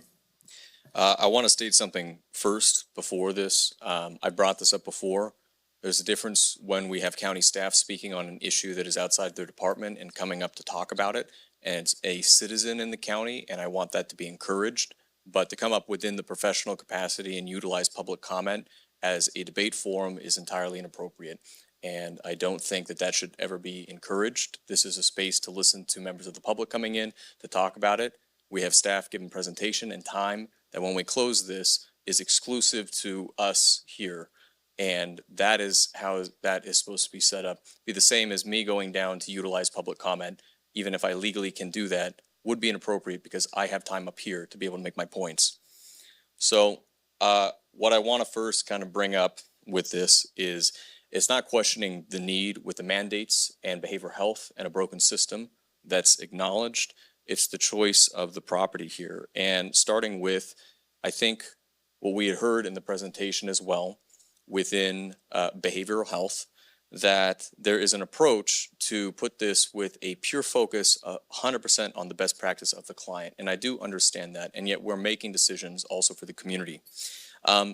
Where we're surveying only clients, friends, and family to yield what type of housing that we're going to build here, and not considering that, for example, some of the other properties we've considered, we said, you know what, it could be really bad, but it's probably not, and we have staff to handle it. People have a lot of different reasons they may be there.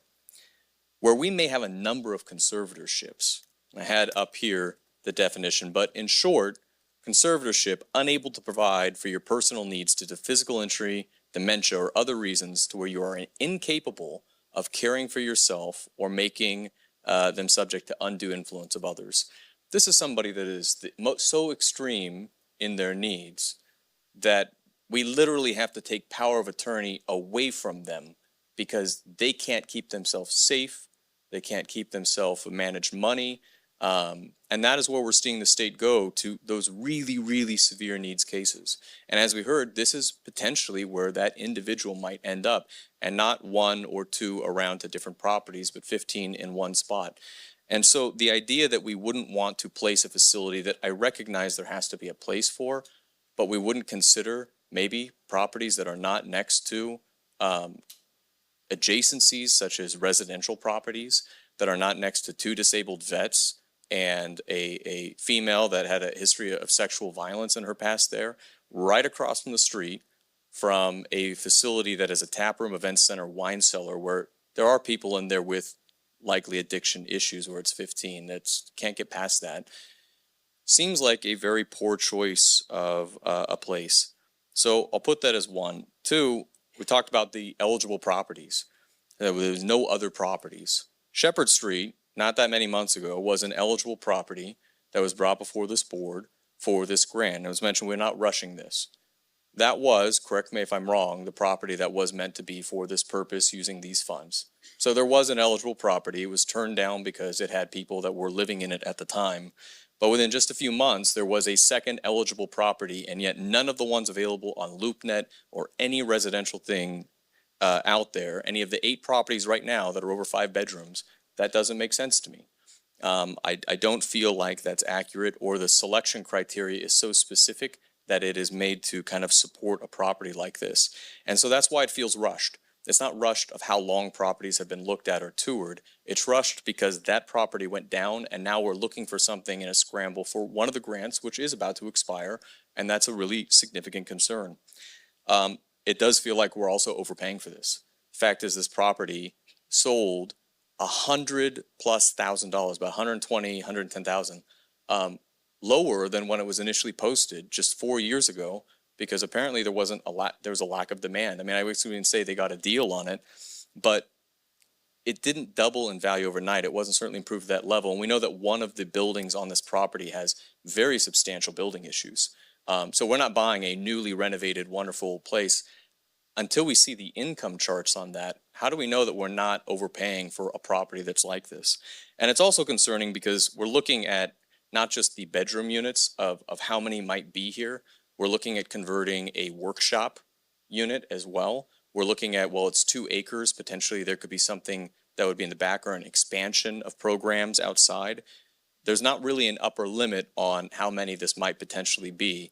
And it doesn't feel like it is being spread around. It does feel that this is being put into a community that on average, individually and by household, is 30% lower income than the county average, that has already, and I was kind of calculating up, 4 lower income trailer parks, the Sierra Commons apartments, that already has a number of those types of facilities, does not have too many wealthy areas with it.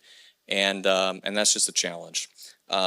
So based on the fact that I do believe there are eligible properties, I think there are plenty that we could consider with this. And I do think that we should be looking to find places that make sense, not across from a place that sells alcohol and nestled within a residential subdivision, as best as possible, not converting housing into it, that we should be communicating with the community before these things come up.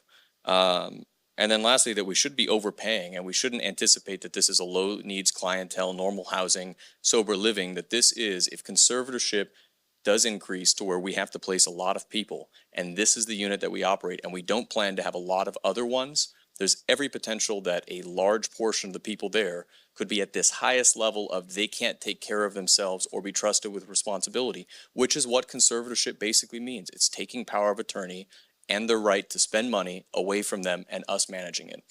I do have a lot of concerns with that, even compared to the other projects that we've had. So I would urge the board to vote no on this proposal. We would not be voting no on the need or finding an alternative site, but doing a better job at finding one that doesn't have so many complicating factors, especially in a community that, economically speaking, and income, population, housing needs, lodging needs, which are massive there. This is a property that being converted into this is taking away something there that I feel like there are better options available.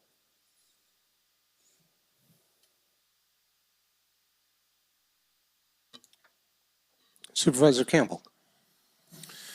Yeah, thank you. And I understand that perspective. I did want to address a comment that you made at the outset of your of the discussion that you just had.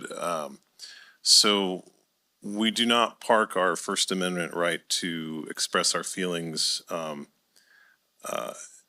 the door when we take a job with the county. And I think the voices that we hear from staff and the people who actually administer these programs and actually make these programs work, I think are voices that the public needs to hear more of and not less. And so it's a little troubling to hear this rebuke of people that are just sharing their perspective, informed by their profession, which I think is something of value. I've certainly have had county staff members come to the podium and say things against my position, and I welcome that. If I can be corrected by somebody who has expertise in that area, I at least want to hear what everyone has to say. I don't care if they're staff or members of the public or people agree with me or people don't agree with me.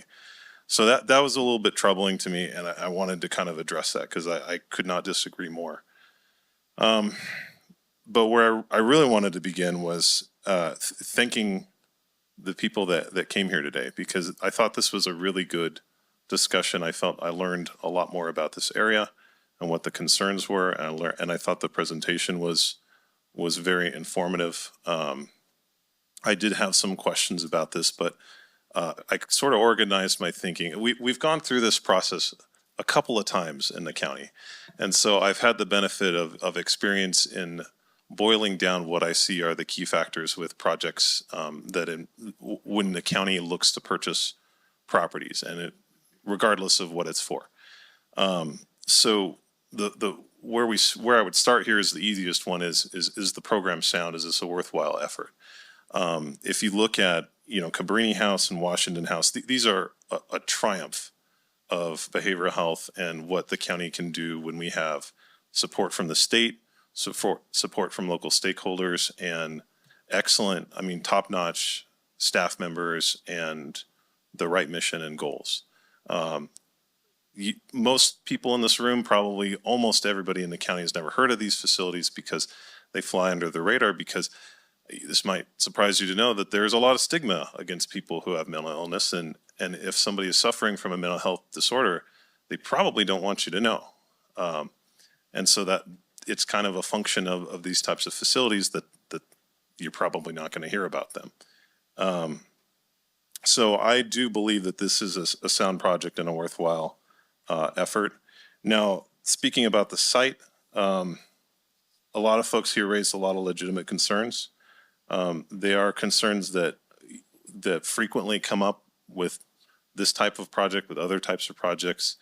And just to kind of address the elephant in the room, I think there is a danger of conflating mental health housing with some of the other homelessness efforts that the county is undertaking right now. And the timing of this, and nobody can be blamed for making that connection. I mean, the timing is very close with some of these other projects.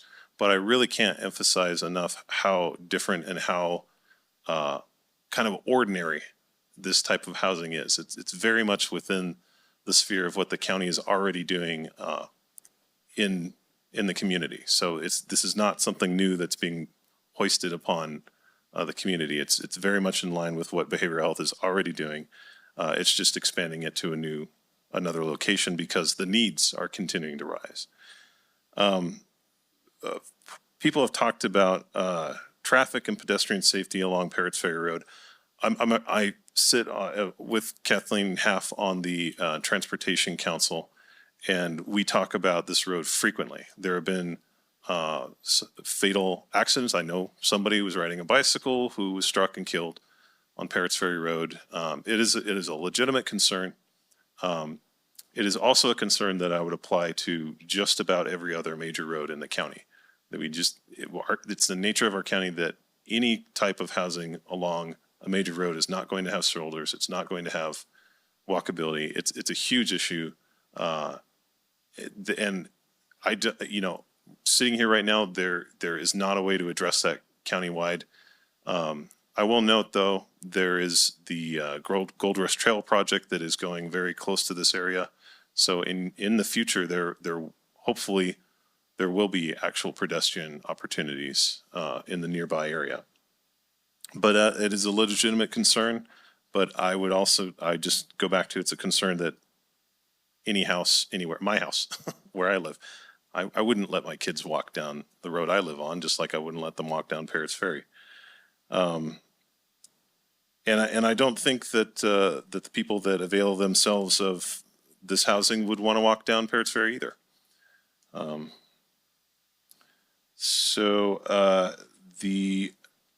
The lack of proximity to public services, this is something we talk about a lot, and I don't think anybody exactly knows what that means.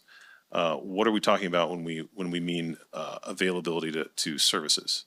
So what that brings to mind to me is that you live, in Sonora, right next to the grocery outlet or somewhere in there, and you can walk to the hospital, you can walk to the library, you can walk to, there are very few properties in the county that would meet that definition of proximity to services.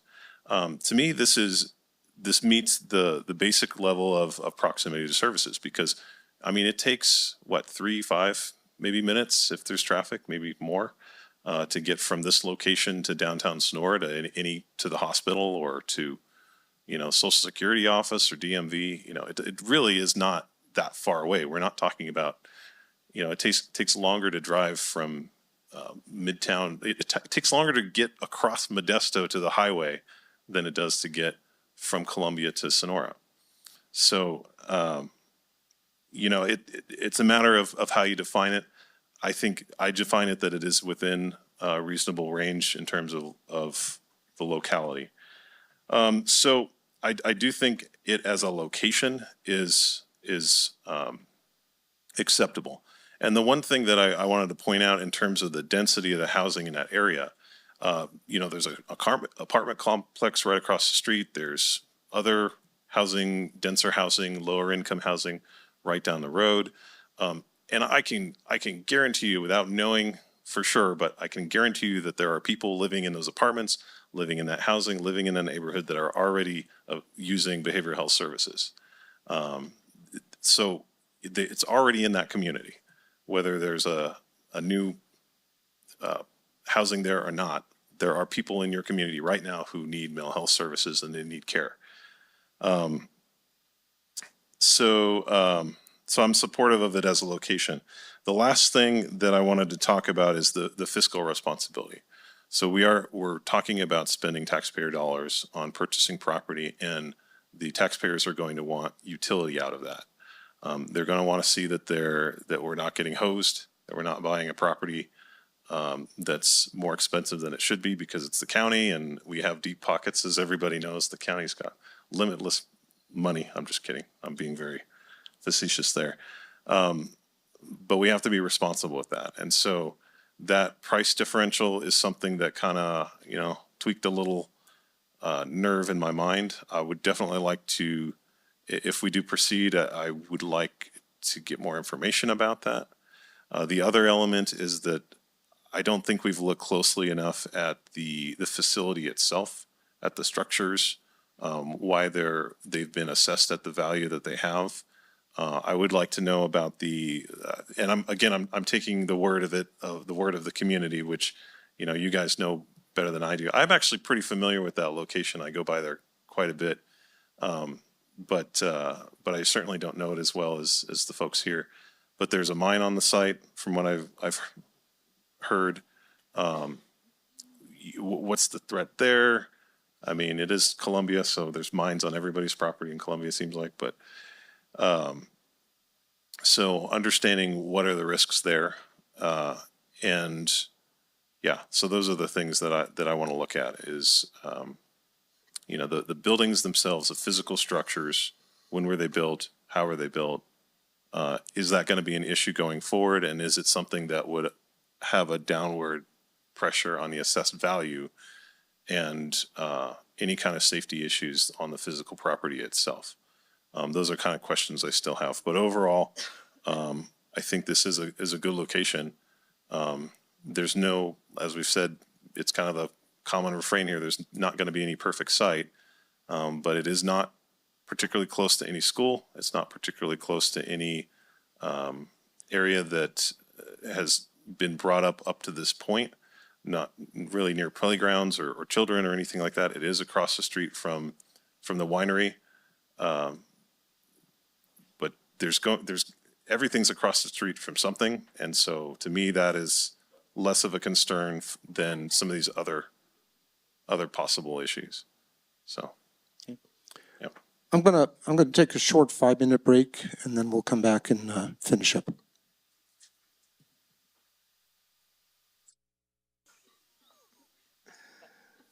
Okay, we're going to get started again here, and sorry for the delay. Some of the conversations that we had amongst the people that were presenting and the public raised some questions, and we're trying to check into a couple of things here. So we'll get started again here. Supervisor Campbell, you had a brief. Yeah, thank you. I just wanted to kind of finish. I left out a part of my thought that I just wanted to finish is that what we're deciding here today is not, this isn't the purchase of the property. We're not signing the check. And I think I've raised some issues with it. I think the community members have raised some issues with it. I think our staff has heard those and is going to take those into consideration and then come back to the board where there's going to be a final decision made. So I felt like we were kind of ending it that, we're going to go run out and purchase the property right away. But I definitely acknowledge that there are questions about it. So that's all I wanted to say. Okay, thank you. Supervisor Heff.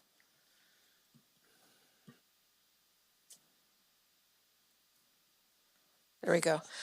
Okay, I have a question first that I need to have answered because it came up during public comment, and that is a question directed to Tammy. This will not be a treatment center. It was referred to as a treatment center. That's not what it's gonna be, is it? No, it is not. These are housing units that would be rented by individuals, to which then behavioral health, as we do any other clients that we serve, we deliver services within their home if they choose to do that. Okay, thank you. All right, I'm going to start out, I'm going to make this very brief. My gut tells me that there's liability here on this property, and it represents something that could possibly derail the county from pursuing this property as a viable option for the stabilized behavioral health clients. And I also worry that it could become a money pit. But no in-depth investigation has happened yet. This is the point at which something like that can occur. But I'm just telling you at the onset, this is what my gut is telling me. I do reserve the option of staff doing their due diligence to investigate this property thoroughly, if that is the consensus of the board. I want to honor all of you who came out and spoke to us today. I heard you, and I think the rest of the board heard you as well. and all of the concerns that you brought forward. This is going to be the time that we root those out and figure out how valid, how concerning, how important those concerns are. Because, you know, it may come to a point where those concerns outweigh the benefits that this facility would provide. This is what we need to look into and decide. I hate doing this, but I think it needs to be done. I take exception to something Supervisor Brandon said, and I need to call you out on it, with all due respect. You, in your opinion, you mentioned that you laid doubt in our staff, that our staff did not, you put a doubt on their ability to do their job. And I take exception to that, meaning that when you were talking about the different properties, and there were quite a few that they investigated, and only one rose to the level, and it was this one, you doubted that, and you threw them under the bus, and I don't appreciate that. That's the way I took it. I'm just letting you know, and I imagine a certain number of staff felt that way too. I trust that when the staff says that they've done their due diligence in investigating all the properties with the criteria that they have, if they said that this is the only property that rose to that level, I believe them. And I think that's all that I wanted to say. Okay, thank you. Yes, Supervisor Brandon, go ahead, please. Thank you, only because I was referenced by name with it, and I can understand where you may see that as well. Kind of a trust but verify. I do trust my staff and our staff to thoroughly investigate these things, but the criteria are important, and sometimes those guardrails dictate the outcome. And one of the things that I would expect with any process like this is oftentimes I feel like there may be some viable options we may discredit because no property is perfect. We've acknowledged that. And then some of them too is to not see these alternatives, which I have asked for, and I never got that info because it was listed of some of these sites, but not being able to see what they were. And to then ask questions ahead of time about some of the other properties to not get those disqualifications. That is what did sow a seed of what am I not being told? It's not meant to say that our staff are not competent, but the decision we're making here too is better when we know what the alternatives are. And it's hard to make that decision when we only have one option.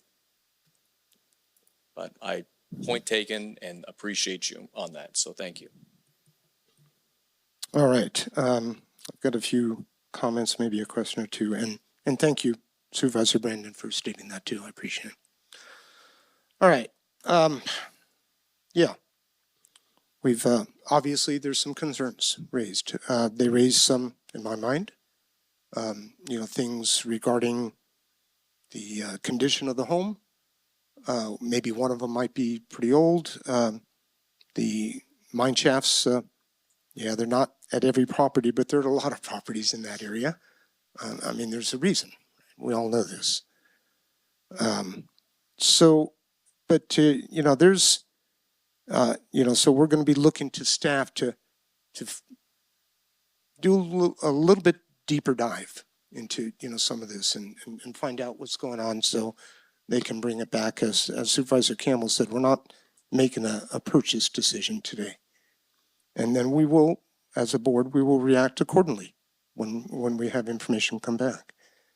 I do want to make a few comments, though, is that, first of all, and we see this happen all too often, and this is not really the case here even, and so it probably disturbs me more, is that we get into these situations and we talk about siting of a place, and we've obviously been through it with homelessness, quite a few times looking for properties there, but we get into these fear discussions and tactics, and it really.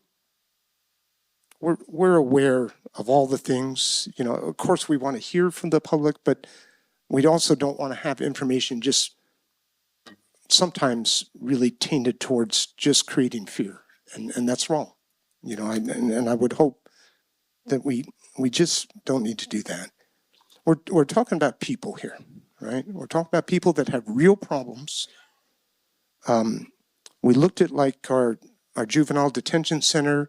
And they made discussions about a regional center, and a key component was we'd like to have that here in Tuolumne County, and we'd like to keep our use close instead of being sent out of the county. And it's really important for family support. The exact same thing here is with mental health patients. You know, if they're being shipped out of the county, they're away from family members who love them and support them. And so we have to consider, what we're trying to do here, and we have opportunities with some additional funding, to keep people here in the county. And so, I'm very much a proponent of that line of thinking.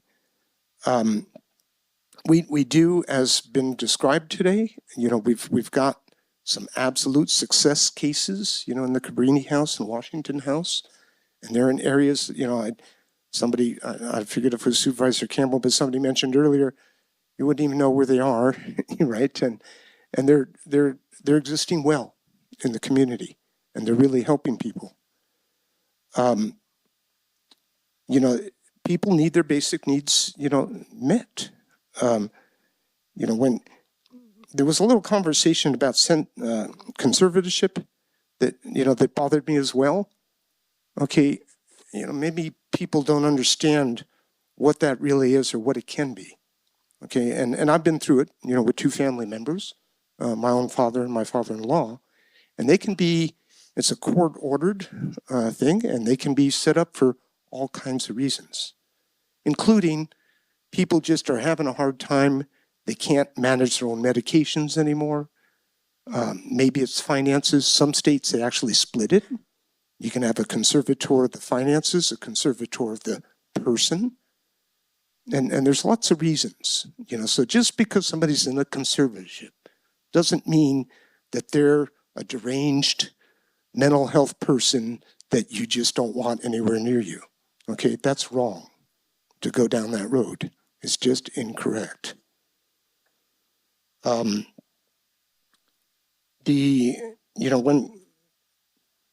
we're looking at this, we are trying to do our best as a board to take care of our community. This is our community. We're talking about people that live in our community. I would be very, very surprised if everybody in this room probably knows somebody that has a mental health issue to one degree or another. I'd be completely surprised if that isn't the case. I mean, because it's unfortunately part of, what we see in society. It doesn't make them a bad person, doesn't mean that they can't live in a neighborhood and be just fine. So I just wanted to get those thoughts out there. I think it's important, that we understand and think about, what's going on with the folks in our county that we're trying to take care of here. So with that said, sure, Supervisor Brandon, go ahead. Great, thank you. And you brought up a good point about conservatorship as well, because I know there's financial conservatorships, there's dementia-related conservatorships, things that are not within it. So I wanted to ask staff, if we're looking at this through a behavioral health lens, obviously behavioral health clients, where it's dealing with conservatorship, what does that look like? What does that type of patient look like as a behavioral health client conservator individual? They look like a person that is able to be medication adherent through our support.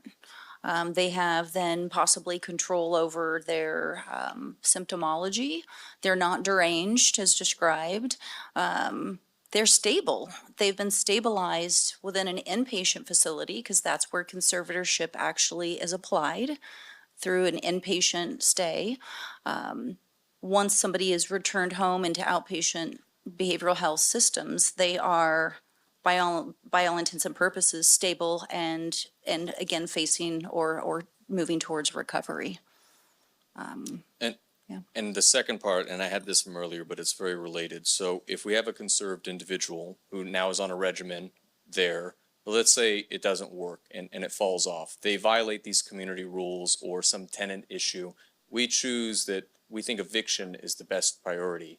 Now, if we are under the public guardian conserving that individual, how do we evict somebody like that that cannot be on their own, in their own capacity? So the public guardian have to find an outside equal facility to evict them? It wouldn't be the same as you're no longer living here, find another place, right? Supervisor Brandon, our office handles conservatorships for the public guardian's office.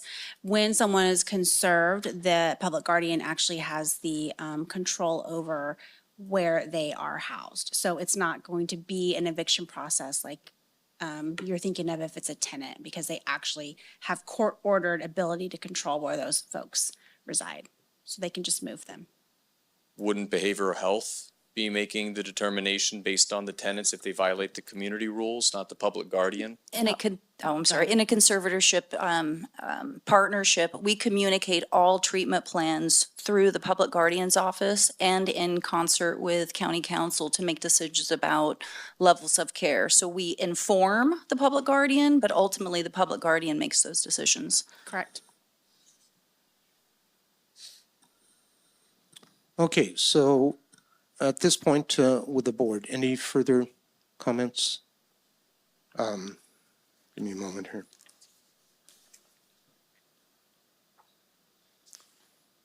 Staff has some recommendations for your board if you're interested in them. Sure, please, go ahead. So Thank you. based on the comments that I've heard, both from the board and from the public, if your board were to move forward, the direction I see for staff that I can anticipate from the board is full house, roof, and pest inspections to be conducted, do further investigation of the mine site to verify what we've been told is that it's closed, but what I'm hearing from the public, they're saying maybe not. So staff would do further investigation on that. I suggest that in the resolution before your board, if you were to go forward with this, that we make one change to the second whereas, and where we list the price of the home, the site, the 4 homes. What we would do is say 945,000 or lower. Staff would work with the owner on that, communicate back to them that we do have some reservations, even though it's been appraised at this, that we have some concerns. As we mentioned in the presentation, staff would then set up and hold community meetings and develop that fact sheet that we talked about for that, and go out and do our due diligence like we have for the other recent processes or projects that we have recently purchased. And what was interesting is we have gone and looked at the records in regards to the age of the homes. We don't have the same information that you were told from the public, but that doesn't mean that that's not correct.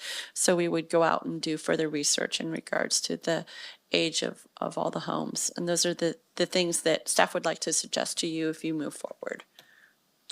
So when you're part of that, I mean, Supervisor Half made a comment, we don't want this to become a money pit, I believe was the term used. And That's the term I picked up on too, and I was like, yeah, and I think all the board members are pretty sensitive on a lot of financial issues. I mean, we've been dealing with stuff today in other areas than we do on a daily basis. So, definitely, we don't want to end up, throwing money into that hole in the water type of situation. The other thing is, I appreciate as far as setting up community meetings.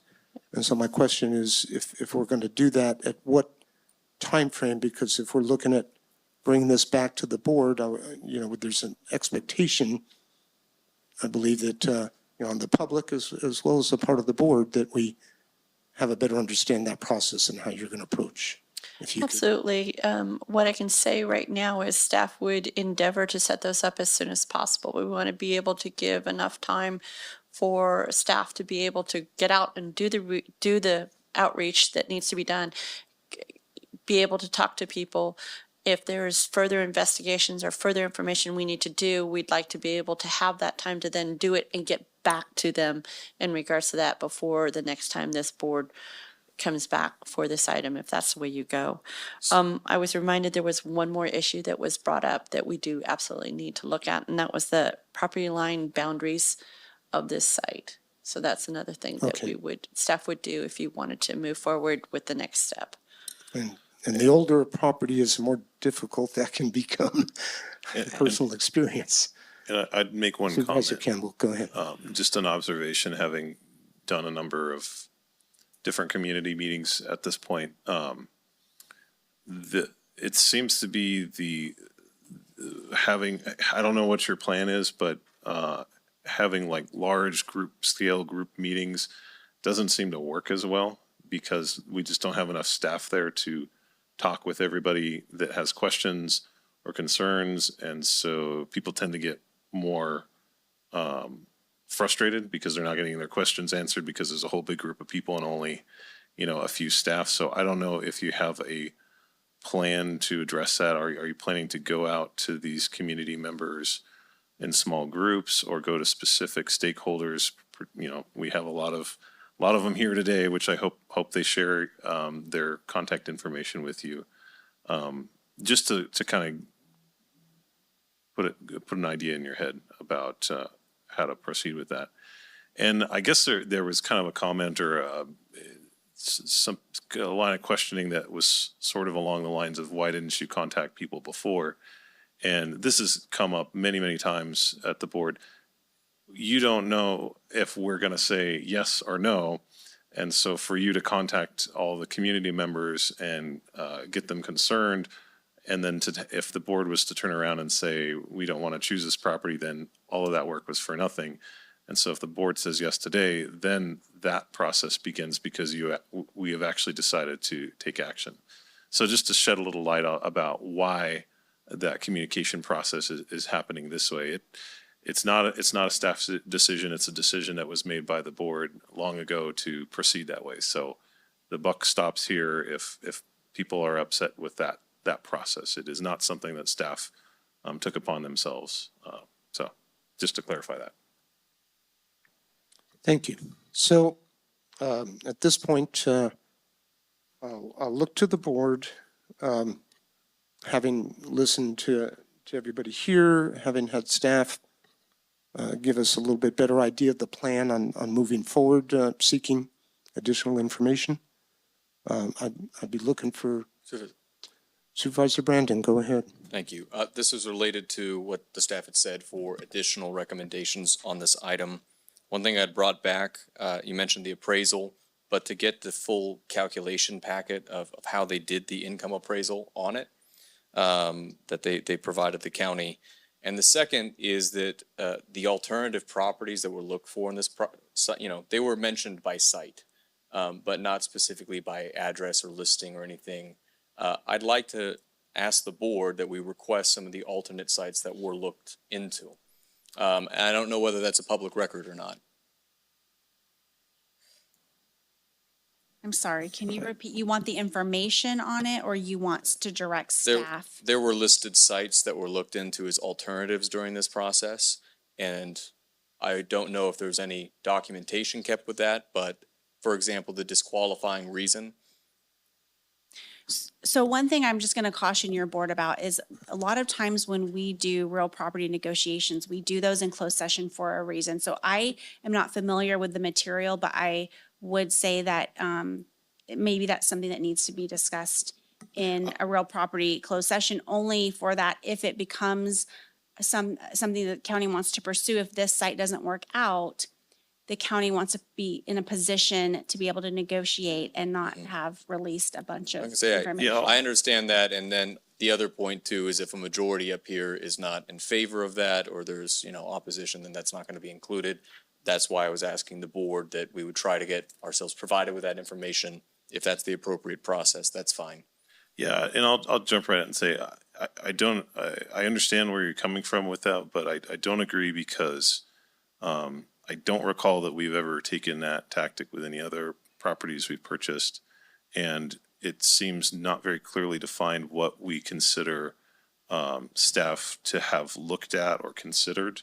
How do we define that? I mean, if they go on Zillow, that seems like a whole other conversation if we want to go down that road. I imagine they're probably considering every single property in the county that comes up for sale. I mean, correct? that even meets the minimum qualifications for what we're looking for. And so, to me, I trust their expertise and their decision-making in that regard. And this Okay. is exactly what I was talking about. Well, I was There just, are criteria. I mean, whatever homes are available comes first, and then whether they're on public water and sewer rather than on septic, and there's a whole list of criteria. And you're questioning, again, staff's competence. And this is what I'm objecting I to. don't agree. okay, I'm so, sorry. The list of okay, criteria, as an example, I would like to see that. I think that's a Hold on, reasonable please. request. hold on, please. The subject came up and you responded what I felt was appropriately to the concern that was raised, and we may not like the flavor of it, but I don't think that this board, because, and I'd like to hear from Mr. Roberson because he just stepped up on this. Please, Michael. It may not be as systemized as you are or what your preference is, but we looked at all the properties that the community called in on. So on May 1st of last year, there was a press release that went out. It was all over the newspaper. It was all over the radio. It was all over social media. We posted it and it was covered very well. And we had a variety. Mo has a copy of that press release. And so we had really good response from that and looked at a lot of those properties, either through Parcel Quest here or through my contacts as a licensed realtor to look at different escrow title companies have different ways to look at property. And then also you gave us a bunch of leads that we looked at and pursued those. So we weighed them all against that criteria, but also against what the staff's opinion was who was running the program. So in those cases, largely those were for homeless housing. And so we worked with the DSS staff. In this case, it's Tammy and her whole team who have looked at properties and said, this one doesn't work, or this one's terrific, or this one's on a well. Why would we, so there was a whole bunch of that was much more casual than systemized in the way that I think you're asking. So I could generate a list, but I don't have a list in terms of like a spreadsheet. But what we did do, and Maureen and I spent several days looking at properties, going through those lists, going through the properties, meeting the property owners there. And as she alluded to or stated earlier, a lot of those people were concerned about having their name out there to the public at that point because it was just investigation and they were concerned what their neighbors would have to say about them. So, I mean, we did follow use that criteria. Everything that Mo said that we've done, we've done. A lot of those properties that you gave me were already either under contract or sold. Don't forget, I have access to the multiple listing service here too in Tuolumne County. And so I'm constantly looking at multifamily properties because that's what behavioral health has identified as what they're looking for, not a home here and a home there and a home there. You'd spend way too much money buying 4 separate homes than this parcel with 4 homes on it. So that just gives you a little explanation, I think. I hope it doesn't feel too defensive, but it's just real. And I didn't think to keep a spreadsheet of all the properties that we've looked at. I can generate some because of email records and that kind of thing. But I'm not sure that it would produce a different result. This is a property that behavioral health identified they'd like to move forward with. So that's why we're here. There have been and always will be sensitivities if a property owner is interested in perhaps allowing the county to look at a piece of property. And there have been very, very serious issues come out of that, including threats against the property owner. And not just once, this has happened quite a number of times in this county and lots of other places. So I'm supportive of not releasing that type of information for that reason. I think it's just wrong. So I'm ready to make a motion if you're open to that, Chair. Yes, please. Okay, I'd move that we adopt the resolution 06-24 to publish a notice of intent to purchase real property located at 22039 Parrots Ferry Road. Do I need to give the APN? APN 032-240-001-000, Sonora, California, and set a public meeting date April 2nd, 2024 to consummate purchase of real property pursuant Government Code 25350. Okay, so with the staff recommendations for additional information as noted being And I need you to, in your motion, please to add a caveat to the whereas as far as, does your board wish to add the words or lower or less? Amending the motion to include those changes. And the questions that myself, well, all four of us have raised, is that covered under this this meeting notice that we're going to have, that you will come back with information related to those topics? Or do I need to expressly say that? Staff has direction from your board to do my to-do list, the items that we suggested, and if there's anything else, let staff know, and we'll be happy to work on it. Okay, so motion including that direction, and that's my motion. Okay, so I have motion by Supervisor Campbell, looking for a second. I'll second it. Motion by Supervisor Campbell, second by Supervisor Haff. It's getting late in the day. All those in favor, please say aye. Aye. Opposed? No. And there's nobody left to do an abstain. So.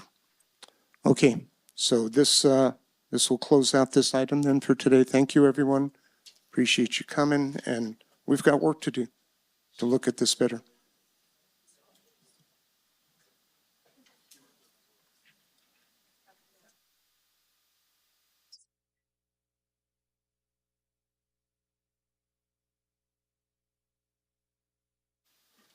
Okay, that was our last item for the day, so we are going to adjourn the board meeting at this time. Thank you.